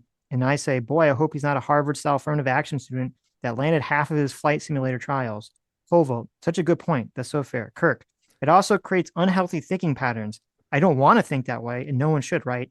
And by that way, then you couple it with the FAA, air traffic control. They got a bunch of morons and affirmative action people. Yeah, so he's perpetuating the idea that black people, maybe these are the people that are failing half of their fucking flight simulations. And I don't want to worry about it, but I do, and it's the left's fault. Yeah, I think he's being racist, 100%. Okay, so you think he's just lying that he actually? So when he says that, that's okay, not like I his said, two options. process. It's very possible that he's so stupid that he thinks that they're like, well, I know you failed 50% of all of your fucking flying tests, but you're black, so go ahead and be a pilot. But I think Charlie's a little smarter than that. Well, I'm not familiar. I don't remember what he's referencing when he talked about the CEO. So if there was some comment from a CEO who made something about that, is it? If the do you know CEO what he's said, referencing? hey, hello, people applying, I just want to let you know that here's the success rate of everyone, but we've made it so that black people only have to succeed half of as many flights, then maybe I think he might have an inch of merit to that. Yeah, but I don't think that happens. I mean, I don't know. I think you're being kind of ridiculous on this one. I'm Someone sorry. says that What's they ridiculous? specifically don't want to think that way, but they feel that way because of affirmative action policies. Do you Even if they're think- wrong, listen, even if you say he's wrong about some fact, there isn't this affirmative action policy, then I don't think you should be like, well, this guy's racist. You'd be Do like, well, you no, he's think just wrong. Charlie Kirk believes that black pilots have some significantly less degree of success rate on their flight simulators because of DEI? Probably, yeah. Okay, then he's just retarded. He's not racist. I'm sorry. Okay. Okay, let's see.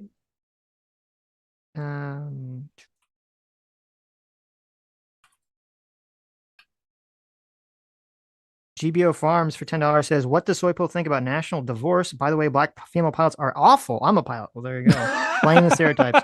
It got rid of the selection process of actually flying hard planes and then fly 1,500 hours in a Cessna. Wasn't there something about, I have like a vague recollection of something about there was some lowering of standard of flight hours or flight times or something for pilots. If they lowered the standards for everyone, that is very different. If someone could show me, if they were like, look, black women pilots, you only got to do 500 hours, everyone else has to do 1,500, that's insane. I would say that's not racist for calling out. That is a absurd policy, and we should do something about it. Absolutely.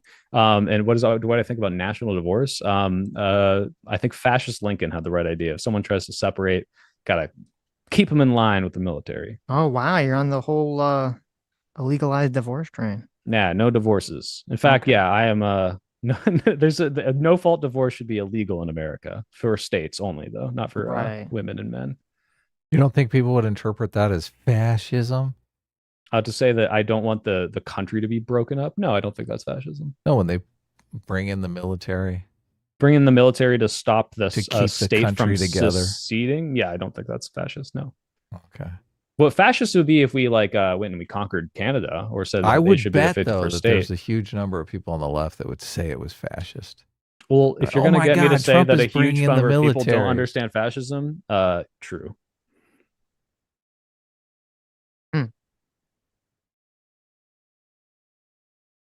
Wait, Adam, some random stranger said you believe in the great replacement theory. Is this true? Hell no. Okay, well, I'm going to call them a liar for you right now. The great replacement theory. Well, I think, okay, because I'm curious because I do remember something about this, where this all comes from. So there's a Chris Rufo tweet this year. He says, airlines that started promoting DEI quotas for pilots made it inevitable and rational for the public to ask questions about every plane crash from the point onward. When competence is no longer the highest criterion, the whole system is compromised. And he's replying to another post that said from United Airlines saying, our flight deck should reflect a diverse group of people on board our planes every day. That's why we plan for 50% of the 5,000 pilots we train in the next decade to be women or people of color. Yeah, so you realize the extrapolation from we think that people should be represented in places they were not represented in, and therefore I am definitely sure that they are lowering the qualifications so much that, I mean, maybe he's exaggerating, half of all flights are not landed, or they're like, reducing the flight time hours specifically for these people, and not what I understand in every single job I've ever worked, DEI to be, which is, hey, just so you know, there's a bunch of people that are specifically hiring people that look like them in these certain groups, and we're trying to make sure that doesn't happen. So if you're trying to take into account all the backgrounds and all these things, you should maybe take these things into account and not hire people that can't do the fucking job. The only example, by the way, I think of this that is definitely valid is the affirmative action thing, where it's yes, you have lower test scores and you have lower this and lower that. And this is a very different situation where it's okay, well, we're taking into your background insofar as, oh, you don't have the money to pay for SAT tutors, or maybe you come from a shit ass school, and maybe we'll weigh that differently. And whether or not you agree with that is a completely different story than, hey, we're applying the standard to whether or not you can actually do the job of landing the plane, unless they're lowering the standards for literally fucking based on a race policy, which if they are, yeah, I agree, is fucking insane. It doesn't, yeah, but here's the issue, is that people on the left think or act like, and we'll use airplane pilots as an example, that there is all these black female airline pilots that just for some reason they just can't get jobs as United Airline pilots because the hiring process or the training process is racist. No, And no, no, they no, no. are Wait. at the I exact don't think that's the argument being made. The that argument way. being Hold made on, is that this is might be the argument that you're making, but this is the argument that generally people on the left make. no. Okay. You see what you just said. Generally, people on the left. So, do you think that's what they say when they say like women don't go into STEM? Yes, Okay, that is what they so mean. Because this I've had is lots of debates about them about this topic, and they okay. don't believe that there's a natural inclination between men and women's disposition towards certain careers. Okay, so there is some degree of like if you look at things like visual spatial reasoning, men are better at it, right? Like just if you look at the stats on this sort of stuff. But for STEM, I think a more important part of this, not a biological part, but like a very big part of this is the idea that for years women are just told they're not good at math. There are people that are not fostered into these sorts of things, and there are things that are marketed towards boys that aren't marketed towards girls. And by the time you get to college, you now have, I mean, I did aerospace in college. I can tell you it's a fucking sausage fest. And it's not just a sausage fest because like men are better at it. It's also a sausage fest because it's super fucking alienating to women who are constantly being hit on by the grossest, most like inopportune, like people who just have no idea how to talk to them. And it's like, wow, I'm very discouraged from being in this situation, not because I'm not good at it, because one, my whole life, everyone told me I wasn't good enough. And even though now that I am constantly facing some of the grossest, like most absurd forms of sexism from people. It makes sense to me that a lot of these people are alienated out of it. So this DEI policy is not, oh, like all the, the queue of 400 black women pilots who can get jobs out there. It's, hey, let's see how we can invest and make people more interested in this. Let's see how we can make sure that the process isn't like, subtly discriminating, even though there's no law that says no black people. Maybe some of these people are making a hostile environment to certain people because of the groups that are the authority figures, the hires, the HR people. That's what I understand DEI to be. Now, Right. Are there people that run away with that and say the dumb shit that argue with you? 100%. I don't think that's the general left with view. the STEM example that you used, okay, and this is part of the issue that people don't want to deal with, is that you could say pull numbers out of thin air. Okay, if natural inclination plus a combination of just culture, that it's more likely that 70% of the people in aerospace are just going to be males and 30% are going to be females. So spaces are going to be dominated by men. Sure. Then you're going to have, yes, those spaces are going to culturally be more masculine or more male in terms of how the interactions are, and that's going to skeeve a lot of women out, and that's going to make less of them show up. Right. So I would support a DEI policy that said, look, I'm not saying we need 50. By the way, if you didn't know, I'm not like we need equality of opportunity. In fact, I think the goal of saying we're going to have 50% women and female pilots is buying into more of a left-wing narrative that does not need to happen. But having a DEI policy that says, look, we understand the inherent biological reasons why it might be 70-30 if we were to, like, let's say those numbers then James were the Damore ones. gets fired from Google for suggesting that. But First of all, it's been like 10 years on that. I don't think I remember anything in there that I super disagreed with at the time, but I have to go back and read it and see what he was actually prescribing. The point is saying some sort of policy from top down to say, how can we kind of, like make sure that as much as we can, we make this welcoming to everyone who does qualify, and make sure that we take that into account when we're hiring or putting people in the schools. That's not what they're doing now. Is there some big narrative of like they're lowering all the standards? This is the fundamental flaw with sort of the United Airlines post and even thinking about this. Okay, if you just say, listen, United Airlines, we are 100% not racist.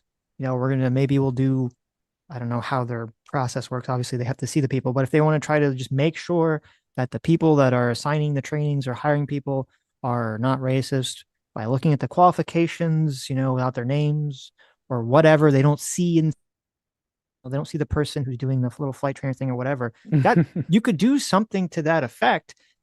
But that's very different than saying we're going to go out of our way to make sure that 50% of our hires match some sort of racial gender criteria, because then you get into the problem, especially if this is in corporate America, because what you're talking about is all great and wonderful. Oh, we should have programs that, that incentivize women to do these sorts of things and to show men to not be pigs in these environments and blah, blah, blah. Like American Airlines doesn't have fucking power or the will or the money or time to do any of that shit. You have some CEOs like, listen, we got to, it's going to be a good directive to do this. So make sure that 50% of the new hires are black women. They just tell their underling that, Okay. and then their underling goes I got and to be does clear. that. It was not Okay. 50% of new hires. It was 50% of students at the training academy, which is the thing that you just said they weren't capable of doing. So you're just totally off. They can say, no, stop. They could, for the training academy, all they have to say is, if you want, you can apply to us. And if we think that there's something that's racist in the application process, we can fix that. That's very different than saying we're going to make sure that there's some sort of racial or gender quota to meet. Because what happens I would guess is if that criteria or that quota is not met naturally, then the only way to fix that is to lower the standards. That's the only way to fix that issue.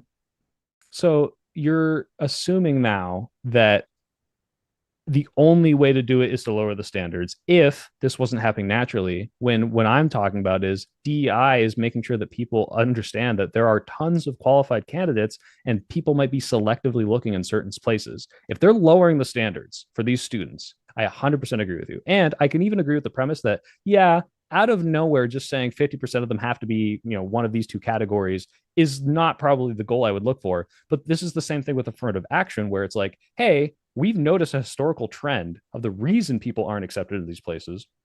So putting aside the lowering the standards with affirmative action, because they do that, and they're saying, hey, why don't we start looking in different places for people that we already weren't doing? So it says here talking about HBCU affiliate programs. So let's specifically go to historical Black universities and get people from there. If they're lowering the standards for these people, okay, that's a totally different story, and I would agree with you. But it seems like this is hey, let's promote the diversity. This is a historically white male thing, and let's look out for places that we otherwise weren't, which is what DEI is. Not let's get a bunch of unqualified people, but we're meeting a quota of Black people. The idea that there are tons of people who have the potential to be pilots is kind of the accepted premise. Okay, but that's the problem, is that you're taking the most charitable interpretation of what they're doing instead of just right. And Charlie Kirk took the least charitable one and said, I get scared when I see a Black pilot because I think maybe it's one of those people that failed 50% of their flight simulator things, which I think. And then said he wished he did, and then said that that's not who he is and doesn't want to think that way. Oh, well, sorry, he's racist. I'm sorry. Okay. Yeah, no, I think that's ridiculous. Like, don't get me wrong. He's not Nick Fuentes racist. I don't think he's a virulent Nazi. He's not like we shouldn't have miscegenation. He has Black friends. I know Candace Owens been posting about it, but this is not racist. When Charlie Kirk says, a joke about, oh, haha, gay people won't get killed in Gaza by being thrown off buildings because all the buildings are gone. That's just like an edgy joke, right? But that's saying, yeah, maybe you shouldn't have invited, fucking attacked Israel, you fucking Muslims, in like a not at all joking manner. It's like, oh, well, we see how you feel about these people. Like, the guy is a very bigoted opinions on a great many things. And I think that some people are trying to take the worst interpretations of those, by the way, and saying like Charlie Kirk wanted segregation with the civil rights thing. I don't think he wanted segregation. Do you think that if the CEO of United Airlines says that in 10 years, I have a mandate that says that 50% of all our pilots have to be women, okay, do you think that's possible without lowering the standards? Absolutely, I think it's possible. Okay. And also, is that what he said? No, I'm just asking as the hypothetical. Yes, because I don't think I think it's possible to have 2,500 female pilots. Okay. That are all qualified. I think that's totally possible. But again, this wasn't about hiring. This was about a school training academy. And it's like, hey, let's give women opportunities to fight back against what would otherwise be a hostile environment for them in a great many cases, like we talked about in STEM. Well, no, you know what? Okay. If they fail out, they fail out. Don't let them be pilots. No, this is infuriating. Okay. If you're like, it's not like they just went and said, hey, we're going to hand out flyers at Black neighborhoods or Black schools to make sure that Black people know, or that women know, that that's literally what they're doing. They're going to HBCUs and doing affiliate programs. They're literally going to Black areas and being like, if all they're doing is saying, we're going to make sure that people know that this is available to them because they just don't know, they didn't think about it, no one fucking care. That's very different than saying we're going to make sure half of the population matches some sort of racial or gender criteria, which may not be fucking possible anyway without lowering the standards, because different people like different fucking things. They're saying historically people that we're trying to include in this training program have been discouraged and excluded from this, and we're going to go out of our way to highlight them. Okay. Now, you can have a problem with that in the same way you can have a problem with affirmative action and say, that's not fair. I just want everyone to know about it. And whoever picks it, picks it. They're specifically trying to counter the cultural and pervasive narrative against these people. And if you say like, you shouldn't have to do that, that's fine. I think that's a fair opinion to have. But to take that against the pilots training program and then to say, now I don't trust black pilots is a huge fucking leap. And this is not at all the same because you're talking about a very legitimate thing of like, hey, everyone should be able to make it on their own. And maybe historical injustices did this, but I think it shouldn't matter and we shouldn't like favor certain groups. And that's an argument. That is not, I get scared when I see black pilots because of a current pilot training school program that just got implemented. It's fucking wild. So, well, I don't know what else is basing this off of. I don't know if there's some other comments because I've never looked into it. This is very stream because it's never been something I'm interested in. But you already had the anger for it, right? Like you were talking about. No, I had the anger towards you didn't even like, know. Not I didn't acknowledging know. I had to look it up. But you're more mad here. about a thing that you didn't even know existed and actually didn't understand that it wasn't even the hiring practices. This is what I'm saying. No. Let me finish. You don't know what you're fucking talking about. He's doing this not because he has legitimate concerns like you might have. He's doing it because he wants to make people upset about it. This is exactly the problem. You don't know what the fuck you're talking about because I just looked it up. In 2022, the U.S. of all the pilots, only 6% of them were women. The idea that you think that number is going to become 50-50 over like in a short period of time without lowering the criteria is mind-boggling fucking insane. You're doing it again.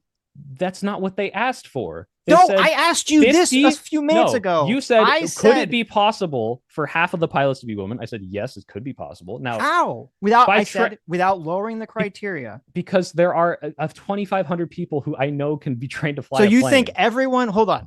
You think everyone, the only reason that the 6% of the pilots are male or female right now is because the pilot industry, unlike the law field, which, you know, almost the majority of graduates in the law field are now women, the majority of graduates in doctor schools are now women, even the fact that all these new fields are becoming dominated by women. For some reason, the airline industry is just so fucking racist that people can't become pilots. Sitch.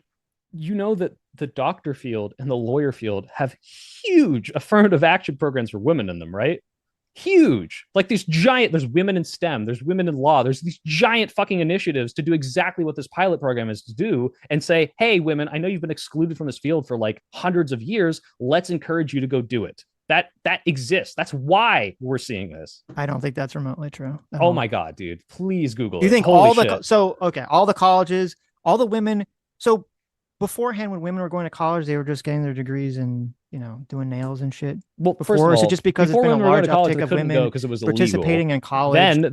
There has been a big, I'll agree that there's been a large cultural push to tell women, hey, you should get a job in a high paying field like a doctor or a lawyer or something. That's definitely there's lots true. of programs that come with that. There's like literally associations that give them scholarships and like for some reason, unfortunately, you know, while getting degrees in law and degrees in medicine and all these other things are completely dominated by women, it's because all those schools went hyper woke and had quotas. But for some reason, the airlines were just way behind, and they're still stuck at the 6% number. So, yes, that must be it.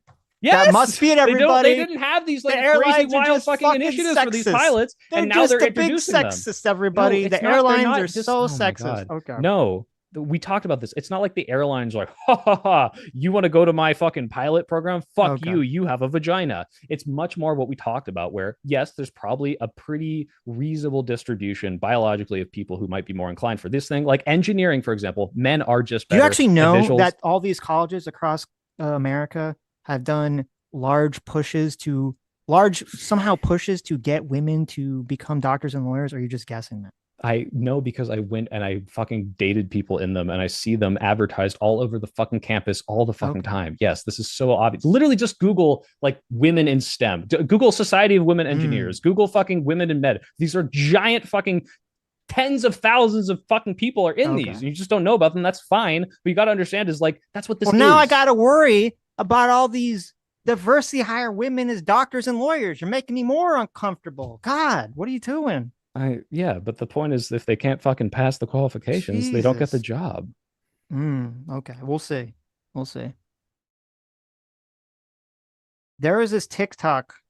Wait, would you prefer to have a white doctor or a black doctor? Well, I have a black doctor, so okay. But would you prefer to have a white one? No. Okay. I like my doctor.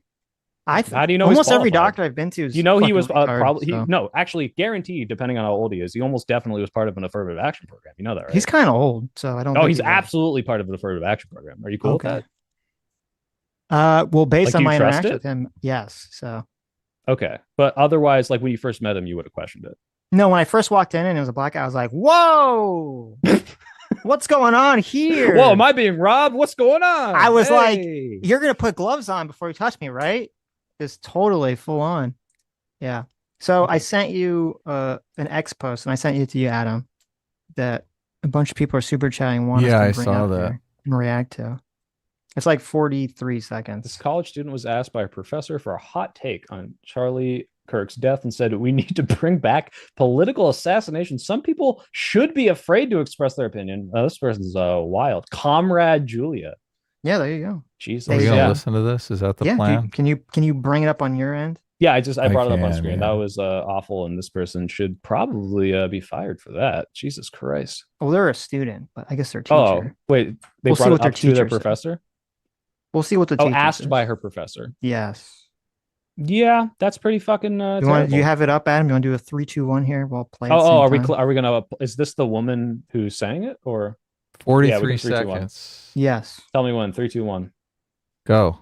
So the day after Charlie Kirk died, I was in class. My teacher said, "I'll give you 5 minutes for hot takes about Charlie Kirk." I was the only person who raised their hand. I said, "I've been saying we need to bring back political assassinations. I don't feel bad, and I don't think that everyone deserves the right to free speech. I think some people should be afraid to express their opinion in public." So Jesus. this class is literally about revolution in China. All of our readings for this month have been talking about how violent revolution liberated millions of people, it liberated women, and then our reading for that day was specifically about democratic dictatorship, where Mao writes about, yes, people deserve free speech, but there should not be free speech for reactionaries and imperialists and like capitalists and all these people who are enemies of the revolution, because that would reverse the progress that was made. So the day after... Jesus Christ.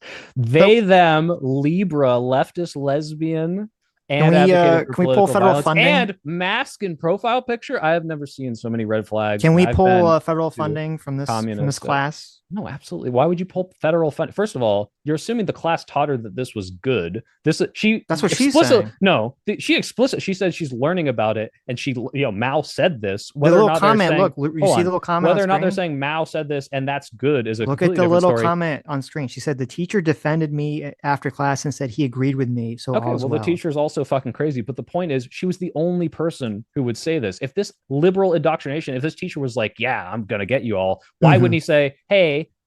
Anyone who obviously agrees, because I've indoctrinated you all to think this, and not, "Hey, person, I agree with you secretly behind the scenes after class." Like, this is clearly not so because his indoctrination wasn't good enough, that only one person in the class got suckered into it. Do you think there are racist people that are professors? I'm sure. Okay, and if those people have a bias when they teach about the Holocaust, do you think the entire school should lose funding, or should the school do some sort of investigation as to whether or not the curriculum is being taught the way they intend it to be taught? So obviously, I'd hope it would go without saying that if the federal government says, "Hey, we think that this class is against, the law and is discriminatory or whatever," that you'd give the school a chance to look into it and to make a determination to say, "Hey, we agree. We're going to fire this professor and stop this class," then that's fine. You don't have to go immediately to defunding it. But if the college says, "Fuck you, we're going to do whatever the fuck we want, and we like this class," then yeah, the federal government should say, "Well, we're not going to pay for it." If it's a public institution, I think you have a lot more of an argument there. Well, that's what they don't. Well, if it was either. If they're receiving, we're not saying that they're going to get shut down by the government. We're saying the federal government's not going to fund it. I don't know. It depends on what they're doing. And as much as I think this is fucked up and crazy, as you heard, I don't think that this should be the government coming in and being like, "You're not allowed to have your crazy professors." If this class, is being taught in a way where there's literally speaking that violent socialist revolution is good, and that we should be not allowing free speech because, you have to stop the reactionary speech and all this other stuff, and that political killings like Charlie Kirk is good, does that be like, okay, well, they should probably not teach that class in that school? If the teacher was inciting violence, I think that was a No. very I different don't thing. change what I said. Those Well, are the Rory, three hold on. things. If that's what happened, that's my limit. Like the teacher's like, you should encourage this. You should go do more violence. You should form a little terrorist cell. If the teacher's like, here's what happened in No Mao. one's gonna Mao say said that. that. No Well, one's gonna then I say don't that. think the government should be the arbiter. Okay, as to so they're whether or gonna not just they're bring you allowed to the cliff's survive. edge, but they're not gonna push you over. So you're like, well, it's fine because they Well, didn't that's push the you thing. over. All right. Yeah. Well, yeah. If you're not breaking the law, I don't like the idea of the government being the arbiter as to yes or no, you're allowed to like exist and keep doing this. And just to be clear, you can say, oh, it's just not federal funding. They can still exist and keep doing this. Obviously, there's a huge fucking push if the president is calling your college out specifically, and let's say it was 10% of the funding. This is going to destroy your recruitment numbers or whatever. This is not just a, well, you lost 10% of the funding and you can get it back if you do this. I don't like the fact that the government period is saying this is the line that we draw as to whether or not you are allowed to exist as a college in the way that we deem fit. I don't trust them. Somebody has to, if the colleges aren't going to do it themselves, then we as the people using our voice through democracy, which we grant the power to do this, says, yeah, we don't like this bullshit in our colleges anymore. Yes, and I concede that if we came together and have some sort of like democratized way, and the same way the civil rights were, and say, okay, saying that socialism and political violence is perfect and great and you should all go do it, if that's the limit that we all agreed on, then I would say, sure, I guess the government can police that. Well, that's how it would work. The government would do something and people liked it, they would continue to vote for those policies or they would vote those people out of office. I mean, that sounds to me like the perfectly informed libertarian thing. Well, no one's like, perfectly well, if everyone informed, has, obviously. well, yeah, that's what I'm saying is like how many people are aware of, first of all, this clip and this one person saying it, but how many people are aware of the Trump's like interaction with colleges as on the grand scheme of like hierarchy of things that, well, but this is the problem. Right, this is like, the problem is that whenever this conversation comes up, because Trump's involved and everyone, their mind goes in one direction or the other because Trump's involved. If they say, well, the Trump administration or any Republican administration in any state is talking about, looking in the colleges because there's a bunch of crazy shit being taught there, they're not going to see this clip. They're just going to be like, oh, listen, we're just innocent baby angel Aladdins and we're just trying to teach people about the objective facts about discrimination in history in America. And the people are going to read those articles and they're going to fall for it. Well, to be clear, we don't know what the teacher was teaching. We do know that she claims the teacher agreed, but the teacher could be teaching it perfectly acceptable in a way that you and I might both agree on. And then doubt it. Maybe. But the point is, I don't feel comfortable with the government just saying, well, we saw a fucking TikTok video and therefore this is how we're going to determine the entire policy of the school, instead of, hey, let's do an investigation of whether or not this professor is like inciting people to violence. Like is completely acceptable. So the problem is there's no trust, and I don't have any trust in these institutions unless they actually come out and they condemn this stuff in a way that shows that they actually, I understand that they understand what they're condemning. But you don't know. We're going to start investigating. You don't even know what they did yet to condemn it. You can say they condemned the student speech. That's the only thing we know about right now. What's the teacher teaching? What's the curriculum? We don't even know. She made it sound okay. I'm just saying she made it sound like the teacher was very pro. This could be a Chinese woman who's never even been to an American college. Okay, it's all. No, I'm just saying you're jumping 3 steps ahead. Where all we know right now is what the student said and what she says the teacher said, and now you're saying that the Trump is fighting back against this, and they need to specifically implement this if the school doesn't call this out. I need to know what the curriculum is, what they're teaching, how the teacher is doing it, and what the school is doing to handle it. And after like 20 steps there, and then you want to get the government involved, maybe I'd be okay with, depending on what the criteria after we've made the process so bogged down that everyone's lost interest because it requires 20 hours of internet research to even adjudicate whether this maybe is it's not that bad in indoctrinating that, it sounds like. Okay, that's wonderful. What do you think about did you watch the congressional hearings with the Ivy League presidents talking about anti-Semitism on campus? I did not see the hearings, no. Oh, okay. I mean, I'm sure the story was very viral. I forget what college it was, the one woman who Columbia, got fired. Right? Yeah. Because she was like incredibly smug and condescending about not talking about whether people advocating for violence against Jews would be a violation of, the school's policy. So you'll have to excuse me if I'm not very trustworthy of these institutions after that interaction. Yeah, if that's the way she framed it, it doesn't sound good, but okay. hesitant to say that's Well, exactly she kept how saying, she I said don't know. I don't know. We'll have to look into it or something. As opposed to just saying matter of factly, yes, that would be a violation of school policy. Well, it depends on how they do it, right? If someone says down with Israel, that could be interpreted as an anti-Semitic violent call to violence against Jews. But I don't think people should lose their job or be expelled for saying that when they are just saying, I really don't like the way the state's conducting itself and they should go down. And that state's not legitimate. But like maybe that's why she was not giving a definitive answer on it. That's my guess. I have no idea. I've never seen this. Okay. Anyways. Any more supers? I'm gonna head out soon. I mean, there's a bunch, but I don't know if they're get them all. No, make some money. Let's go. Let's go. Make some money. Let me see. Insensitive for $5 says I personally make sure my female colleagues leave my workplace and school every day with a big hand-shaped print on their bottom, so they drop the class. There you go. Look at that. Damn. Nothing says good job That's like probably a firm believable. slap on the ass. There you go. Risa no Kairu for $20 says, quote, men are more inclined to go into engineering, end quote. Okay, but what is a man? The SoyPill. Also, if they don't lower the standards, why is women's PT standards in the armed forces lower? Checkmate, atheists. So the two parts. The first thing, what is a man? Is like, haha, you believe men can be women, women be men. I always found this so confusing because like I've met a lot of trans people. I've never met a trans person that was like, I've changed my chromosomes. Like I'm biologically the opposite. I've seen it online, by the way. But like it's like, yeah, a man, we're talking about biologically men and whatever the things associated with that, testosterone and all this shit, usually make people, I think, more inclined to be slightly more visually spatial, or maybe majorly more. And I think there's probably going to be like a non 50-50 split in fields that require spatial reasoning, like engineering. So yeah, you got me. What is a man? In terms of the PT standards for women in the army, I think. Wait, just to be clear, because do you believe that there? I'm assuming it sounds like you're saying you believe that there are differences in behavior on a spectrum, but differences in behavior generally, between men and women, and interests and all that, and stuff. The way their brains work and physical, manifestations of muscle and bone and all that. Yeah, of course. Wonderful. I don't know many people on the left that aren't on board with that. By the way, it just depends on the way that people frame it. I don't know how you don't know that, but sure. I mean, because that's kind of like the I said, I'm in the most point of most feminist thought after the third wave.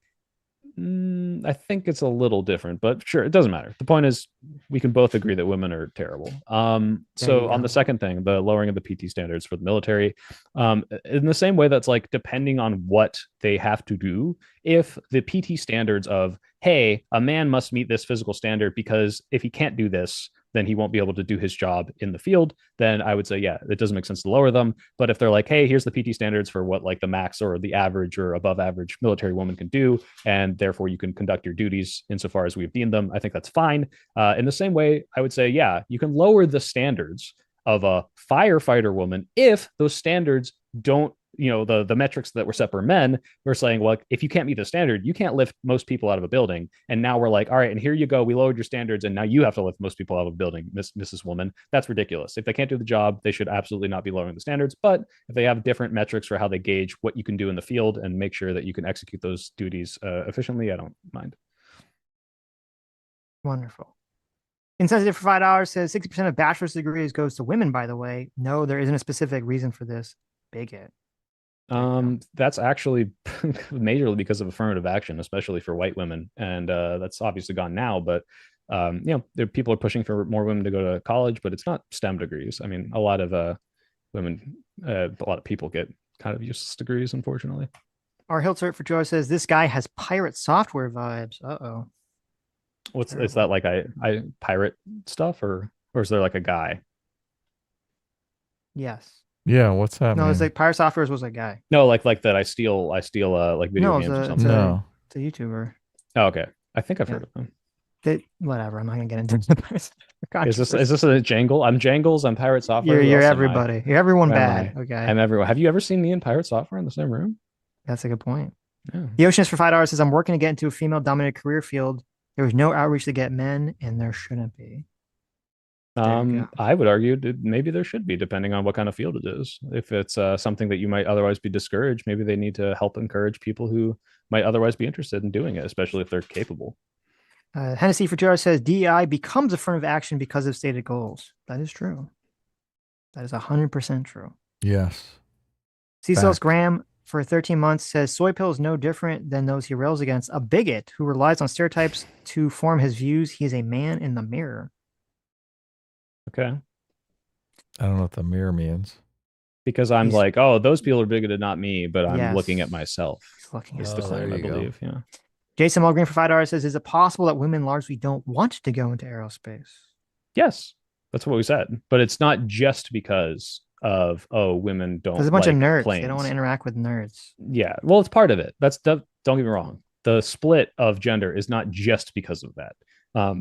But I went through these courses, and there's plenty of capable women who are totally able to do all the stuff and get good grades, and there's plenty of dipshit men who should not have been passing some of those classes. But the point is, these things are male dominated historically, and they're trying to offset that. Recent note for $5 says, I need 500-pound pilots that require 2 seats and have diabetes and a crying child so they can look more like the people on the plane. Terrible. GBO Farms for $10 says, this isn't what's happening. They are creating schools for Black and female pilots and training them in small planes just so they can get their minimum required hours. Meanwhile, I have to fly shit boxes.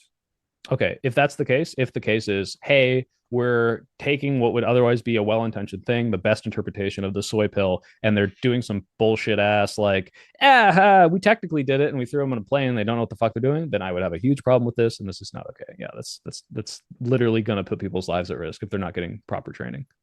Jason Mulgreen for $10 says, the whole point is that there shouldn't be quotas, period. Hire the most qualified always. He didn't think companies would hire based on race these days. Maybe necessary historically, but not now. So I agree with this completely. I don't think that, I mean, not completely, but the idea that like we should hire the most qualified people, and the understanding of DEI that I've seen implied in most of these places is we're not always allowing the most qualified people to be even have the spotlight on them. We've always been looking in specific places. We have a bunch of people who otherwise could do this and aren't doing this because of the like way these institutions are set up. And it's not people saying no blacks, but it's saying, hey, like you didn't even consider some of these people for XYZ reason. Maybe it's a subconscious bias. Maybe you just weren't even like accepting applicants that were like by mail instead of online, and certain people might be in like less likely to have this computer, whatever. It doesn't matter. The point is, if they're saying 50% black because only black people and we need them, and like that's not what's going on. It's more of a let's try to look at people that are qualified or could do this, but we haven't been looking at before.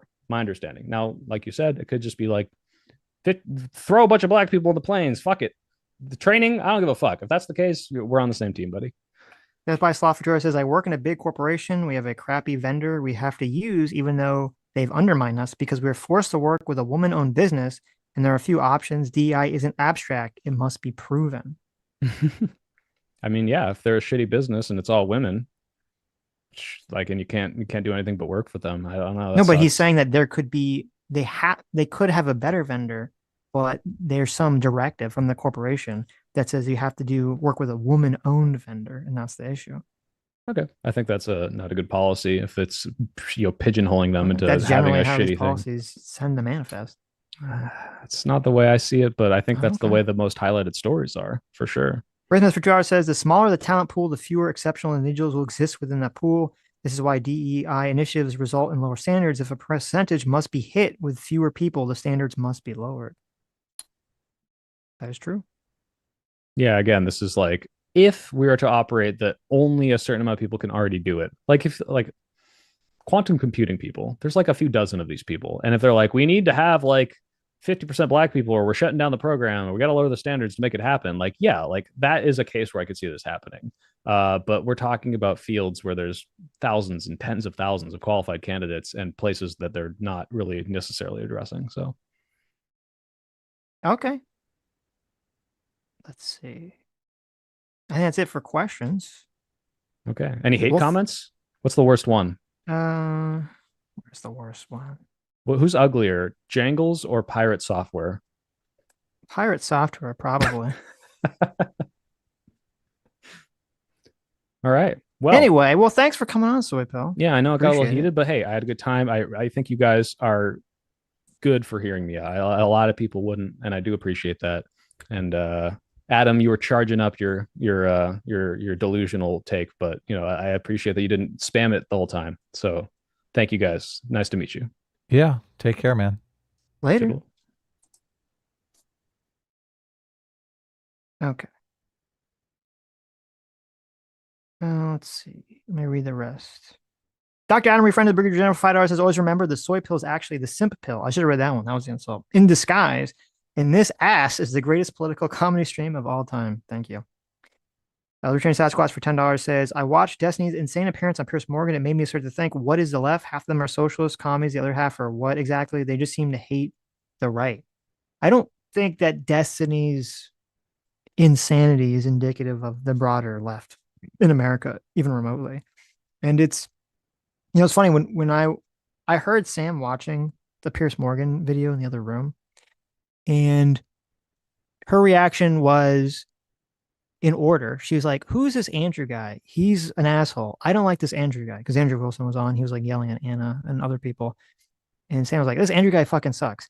And then Destiny comes on and she's like, oh my God, what the fuck? Destiny's unhinged. And by the end of it, she's like, oh, I'm kind of glad Andrew was there to yell at Destiny because Destiny was so unhinged.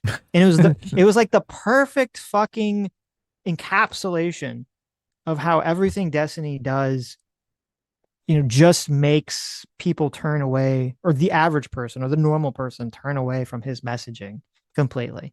It's because he was so fucking unhinged in that conversation.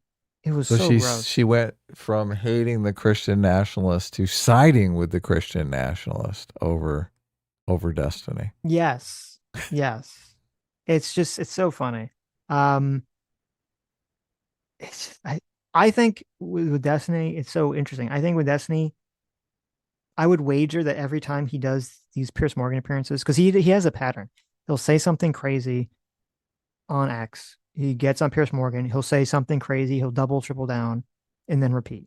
Well, I'm assuming I think he hinted on there that, he did mention a couple times that Piers Morgan is on Twitter trolling for guests. Right. Yeah. So that kind of hints at the fact that he's doing it to catch his attention, right? Yes. So I'm guessing that every time Destiny does this, because I think he's very pays attention to his analytics. Every time he does this, he must get some boost or some benefit from going on Piers Morgan and acting unhinged to his own audience. Yeah. Because, the clips go viral and all this other stuff. But broadly, I would argue, if he actually cared about the left as a whole and getting people to vote against Trump, which is what he claims, and getting people to be on the left, he's such a disservice, that entire project. Because anyone that tunes in, it's exactly what Libertarian Sasquatch says. Anyone that turns in and says, this is the left, this is fucking unhinged. And I think that's why Anna went off on Destiny to some extent. It's not only because he's annoying, but also because it's like,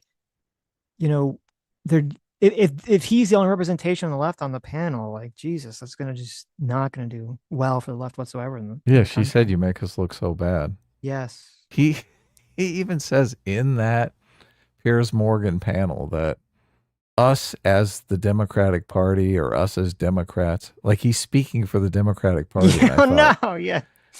I was just that's when I tweeted out as long as he speaks for the Democratic Party, people run for the exits. Right. And it's so true. It's so true. Can you imagine? People are speculating that it's because he's on I forget whatever the speed thing is that he's on. Oh, really? It's drug related?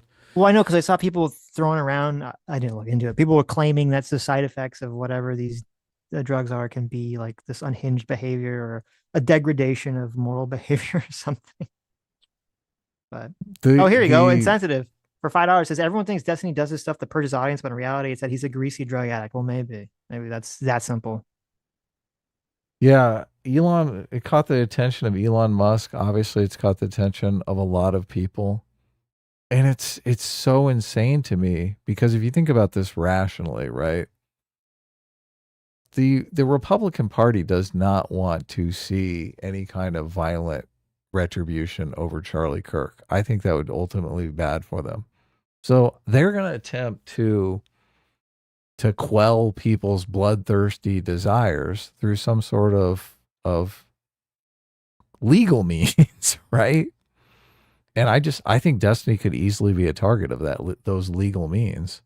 Right. So it's just utter stupidity on his part to be playing with fire like this. Completely.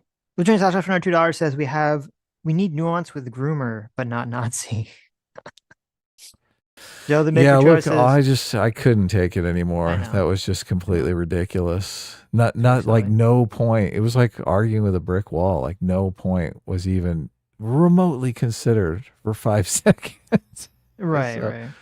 it's like every single he knows this. He's got the talking points down. He's got the message down. So, Right. but considering the fact that he could be incorrect about anything is just he's never going to do that.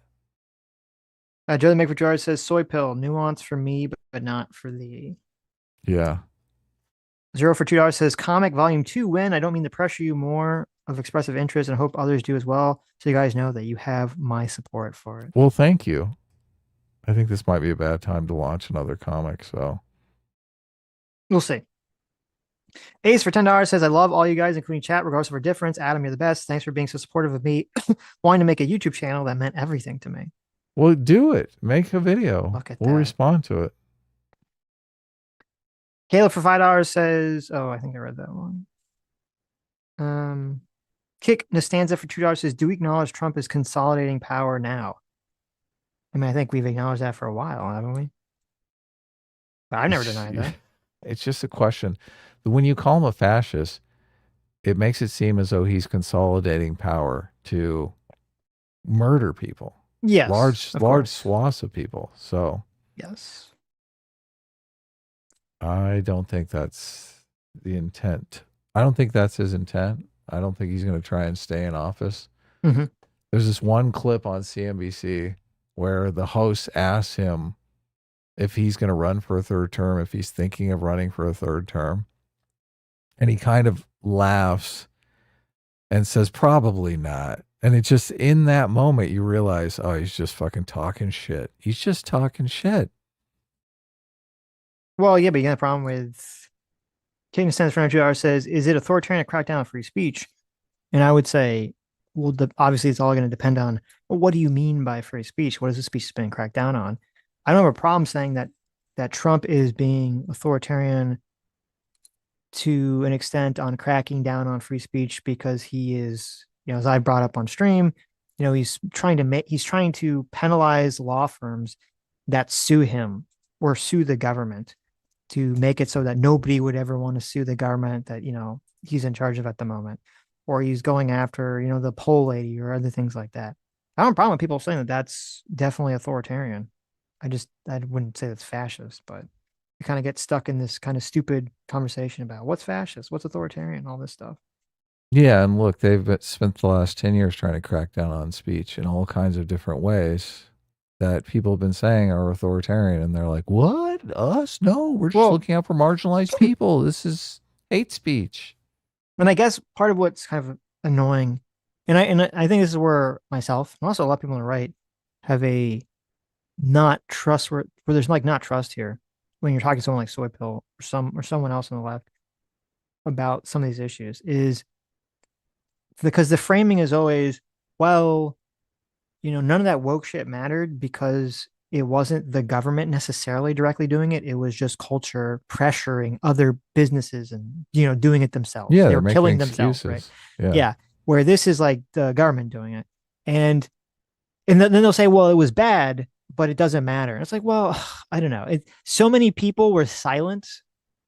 And now I don't know with SoyPill or any other people, but so many people in that era were fucking silent about this shit or diminishing all that shit completely. So it's hard for me to have a lot of trust when people say, oh yeah, that was really bad. Now that, now that Trump's in power, that's all we have to talk about. It's like, okay. Nice. I guess. Phil coming in for $10. Guys, he's just entirely terrible. Anna's right. He makes Democrats look awful. I assume you're talking about Destiny and not SoyPill. So yeah. Yeah, I do agree. Mm-hmm. Let's see. The thing about Destiny, though, is at this point, I mean, look, remember he did the summit with Rokana and Vosh and Cherry and Not So Erudite. I mean, he was gunning for some sort of establishment gig. And how long ago was that? Like a year, maybe in the span of a year. Now he's gone to lolcow on Piers Morgan. Like I'm convinced the only reason they invite him on Piers Morgan is because he's like the lolcow. Obviously. Like this guy's Obviously. unhinged. They're not inviting Destiny on Piers Morgan to have some respectable take. No. Right. I wonder if I don't know if the timing lines up, but I wonder if after the whole thing came out with him sharing the nudes and getting in all that legal trouble, which would definitely prevent him from entering into a more mainstream space, that he was like, well, I can't go the mainstream route, so now I'm going to go the lolcow route. Now I'm just going to be as incendiary as possible. Yeah, which I guess people do it, right? This is Or the path. maybe it's just drugs or emotions. He's just mad about life, and we're kind of giving some sort of intentionality to something that there's no intention to. I can't the argument he was making that his behavior doesn't matter because of Donald Trump. I just like, people think this is the epic rational left-wing person. No, well, the most unhinged moment, which it was weird because I saw a lot of people clipping the Anna clip, which is good, but I don't know if I saw many people clipping the most unhinged moment was when, Jack Posobiec, who was like good friends with Charlie Kirk, they did a podcast together.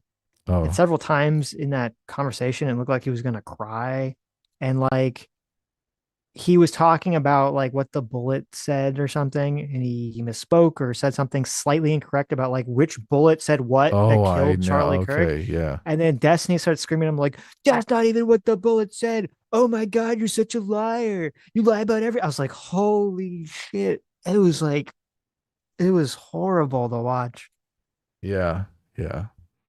There were Like this guy, four bullets. God. One was shot, 3 were unshot, and because Yeah. he got the phrase wrong on the one About that which was- bullet blew Yeah. his friend's head off. yeah, Destiny's that screeching was at him. that was crazy. Yeah, Holy shit. I was like, oh my God. I've never seen debate brain like that in my life. That's the and most yeah, crazy thing. and in the end, he said like actual ghouls under his breath, like he called Yes. Jack Posobiec and Yes. Anna Kasparian ghouls, Yeah. which that's just so strange, so strange. But look, I think he believes it. I think he's just the righteous indignation. Maybe. I I don't think know. a He's getting big more part of it- unhinged. This is I think a big part of it is also he pressed the January 6th stuff for so much, and I think he really thought that was going to be a convincing argument in the election. So he's completely blackpilled from his perspective that nobody gave a fuck about January 6th. Maybe. Captain John Luke Rittard for $10 says leftist politicians and pundits regularly use terms they know are wrong. When pressed, mutate into lingual relativists. It's intellectually dishonest and dishonest to claim they're intellectuals. Yeah, and that was happening a lot here, obviously. Death by Sloth for 2 hours says hyperbole begets hyperbole times infinity. It's very true. Yeah. J. James for $5 says celebs launch a video to sway the Electoral College back in 2016 and not certify the election results. Does that make Hollywood fascist? There you go. Yeah. It does. Let's see. Read that one. Pepe Legee for $10 says brings you on to argue with this guy. Did you read that? I did see that. Doubt she was having a great time in the chat, but I really doubt she wants to come on and argue with this guy. I would not want to inflict such psychic damage on the show. It is insane to me. Epicurean for do you 5. think my lynching culture analogy is off? I can just imagine this guy at a picnic when they have the Republicans in line for the rope and just like casually eating on a croissant. I mean, what? Maybe. I think that's where we're I don't think that's what's going on. That's what terrifies me. I don't think that's what's going on. I think that SoyPill I think he's sincere that he doesn't like Hassan. He doesn't like the woke left shit. This is a very common take that I see with people on the left. They sincerely do not like the socialist far left shit, but they hate Donald Trump so much, and they're so afraid of Donald Trump, which some of the stuff I think is somewhat justified, obviously, but they hate and are so afraid of Donald Trump that any sort of deviation away from hating on Donald Trump or any sort of pointing out that maybe Donald Trump or the right is correct about some element of the left, they just can't focus on that or accept that because they fear that all it will do will help Donald Trump gain more power. How is that not a moral panic, though? It is. I mean, it's the same thing as the satanic panic. It's just the fascist panic. But that's what's going on there. So yeah, I don't think SoyPill would be like happy people are getting like lynched or something. But I do think it's kind of like this putting your head in the sand ostrich sort of technique that's going on. I mean, the talk with him about Charlie Kirk being a racist for the things he was saying. I know. I mean, if you were going to line up a bunch of racists and lynch them, I mean, I think he'd be on board. Yeah. I've been carrying for $5. Especially if other people were pushing it, and he just was like there.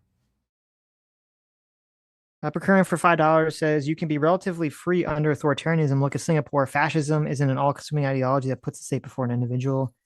I vehemently disagree with you. That's my understanding is that that's basically the entire point of fascism is to put the state before an individual. So I don't know what's going on with Singapore, but I don't want any authoritarian or any fascist ideology anywhere near my country. Thank you. Dragar 99 for $10 says a saying that always stuck with me is, quote, do not measure other people's wheat by your own bushel. Oh, that's interesting. I like that. Matrix for 100 Kazarkazark says Umberto Eco's points apply equally to those who use them and as those they label. People who use them should be dismissed automatically. Fascism is a specific ideology, not a generic authoritarian. Did he bring up Umberto Eco? Because if he did, I completely missed it. So, I think he said he read a book of Umberto Eco. So I couldn't remember what book it was, though. Umberto Eco is a fucking retard. Okay. So that's what people were saying in the chat. Yeah, it's really dumb. Valving Go Friday says, I think the mainstream knows exactly who Hassan is and they sympathize with him. I don't think I think, as I said, I think there's a lot of old people that have no fucking clue that are getting led around by the nose by the young people who do know exactly who he is and what's going on. And then I think they get the old people, they get stuck in the brain trap that I just laid out with everything has to be politically has to be thought of how does this help or hurt Trump? Maybe that's the way to look at it. So many people on the left only look at politics as, does this help or hurt Trump? And that's the first lens that they will use to look at any information. TL1524 for $5 says, cool, so Orange Man bad. Now I need SoyPill to make me case to vote for Democrats without mentioning Republicans or Trump because I don't think he can. Definitely not. Not remotely. M8566 What's he going to do? Months. Offer you more DEI? There you go. M8566 for 22 months says, as I walk through the valley of the shadow of cringe, I see a glint of light on the horizon. Could this be the fabled golden pyramid of free will? You're close. That's totally 2 more months. 2 more months. Look at that. Joe the Make for $5 says, how was the survey framed? LMA, FAO, more nuance needed. Every time a critique is levied toward the left, but never the same treatment for the right. Well, I think they used patriots in the survey question. Oh, really? I looked at it briefly. There was some word that I was like, okay, well, that is definitely... I would like for them to get a survey. I like for them to do a survey specifically about Charlie Kirk. And then be more specific, because I do agree that the question of should you ever use violence or political violence is too nebulous. Pretty vague what the fuck that means. So.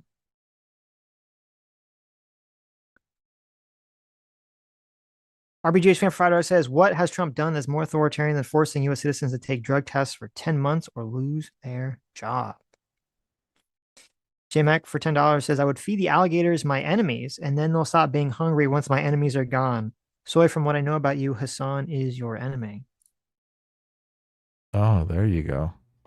Moondoggy for Perfect 25 months says, solution. this is not hard. Stop enabling crazy behavior. Draw a line in your party, even if it costs votes. Love you guys, except random. Dude. Thank you.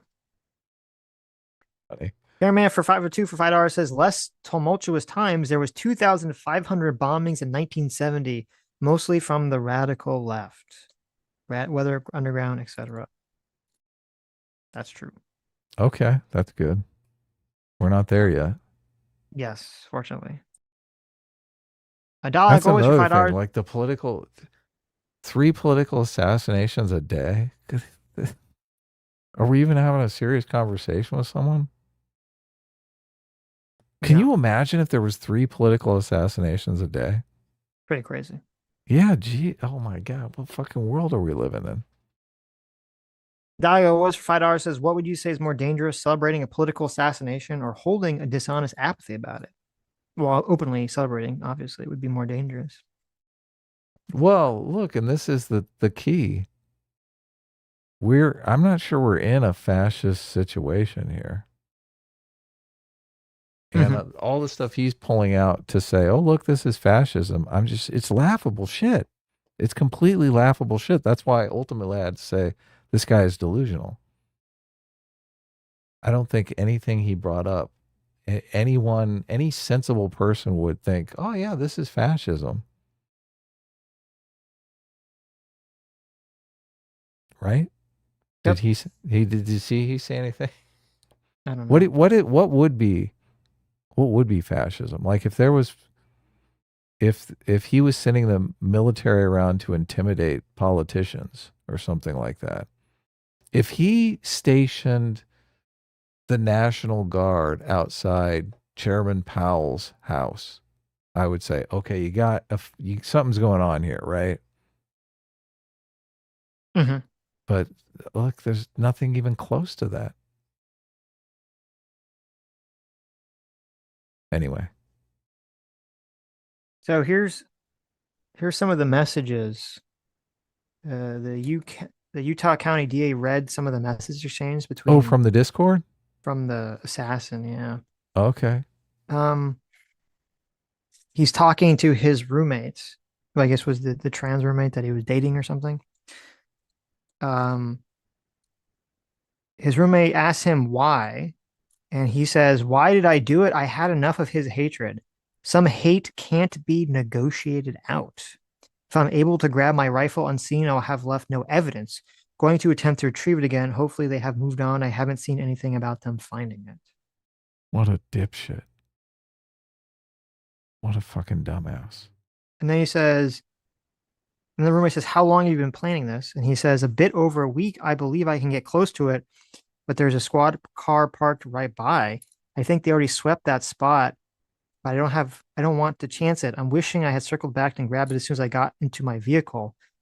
So this guy doesn't seem crazy at all because he's very like trying to escape and he's just an asshole. And look, and he planned it for a whole fucking week. Yeah. I mean, that's not methodical. Yeah. I mean, everyone was talking like, oh, he went there early, cased the place. I mean, he just drove up. He's like, oh, there's a good rooftop over there. Yeah. What a fucking shit show. I'm worried what my old man would do if I didn't bring back Grandpa's rifle. I don't know if it had a serial number, but it wouldn't trace to me. I worry about prints. I had to leave it in a bush where I changed outfits. I might have to abandon it and hope they don't find the prints. How will I explain losing it to my old man? The only thing I left was the rifle wrapped in a towel. Remember how he was engraving bullets up? What does that mean? Who's the he? Remember how he was engraving bullets? The F in messages are mostly a big meme. If I see notices bulge ooh on Fox News, I might have a stroke. All right, I'm going to have to leave it. That really fucking sucks. Judging from today, I'd say Grandpa's gun does just fine. I don't know. I think that was a $2,000 scope. So obviously not a hint of remorse whatsoever. Delete this exchange. My dad wants photos of the rifle, he says. Grandpa wants to know who has what. The feds released a photo of the rifle and it's very unique. He's calling me right now. I'm not answering. Oh my God. Oh my God! They released a photo of the gun. So and he the he didn't father. recognize him from the photos of him. He recognized the gun. He's like, Well, holy maybe shit. I don't know if they released the gun photos before, because I think they had the gun photos first. Hmm. Because remember they found the rifle first, Yeah. Yeah. so they probably released some kind of photo or something. This is just, he's stupid. How do you not know that this is how things are going to play out? Oh, so Like, I'm as reading, soon as you leave the gun there, I think they're going to find that. of course. So I'm just reading a big text block, but these must be broken up by time because the first comments were about like trying to get the gun, and now he's talking about the gun photo being released and caught by the police. And he says, since Trump got into office, my dad has been pretty diehard MAGA. I'm going to turn myself in willingly. One of my neighbors here is a deputy for the sheriff.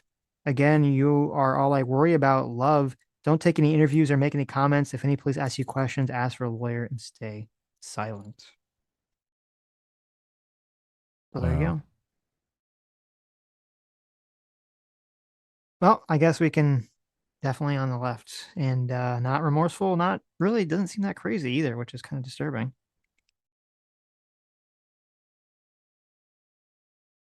Gaming Trucker Fried R says, didn't Trump later say he wished for no more violence? I could swear he said he wants his supporter to not be violent.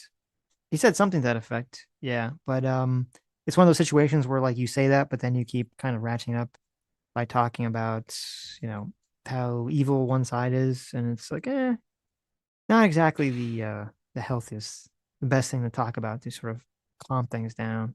I thought JD Vance's message was great. It was disheartening to see right It was much better wingers, than Trump's, yes. yeah, clipping it out of context to really just make it appear that he was in favor of hellfire and Well, brimstone. part of what was disturbing about that was when I saw the clip and it was out of context, I automatically assumed this is some left wing account because I think I actually saw the Bulwark, who is not left wing, but they're really, they're Trump never Trumpers, and they had posted the clip, and I think, oh, they're posting the clip. They source it from some left wing account. Some left wing account clipped JD to be like incendiary. That's very dishonest. But then when I No, it's a looked right at the wing source, account. it was a right wing account that was clipping it to make JD sound more fiery because obviously that's what he and his audience wants, which is pretty disturbing. Yeah. So, not great. The Ocean for $5 says it's pretty gross how people are misquoting the governor, Spencer Cox, praying the shooter wasn't from Utah. Yeah, I did see that, and that was also pretty despicable. A lot of people were saying, completely lying and saying that the governor was racist because they interpreted dishonestly his comment to be like, oh, he was saying he wanted it to be a black A person black or an guy. immigrant. Yeah, which is not remotely what he said at all. So, Yeah. There's that stereotype again. Detective Stabler, SVU for $5 says this conversation is pointless because he buys into the false mainstream media reporting and woke curriculum, and he does that. It's not happening, but also it's a good thing. Playbook. That's true. That did happen in that conversation. A lot. Shortstack Goblin for $2 says a Klan rally just makes people uncomfortable. That is true. Japanese name, thanks so much for the 2,000 yen, says Sitch, thou shalt avoid Sitch's law. That's true. It's difficult. Quote, uncomfortable is doing a lot of load bearing here. Uncomfortable as in reasonably concerned about threats to your bodily health, right? Don't let him weasel around your points. Well, thank you. Meme spread for $5 says, don't take anyone seriously on fascism. The moment they cite Umberto Eco, even my leftist poli-sci professor advised not to cite him on the topic. He did. The eyeball face, thank you for $20, says, do we have a recency bias with the passing of Charlie Kirk? Martin Luther King stood for much of the same things, but since he existed so long ago, we put him on a taller pillar.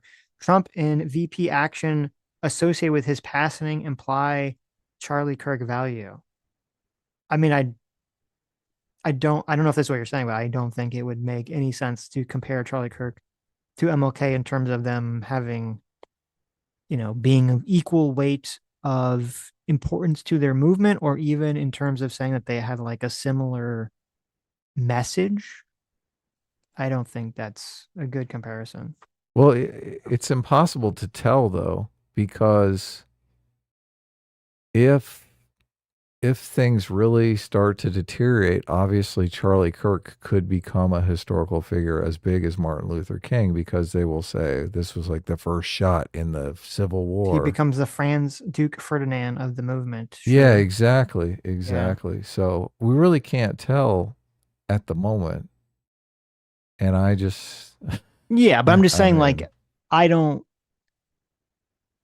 don't think people should compare Martin Luther King Jr., who's fighting for the end of segregation and civil rights for Black people, to like Charlie Kirk, who at the end of the day was fighting for people to vote for the Republican Party. It just that that does not seem like a good comparison to me. no, obviously it's a completely different kind of ideological set of Right. circumstances. And I mean, I see the Republicans might, obviously, because they think that where we're at now, they think the left has gone way too far. Sure. We're trying to rein it in. They do have we're trying to save America mentality. Mm-hmm. Right. So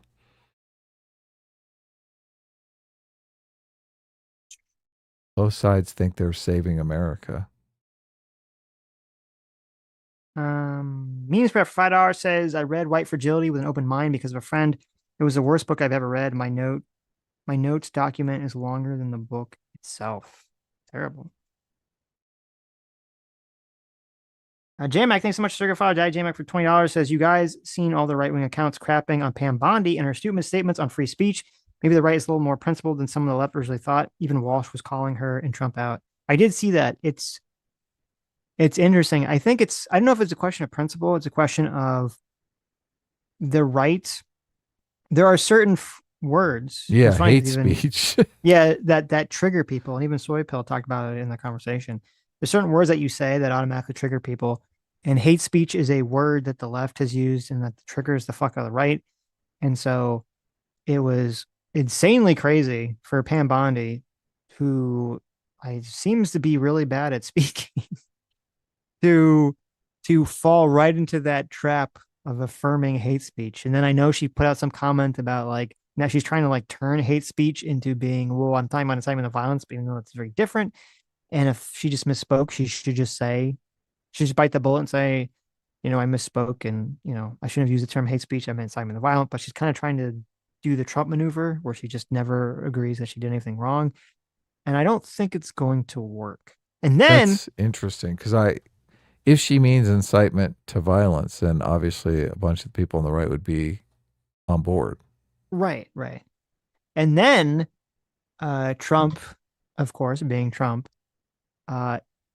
doubled down and made the situation even worse by doubling down on saying that they were going to go after hate speech and then labeling hate speech as like the media being mean to him almost. or if I'm being more charitable, like he's claiming being dishonest about him, which nothing to do with hate speech whatsoever. So it's really not, really, really fucking up the entire situation. He reframed which also makes it it as harder. Defamation, which he is always suing people for. Yes. Which also, makes it's funny because I did see a lot of people that were calling for Pam Bondi to be fired. It makes it even harder for him to fire Pam Bondi if he's using the same language as she is. Right? If he's saying, well, maybe we should go after hate speech, because then it's like, oh, well, should we fire him even if Trump apparently agrees? Would JD make any of these mistakes? It's hard for me to imagine he would. I don't think so. No. He seems much to have his savvier pulse on what's going on. Yeah, exactly. Yeah. Trump is old. He's an old, doddering man in some regards. Okay.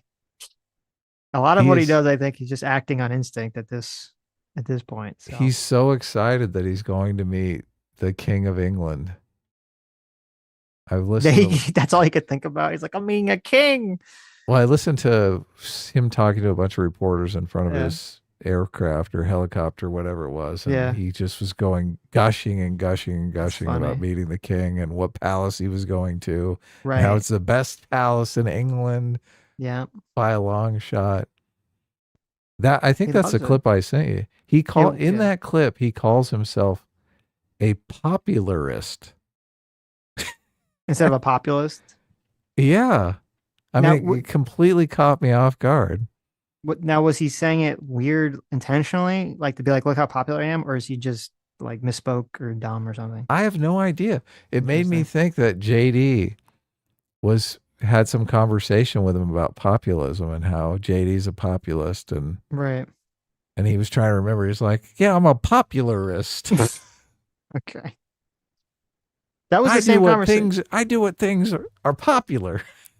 That was the same conversation where I forget what the question was. Some Australian reporter asked him a question, Mm-hmm. and he was like, "Oh, it was about how much money he's made as president, and Oh yeah, not divesting from his businesses."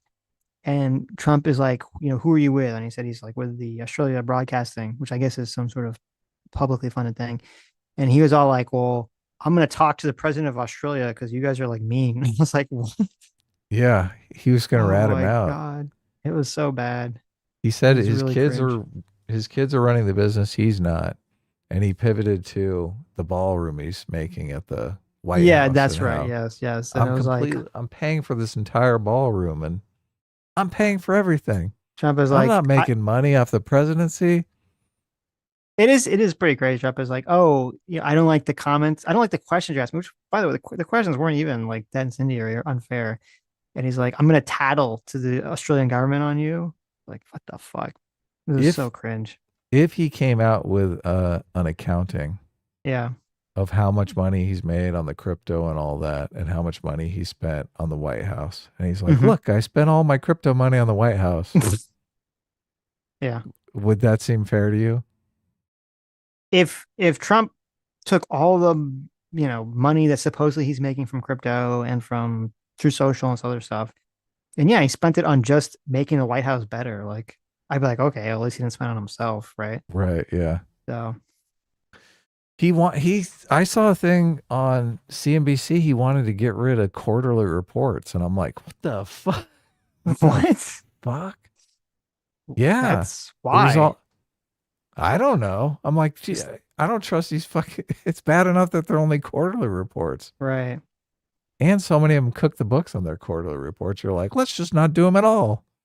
I mean, that reeks of the whole, him firing the stats guy because the stats lady, I should say. He didn't like the stats. Yeah. Don't report it. Yeah. Oh, I guess that makes sense. That makes sense. He's like, holy shit, we've got an earnings report coming out. Right. If these earning reports suck and the stock market tanks, everyone's going to be pissed at me. I mean, he's No, riding high now. The stock right. market is at all-time highs right That's now. what I'm saying. He'll change his tune the second the earning reports are good. He'll be like, look at my earning reports every week. Yeah. Silly. Android for $20 says, when SoyPill said the most of the left believes in population level differences between men and women, why didn't you bring up James Damore and Laura Summers? Also, you should have that thing do too on the show. Well, I think I did briefly bring up James Damore, Yeah. which he just was like, I don't remember what he said, which, okay. I mean, don't really want to go into it for another hour, but I don't know who that thing do too is. But I'll check it out. Are you bouncing all around on these, or I am bouncing all around. You're not going to be able to ever keep up on this. why do you Short do that? for $2 says, ignore the sentiment of the base. Smart. True. Metalworks 411.90 for $20 says, the social political power of the far left is so spread out. A lot of game developers have gotten in trouble or fired celebrating what happened to Kirk. Well, that's great. That definitely means things are changing. Or I think a lot of what's going on is, and this is why I kind of posted that video of the girl with the septum piercing who filmed her father talking about abortion. I think a lot of people's bubbles are bursting because there are people, there are boomers, there are adults in the room working at these companies who probably bought into a lot of the woke shit. And this might be a little bit of an eye-opening process to be like, wait a minute, you're celebrating the murder of some guy who went around on college campuses and spoke, and they're like, this is a bridge too far. Or Yeah, they realize all these people are brainwashed. They're like, oh my yes, God, right. I'm working with someone who's literally brainwashed. Right. So I'm hoping that's what's happening, and they're not just, going whichever way they think the culture is going. But I'll be a little optimistic. Thanks so much, Mr. Ubercross, for the 20 gifted memberships. Yeah, thanks. That was awesome. Paladin for $10 says, I think I just became 18. Nice. Yeah, I got in there a little bit, but I got to admit, I was letting Sitch do most of the heavy lifting because, There you go. well, I hate drifting into the 2v1 thing. And That's fair. yeah. Yeah, but now on, Adam, you remind me, chat, remind me. If we ever have someone on the left come on and they start to drift into the how much time that you guys spend on what content, the response is just fuck you. We're not That talking is about the that anymore. that is the proper response. Yes. It's just Yeah. tiring and boring. We've talked about it to death. Who gives a fuck? Like, Yeah. I mean, people seem to like the show. People tune in. The people who are accusing us of that never tune in. They Of have no course. idea what's going on. Of All they ever course. do is look at our thumbnails. Right. And I mean, obviously, I make the thumbnails as incendiary as possible. There you go. I'm dialing it back because of the Charlie Kirk situation. Right. I do have a little bit of a feeling that we're on a powder keg. So, Yeah, I think we are. do you? Yeah. Seems like it. We gotta chill these people out. Mm-hmm. Let's see. Memes Brand for $2 says Sitch should ruin his content by being repetitive. That's very correct. I should. Trump bad. Trump bad. I mean, I thought the discussion we had on Sunday was actually interesting. Yes. And I mean, obviously, when we talk about the J6 stuff, we're talking about it. I mean, we're really probing it in a lot of unique ways that nobody is really talking about it because there is this moral kind of question. Well, there's all kinds of moral questions around it, right? Whether or not it's effective politically. I mean, the left just thinks it's the most effective thing ever, but a lot of them are just preaching to the choir. So, yep, questioning whether or not it's playing into this stereotype and kind of fueling this moral panic. I mean, we talked about all that stuff, but all of that stuff would be wasted on SoyPill, who can only see things through the most extreme of partisan lenses. And I think probably would be afraid to even look at it in any sort of other way. Mr. Cross for 40 months. Thanks so much. Says I love people who don't watch their content. Probably our content. I love people who don't watch their comment. I think you meant, who don't watch their content that they're criticizing. Yes. Yeah. True. He wanted us to be terrified of Trump. And I'm not terrified of Trump. I'm not. Yeah, I don't think you're RBGH fam for Trump. $2 says there are no Stetsons working at the New York Times. I don't know what that means. The Oceanist for $5 says laws against violent crime affect men more than women. We live in the matriarchy. That's very true. Old School for 33 months says every Republican presidential candidate since 1948 has been a fascist and a threat to the Republic since 1948, according to people like SoyPill.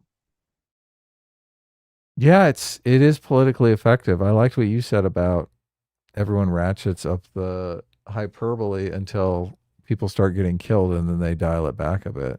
Right. Because they're like, I don't want to be blamed for this.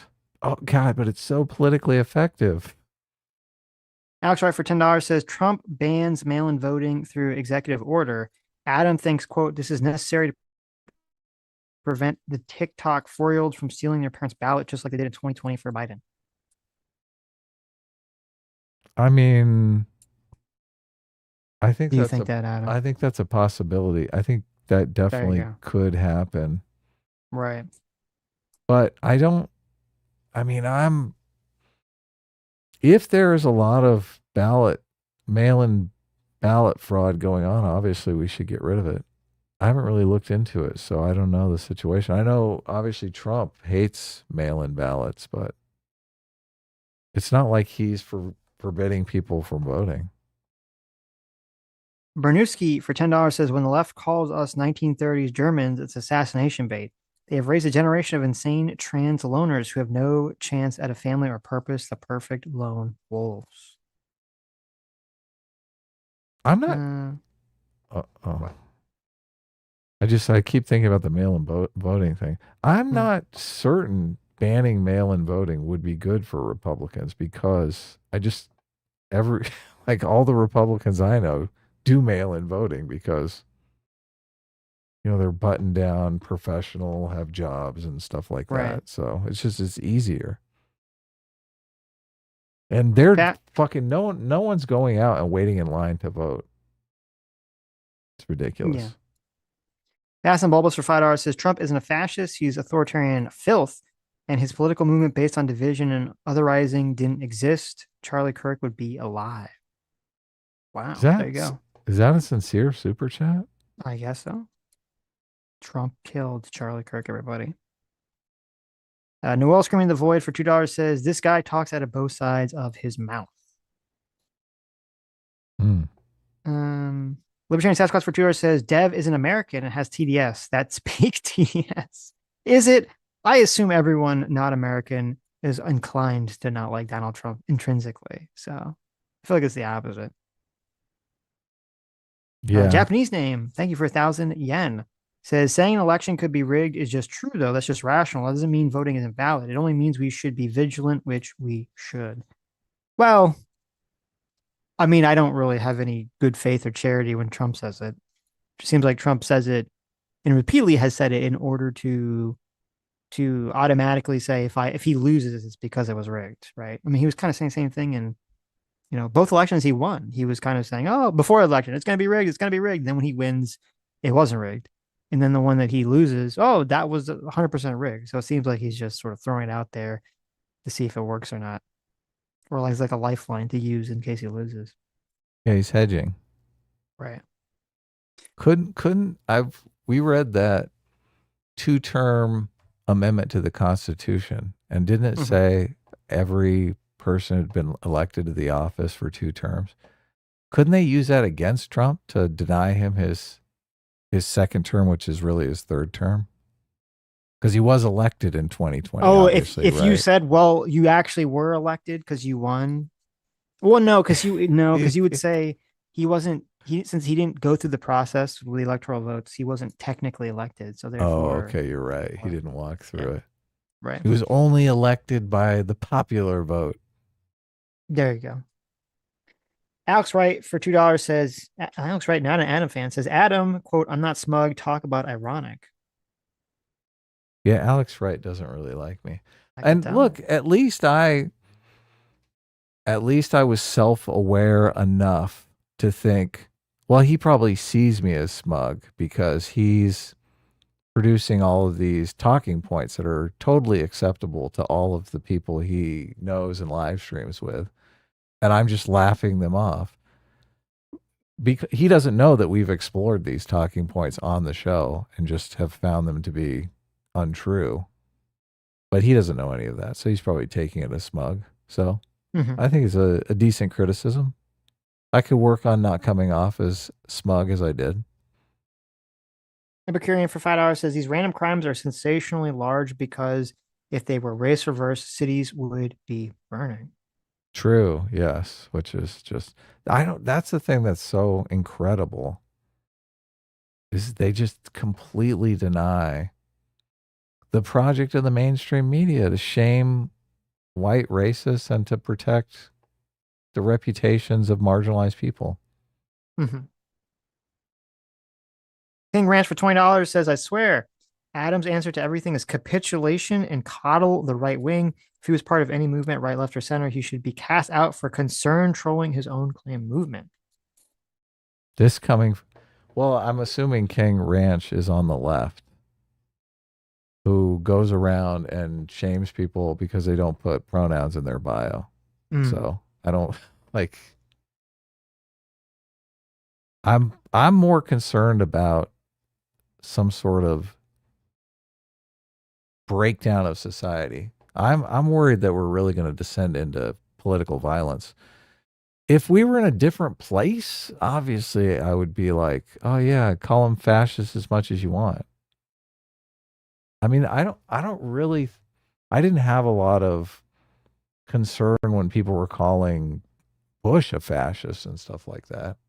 I mean, I kind of agreed with it to some extent. He did invade Iraq, which did seem fascistic to me, but I wasn't worried that we were going to descend into political violence ourselves. Obviously, that happened around 9/11, so there was a lot of unity going around actually then, but it didn't last. So Gypsy Harlow, the coddling thing, it's so interesting to me because this is a common attack, Sitch. I'm curious what you think of it, but so much. There's so much coddling going on the left around trans people, around black people, around. I mean, they coddle everyone. How is this coddling claim even a thing? Doesn't make sense. Gypsy Harlow for $5 says, "I'm getting Bugman fatigue." There you go. The Oceanist for $10 says, "Not gonna lie, I don't like your support of an open socialist, but I hope you come on the show again. Always like when Sitch and Adam get into it. S class is the best class." Look at that. We haven't heard one of those for like 6 months. Right. Thank you. Obviously, chat, remember, we haven't had S class in 6 months, so make sure you just totally spam it because it's been so long. Eric Diota for $5 It says, "Pickle Rick is one of the best episodes in the series. How dare you, SoyPill?" Is that what he said? Isn't Pickle Rick kind of hated? It's like a meme. Yeah, it's kind of like a hate meme at this point. After Quick for $5 says, "Great replacement theory is just the 2010 Democrat strategy. Voting Democrats is destiny. Demographics is destiny." I'm not going to get into the great replacement stuff, or I'm going to start losing my fucking mind. Steve McDuck for $5 Aussie Buck says, "No command economy equals no fascism. Leftists even talk about the economics. Funny about that." Interesting.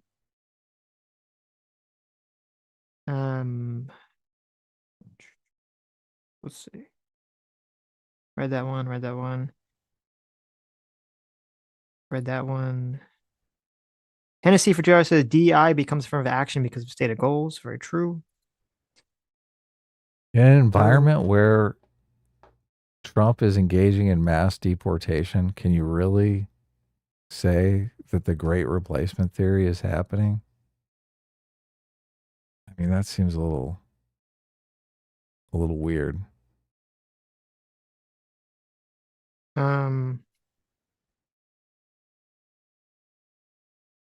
Renault Zero Hero for $5 says, "Yo, Sitch, I sent you an X post about a student advocating for assassination, and a professor agrees with her. The class was about Chinese Revolution defund." Yeah, thank you. Got it. Yeah, he brought that up, and yeah, someone else had sent that to me before the stream. I don't know. To me, it's very. There's like this allergy to. Well, we don't know if that's happening. It's like, okay, what if it is happening? Well, I still don't know if I would defund it. Like, it's obnoxious to me. It is obnoxious to me. It's so obvious that I'm sorry, I do not believe anyone on the left who tells me that if there was some broad Nazi movement sweeping colleges where they were teaching people to hate black people, but they did it in some sort of hyper academic bullshit language kind of way that this woke shit goes around, that they'd be like, "No, we can't get that stopped. That's free speech." I just don't believe it for a second. I don't either. Yeah. I don't either. That's ridiculous. I mean, they're canceling people for some vaguely off-color joke they made 20 years ago. Yeah. But they're going to let people teach that shit in classes? I know. It's like, what? At the university? Oh, yeah, sure. Metalworks for $11.90 for $2 says, "What is a man? A miserable pile of secrets." True. Oh, ouch. Very true. Android for $20, thank you, says, "That thing I do too" is a history PhD student who has a really interesting analysis of everything that's going on. You may not have heard of him, but Adam definitely has, as he's retweeted one of her recent videos. Oh yeah. I saw her. Wow. She was warning that if violent retaliation happens on the right, if there's some hit on AOC or something like that, that things could devolve very quickly. And I guess she studies this kind of thing. So, Okay. I mean, I've read The Fourth Turning, and The Fourth Turning is here. So, and according to that, it sounds like we're in trouble, but.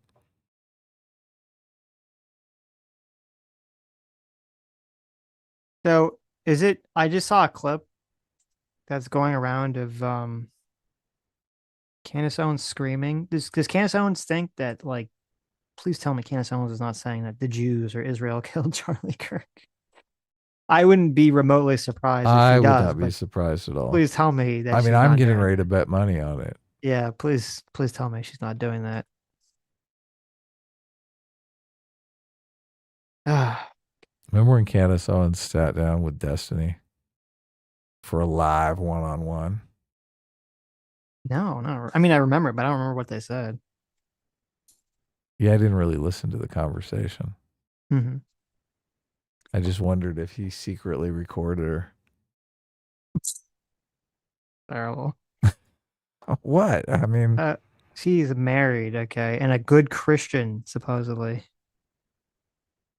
well, I don't think they did anything, but I mean, he's probably got cameras all over his house. I see. It's like an Epstein situation. He just has the cameras everywhere. Yeah. Look, she Got might you. have had to go to the bathroom or something. Right.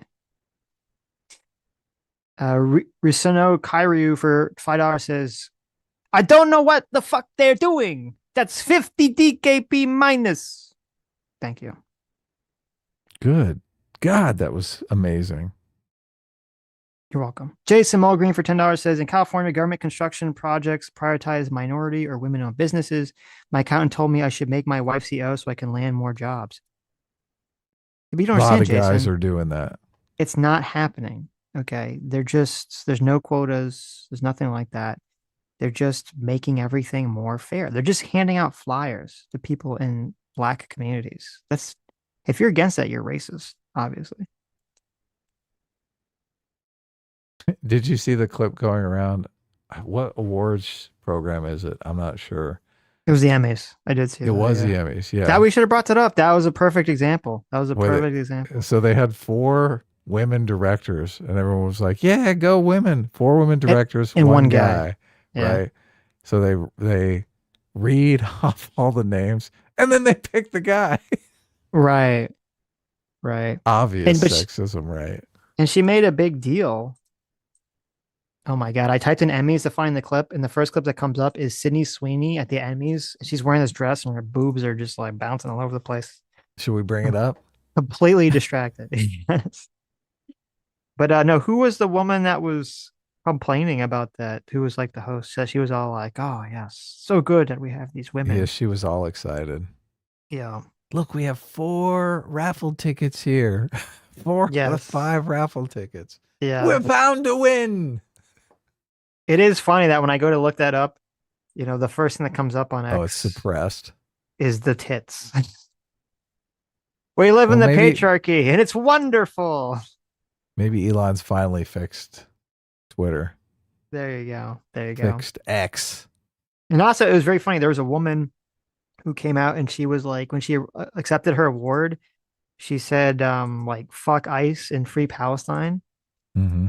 And there was some Middle East publication that was like promoting her because she said it, but they blurred out her dress because it showed her shoulders. What? Oh, It was like, oh look, they're like, oh, she's so free Palestine, and then they're like so the fucking irony, repressed they couldn't even the show. Like, irony. and she wasn't wearing anything that was, that was that revealing. She wasn't wearing like the Sydney Sweeney red dress or something. So you should bring up the picture of her in the red dress. It's pretty nice.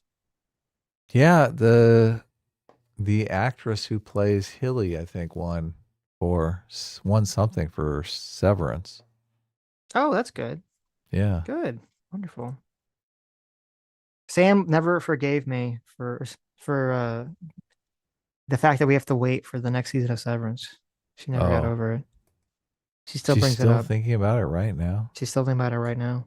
Yeah, she's mad. She's upset. I mean, it is a good show. Yep. Well, we'll Oh, see. wow. I'm never. Did you see what I'm saying? What's going on here? We'll see. I'm never convinced it's good till they stick the landing. So we'll see. Boob physics directors will be studying this clip for generations to come. That's gonna be one of those pictures. Whenever someone on the left complains about like an unrealistic woman's body, people are just gonna spam that GIF. So Yes. Yeah. yeah. Muggy for 15 MYR says, "Hey Sitch, you and Sammy should watch Monthly Girls Nazuki Kun. I'm sure Sammy has watched it. It's a rom-com, but less romance and more comedy." It's funny. After we watched the Demon Slayer movie, Sam made me sit down for literally 2 hours where we discussed an anime tier list. She really wants to do an anime tier list video with me at some point, so Do we'll that it. eventually. Yeah. You're running out of 2025 here. Yeah. I think on Thursday we're going to watch my video from Mickey On Thursday, 17. we're going to be streaming on the media channel, everybody. Unless Yeah. AOC gets assassinated, then we will be right here. Okay. streaming on- Yes, true. streaming Not on that this we're channel. hoping against that. We yes, were yes. supposed to do a stream on the media channel last week, and then obviously this happened. The Charlie Kirk was killed, so we couldn't, which is very inconsiderate of the killer to do that to us. Yeah. So we'll see. Hopefully Metal- things chill out and there's no more violence and we can resolve everything politically. Cooler heads prevail. We Trump can gets talk a about nap movies. Yeah. and we can just chill. Yeah, talk about movies. You should just have that GIF up on a loop, Adam. think I Actually, you should. probably shouldn't. We might get in trouble. Stream might get taken down. Yeah. We'll see. Everyone saw it. Okay. They Metal can always Rules. go back.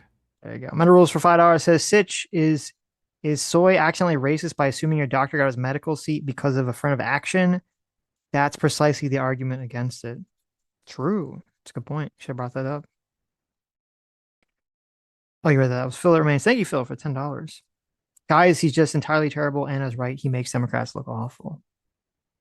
Yes. The Oceanist for $10 says, just want to say that the quote, "Hey, fascist catch" isn't even a voice line in Helldivers 2. I saw people trying to say the quote is unrelated due to the stratagem combo.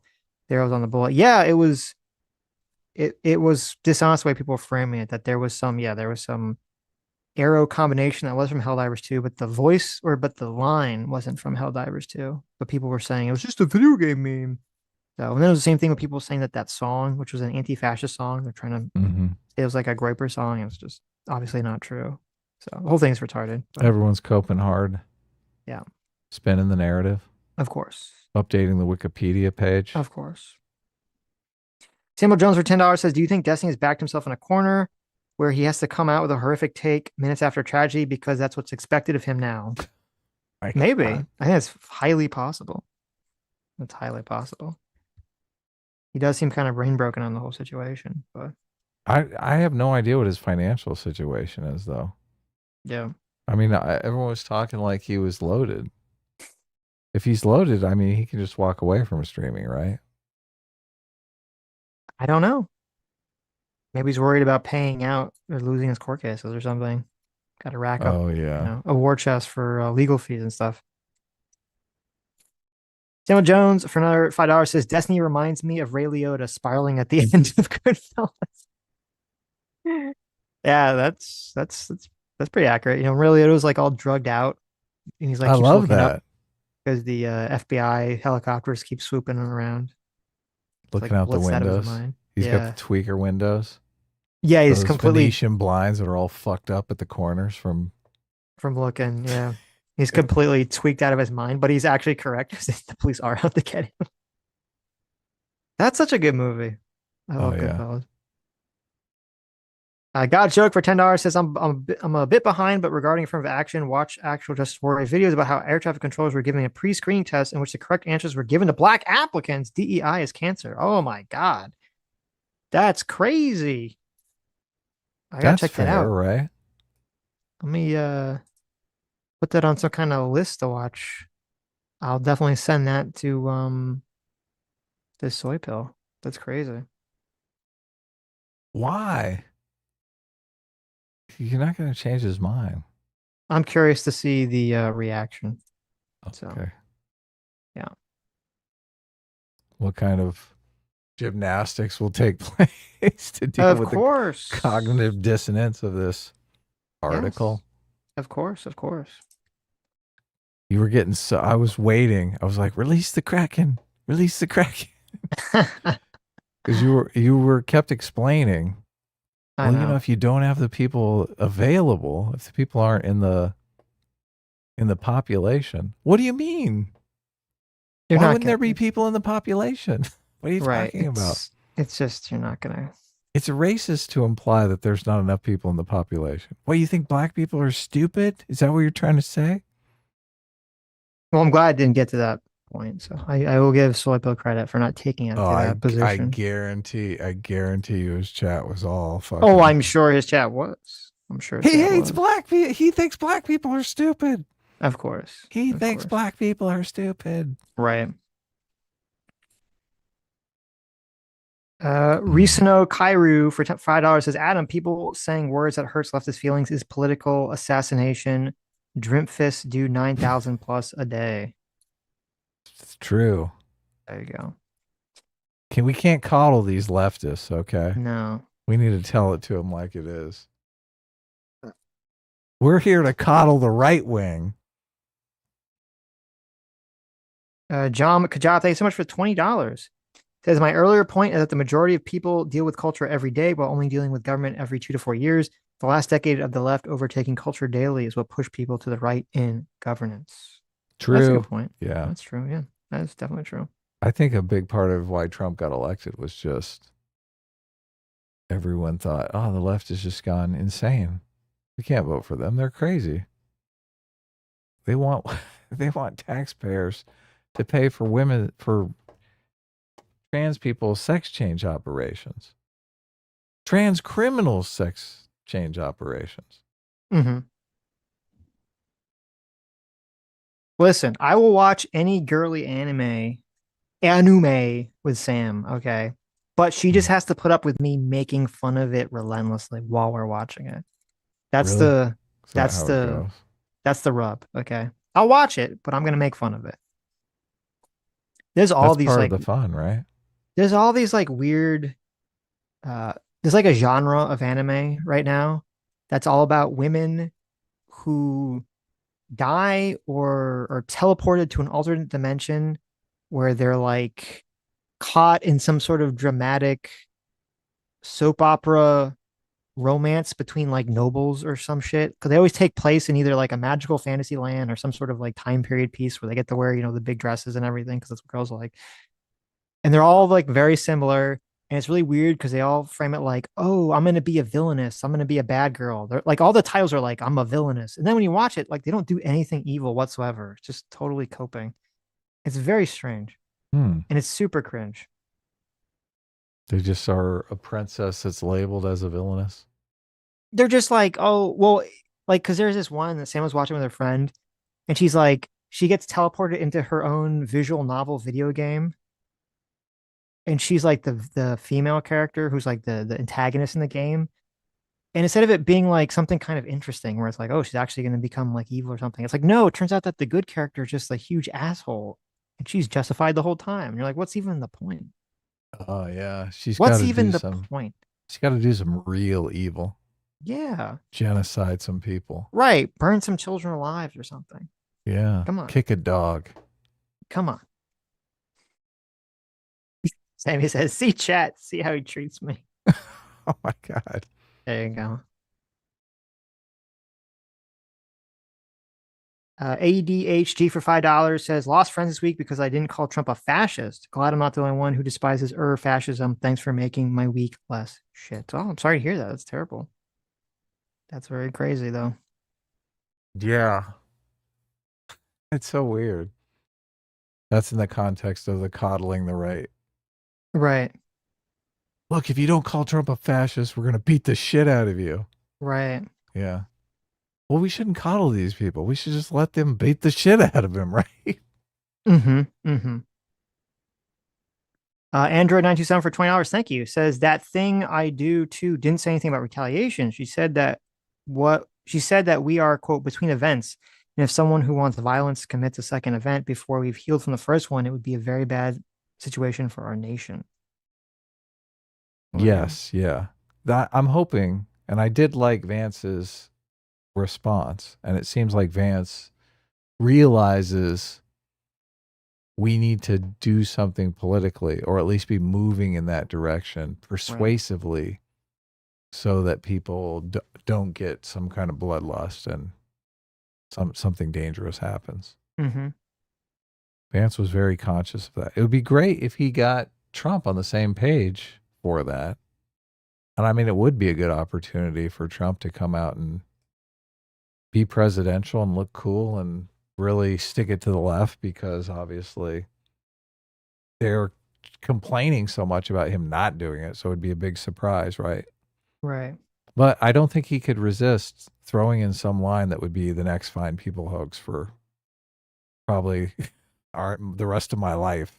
Don't you think? I mean, he would throw something in, and then the media would well, maybe not, because the media has kind of been on better behavior now. It's so strange because he's going out there and he's just chastising them to their faces. Like he's just fully in control. And I think it's because he's replaced half of them with right-wing media sources, right? Right. So they're worried about losing their press pass, or so they're trying harder. Why is it so hard for Stitch? Well, it's always good for Stitch to be honest about shit. He has to find something to be dishonest about. Well, obviously, this person in chat is a huge fan of the female isekai genre. Is very upset that I'm mocking female anime choices. So. Is that that's not a super chat? You're no, not it was just obligated to read the regular chats. I just thought it was funny that they were very mad about my take about the female anime genres. So. It was the anime thing that got under their skin. Obviously, that's what I was talking about. Much more incendiary stuff on this stream. Well, no, as a person who's always honest, I was talking about female anime when they put that in the chat, so it has to be what they're talking about. Be honest. Imagine says, "Be honest, Sitch." I'm always honest. Okay. Girl Sarah, thanks so much for 41 months. Look at that. Says I popped in the stream twice and now I'm getting soy pilled in my recommended tab. Thanks a lot. Look at that. Living does well specifically for $2 says do a media channel review of Ham Taro. Is that good? No. I only watched a couple episodes of Hamtaro like way back in the day. So obviously not my thing. It's an anime about hamsters that go on wholesome adventures. Okay. We're going to react to my Mickey 17 video. Stitch has seen Mickey 17. You guys should go see Mickey 17 if you want to join the conversation, as they say. Yes. So. Because I finally saw it. Sitch loved it. Sitch thought it was great. Not really. Epic role model for the ages. Not really. Stug for $2 says, do a media channel review of the Fight Club video. Oh, that's a great idea. Put that on the list, Adam. We did already. We did the Fight Club video a long time ago. No, we didn't. What Fight Club video? The Maggie May Fish Fight Club video that we always wanted to do and never did. We did it. No. We totally did it. You're kidding me. I don't believe this. Chat, did we ever do this video? We did it forever ago. No, I don't believe it. You're lying. Bring it up. Bring it up. I will. Go find it. I don't remember this. Let's do it again. Do you not do it remember? A second time.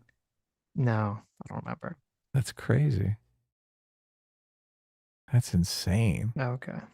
Oh, look, the Clips channel made it over 100 subscribers. 109 subscribers, so. There you go. Check it out if you want to watch some clips. Maybe he'll clip out the conversation about J6. Did you guys do a review of the new Stitch and Lilo movie? We did, didn't we? Yeah, we talked about it. Yeah. We talked about it somewhere, yeah. I thought it was fucking horrible. It was one of the worst movies ever made. It should be on the media channel, I assume. So check it out. I gave it 0.00000001 stars. There you go. Stug says we never did the Fight Club video. Well, Stug would know. He Stug is the would. channel stenographer. So Stug has been around for a long time. let me do a little search here of our channel Right. and see what comes up. God's Joke for $10 says Bella Chow was popularized in the Netflix show Money Heist in 2017, a show about a complicated heist that turned into a very lefty coded allegory about the robbers fighting the corrupt government system. There you go. M8566 for $5 says, how do we get Sitch, Adam, Sammy, and J-Mac to play Chained Together? That'd be fun. I'm down. There is no Fight Club on our channel. Oh, so weird. Well, Mr. Sitch, how do you not remember? We did this. Obviously, we did this. I guess we just talked about it so much that I thought we actually did it. I know what happened. I'm remembering all the times we talked about doing it. So Sammy thinks that because of Charlie Kirk's assassination that we've entered into a different timeline. Oh, that's totally true. Yeah. You know, with like we're in the the whole multiverse. right, like the whole Bearstein Bears timeline and all that stuff. So obviously you're having memories from the previous timeline where we actually did. Well, we did it. Oh, that's good. I like that. There's a sci-fi twist. Yes. To why my memory is incorrect. That's why you think that, but because in one of the timelines we did do it. We've only done 656 live streams. Only? Jesus Christ. That can't be true. Oh wait. Maybe I guess it is 600. I think isn't there like 50 or so that are not on the channel because you're on a different channel or something? Yeah, I think so. Yeah. So Muggy for 15 MIR says, play Phoenix Wright, dudes. I want to see Detective Adam. It's okay if you know how the story goes, Sitch, but let's see Adam use his brain. That'd be interesting if we played Phoenix Wright. We've been live streaming for 6 hours straight. My brain is completely fried. Well, not right at now. this moment, obviously. Bring it up. Okay. Let's play. This is a perfect time. Lives in Deswall. I'm getting my second wind. There you go. It says, watch. I'm hungry. Gotta get the fuck out of here. Watch whatever Stug was talking about. Stug for $5 says, I happen to know that you haven't because I was the one pretending to be Mullerrags and Fringingy on the Streamlabs, constantly pestering you about it. Well, there you go. Look, Stug is committed. He knows. That's hilarious. Yeah, that's hilarious. Well, see, good for you. See, everyone's wrong. Might here. actually pay off. Everyone's been blaming the left for radicalizing people and getting Charlie Kirk killed. Obviously, it was really me and Adam's fault. Because if we had just done that fucking Fight Club review, we would be on the correct timeline, or his life would have been spared. Can you imagine? He would have sneezed at the right moment, and the bullet would have missed. Now I really feel bad. I'm gonna cry on stream right here. You piece of shit. Just for Paul Watson. Look at this. Cameraman 502 for $2 says, "I'm heading to a book club about the righteous mind." That's really great. That is interesting. Great. That's cool. Yeah. Look at that. Fun thing to talk about. Now, did you recommend that, or like how did that all come together? Just a coincidence? All book clubs are obligated to read The Righteous Mind. That's the first book you're supposed to read. Arithmus for $2 says, fascism is a top-down enforced competency hierarchy in theory. In practice, it has been a top-down cronyism and racism hierarchy. I don't think either the theory or the outcomes accurately describe Trump or the American right. That's true. I would agree with that. Yeah, cronyism is the problem because that's the first human hierarchy is cronyism. Well, it's so terribly inefficient. I mean, Trump is definitely doing that element of it, the crony element of it. Yeah, look, and we've criticized it because obviously you don't get the best people that way. Right? No. Yeah. Hate speech Pam Bondi, cross-eyed Cash Patel. Right. First of all, he's a lazy eye. Okay, how dare you? How dare you, Drunkard Pete Hegseth. Right. You know, it's funny. Bobby Kennedy on his deathbed. If you had asked me before the Trump administration, like, which one of these guys you think is going to fuck up the most? Uh-huh. in the quickest. I would have thought Pete. Oh, you're right. But, Pete's barely visible. Yeah, no, I mean, he didn't even get the blame for the whole Oh, the the Slack channel thing. the Slack channel, Signal. whatever the fuck it was, the Yeah. Signal channel thing. Yeah, he didn't even get the blame for that one. It was the other guy. He sidestepped it. He did. He was So, the first controversy, though. That was like the first big one, right? yeah, I think so. In terms of incompetency. But yeah, no, Yeah. Pam and Cash just keep fucking stepping in it again and again and again. So, I mean, people want Trump to fire them, but I don't know if he can. They've been covering his ass on They are Epstein they are stuff. instrumental. Yeah, Like, come on. they are instrumental in the Epstein. Yeah, what if he fires them and they're like, okay, now we're gonna tell you all the dirt about Epstein. It's like, no, It's so terrible. It's so fucking terrible, but it is like comedy. Mm-hmm. It just this is where we are. Death by Sloth for 2 hours says some words are functionally magic in the sense that the intense combination of sounds and symbolic meanings bypass logic and hit the reptilian brain. Using more words, even if they mean the same thing, avoids that shortcut. That's a fantastic way of pointing that out and explaining that, because that's exactly what happens. Yes, it's exactly what happens. Yeah. Imagine if she said this toxic hate speech. Oh God. Zamor for $20. Thank you. Says the soy pill. If voter fraud is not big enough to change the election results and is not a problem, why is Trump's attempt different? It didn't change the election either.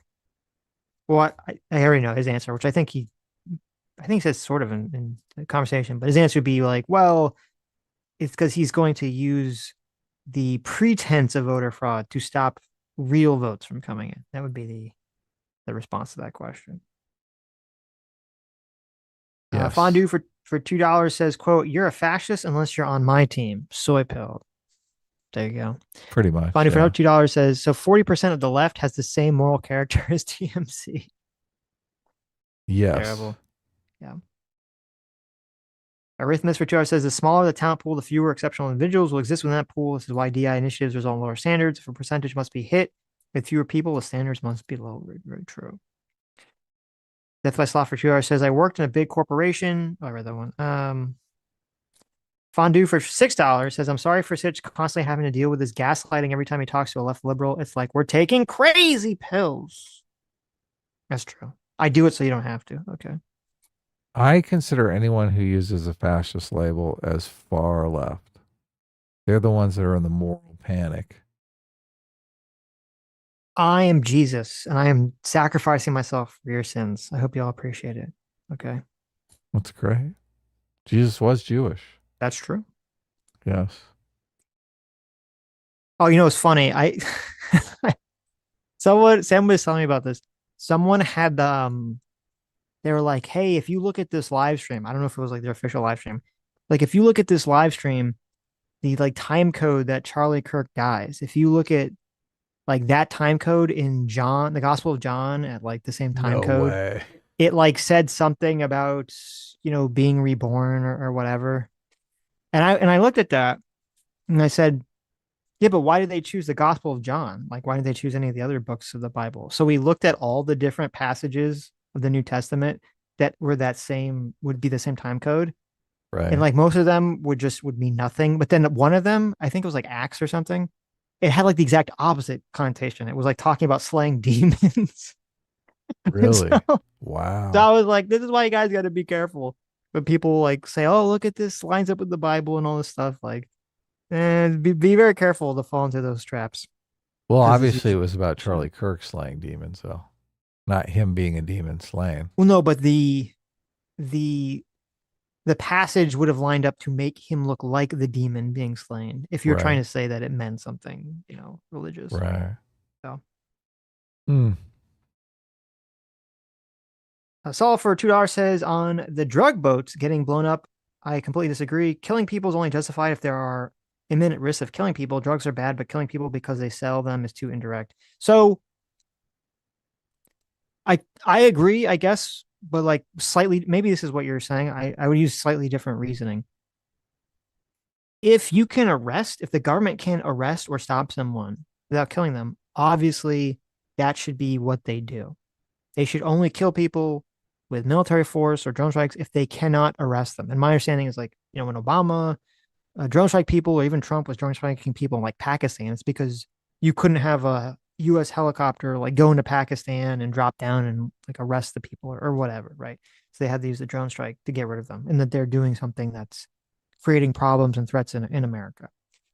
So I do agree, and I don't understand, and I mean, I'll be honest, I haven't looked deeply into it, but it does seem to me to be just kind of a Trump bluster show of force, because if they have these giant boats outside of, in the coastal waters off the coast of South America, and they can use that to blow these ships up, I don't know why they can't just capture the people involved and arrest them. They should just do that. I don't think those Stephen boats Miller pose... told him that the Epstein files were on those boats. Oh, okay.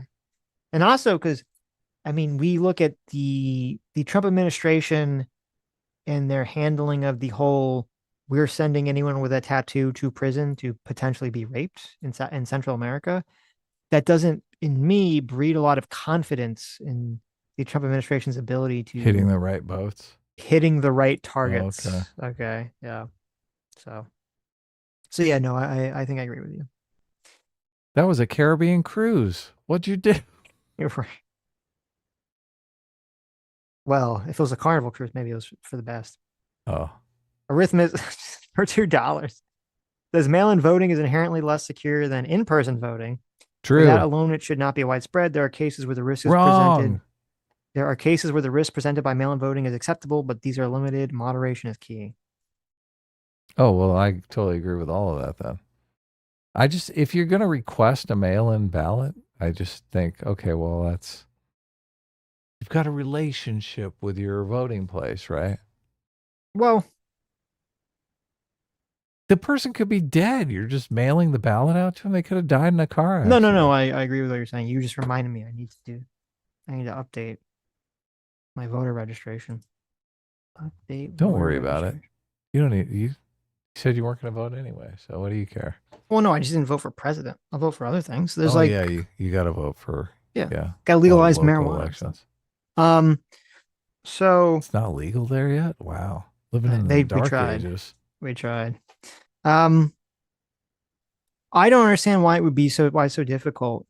That it's just like, okay, when you vote in person or you vote by mail, your ballot, which I think they do in Florida, it's got like some kind of number that's associated with who I am. It's associated with my voting ID number or my driver's license number.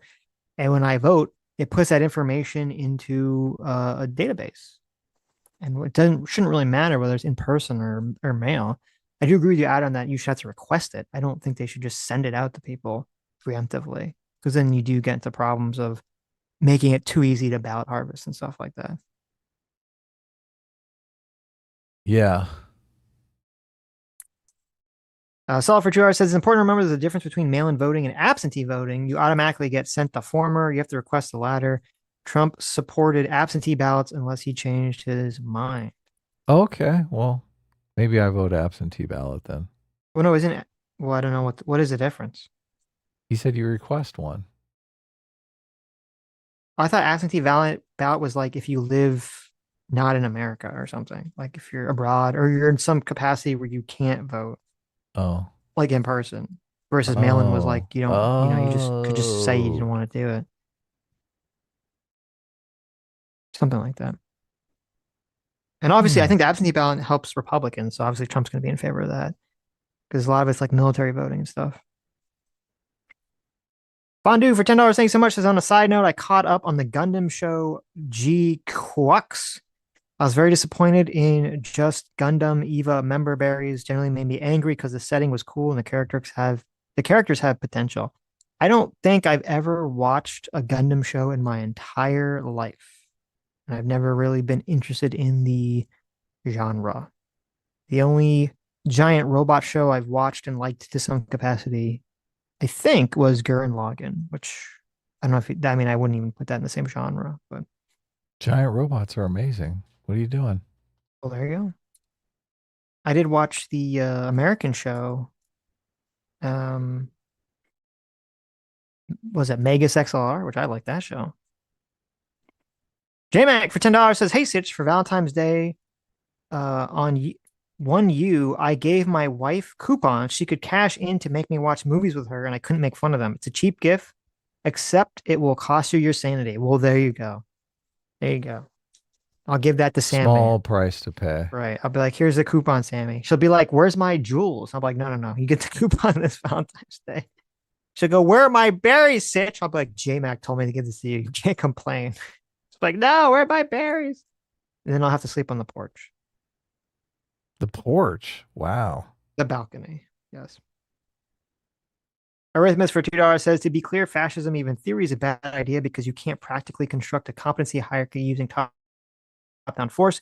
There are too many variables and not enough inputs." That's a great point. And that is what's very obnoxious talking to the elite theorists of the world. They refuse to believe this. They think you can just train a bunch of elites to be the best, most competent, moral people, which is obviously fucking retarded. And history has disproven that time and time again.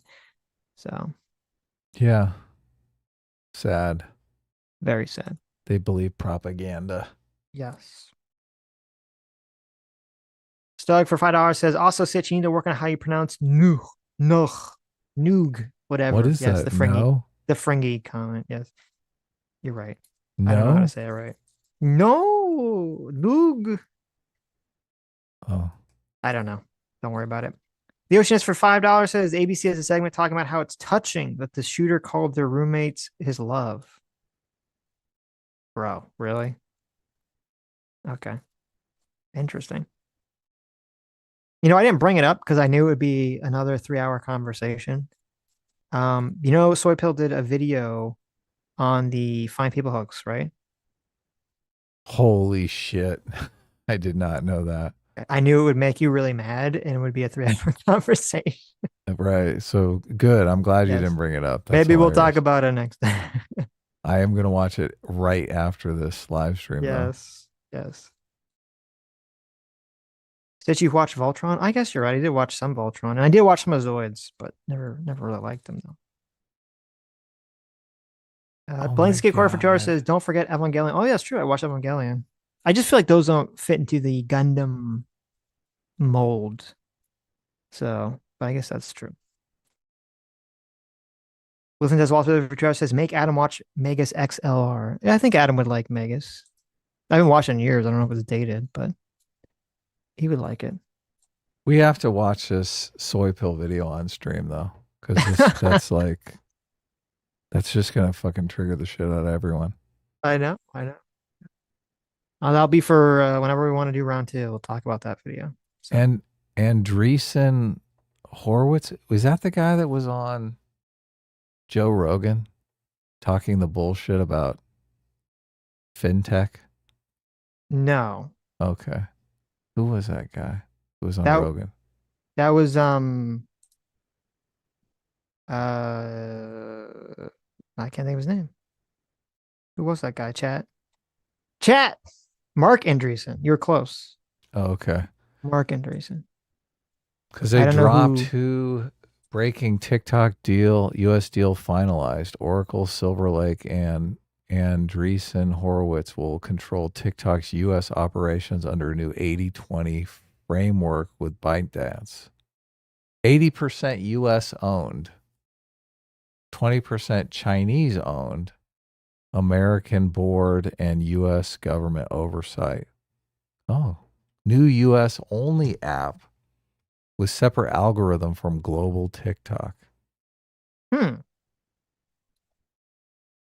Interesting. All right. I mean, it's better than what it is, but I want to know more about like how is the American company going to control the programming? Oh my and God. the algorithm and everything. Yeah, is it going to be open source? Or at least just not controlled by the fucking Chinese government. Yeah, but what if it's controlled by the Republicans? Well, that wouldn't be good either. Make obviously. everyone right have a baby. There you go. I don't know. So this is interesting. It says Andreessen Horowitz is a leading American venture capitalist. Andreessen Horowitz is a leading American venture capitalist firm co-founded by Mark Andreessen and Ben Horowitz. So it is that dude. It is that guy. Andreessen Horowitz is the combination of their two That names. fucking It's that fucking piece of shit, Mark the Andreessen, fintech guy. who lied about the Consumer Protection Finance Bureau to Yeah, everyone's face on Joe Rogan. yeah. There you go, that fucking egghead motherfucker. So that he this. could get around regulation. So that was all part of the master plan to get TikTok. Why do you call him an egghead? He's got a weird head. I have to bring up a picture of this motherfucker's head. He's got a weird skull. Okay, he's got an egg. He literally has an egghead. I don't know what the fuck is going on with this dude's head. It's insane. Yeah. Oh shit. Oh my god. Did you have the New Yorker picture? Please tell me this is a file I can pull in. This is fucking. You can't look at this picture and not laugh your ass off. Here, I'll send it to you. Maybe you'll get it before you see it on the stream. Let's see if we pick the same picture. Oh no. Oh my god, they're both unbelievable. Yeah, jeez. Okay. Yours is pretty crazy too. Here, I'll bring yours up as well. Well, that's the New Yorker, and I was like, the New Yorker did him dirty. Okay, they're like, oh fuck yeah. They're like, make him look like a cartoon, like make him look like Megamind. Make him look like a cartoon character. This is the opposite of Megamind. This looks like his brain is a fucking peanut up there, up there on the top. Who you calling a pinhead? Yeah, exactly. Pretty bad. Oh wow, wow. Yeah. He looks like Anakin Skywalker when the Vader mask comes off. You know what? That's fair. That's definitely fair. Yeah. Really? Yeah. I mean, without all the face being, melted. But imagine him trying to balance anything on his head. I mean, that's impossible. It's like a pyramid. Right. Oh yeah. Mini mind. That's funny. Oh, mini mind instead of Megamind. Mini mind. Oh, that's pretty good. Pretty good. So this fintech motherfucker who lied to Joe Rogan is now in charge of TikTok. Yep. Well, I mean, he's one of 4 partners, right? He's got a partner, then there's also Oracle, and I don't know what the other one was. Silver Lake? I don't know. I don't like it. It's got to be better than China. I mean, it's slightly better than China. Say that, but don't like it. Guys, what if he's in chat right now? I hope he's in chat. I hope he's in chat and he's crying. Okay. He should be crying. Not about billions of dollars. All his billions of dollars aren't going to fix his egghead. All right. Do you think he dresses up as Bert for Halloween? Just going out on a limb here. He should Bert from Sesame Street. He should dress up as Dr. Robotnik, aka the Eggman from Sonic the Hedgehog. Oh yeah. That's what he should do. They should have got him instead of Jim Carrey. He already looks the part. Put a hat on. I think you should put a little tough. I think you should get a little tough toupee up there. This nah. Go for the Bert look. Bad. He needs a beanie. If anyone needs to wear a Temple beanie, okay. Should wear a big beanie. Can you even do the beanie?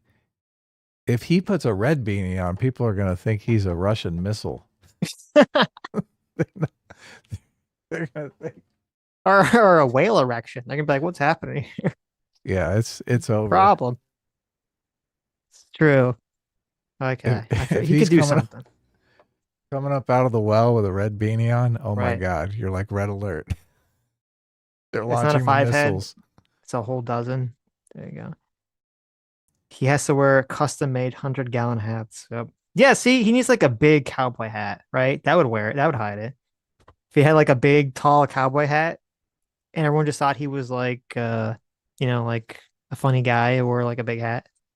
Could he do some sort of padded beanie that kind of reshapes his head? You know how women do those Spanx? Yeah, yeah, yeah. Oh, he needs head spanks. He needs head spanks. Head That's exactly spanks. right. There you go. I like it. Yeah, yeah. Something that Right. pushes that nipple down. Right. No, he just needs, listen, he just wear a big cowboy hat. People think he's eccentric, he'll be fine. It'll be great. We'll get over it. Seki jokes for €5. Thanks so much. Or £5. Says we're on the right side of history. Charlie was a fascist. The powers that told me so, powers that be told me so. We're definitely moving on from the witch burning of yore. True. Listen, does Walt specifically for 2 hours says head shape is peak evolution, convenient for mother. There you go. She squeezed his ass right out of the birth canal like that. Oh yeah. Are you kidding me? This guy was born in like a second. That's a good question. Listen, if anyone interviews Mark Andreessen, be like, how long did it take? How long was your For mom you in to be labor born. for? Yeah. Yeah. Was it real quick? As You soon as just- that, I see the head. Oh, he's out. Fucking baseball catcher is like, whoa. Yeah. And then he's like, he's out of there. Interesting. Mm-hmm. Anyways, All right, that's it. We finally made it to the end. Holy shit! we did it. 7 hours on a Tuesday. I know. This is look at crazy. that. We might have Crazy. to take another week off. Maybe we will. All right. Anyways, thank you guys for coming. Thank you for Yeah. your incredibly generous donations. Thank you for SoyPill for joining us. And we'll see you on Thursday on the media channel. Not this channel, the media channel. Yes, it'll be great. Mickey 17, watch it. You'll enjoy Take it. care, Well, you'll everybody. hate it, and then you'll enjoy ripping on it with us. Yes. Bye-bye. Hit the button. The button has been hit.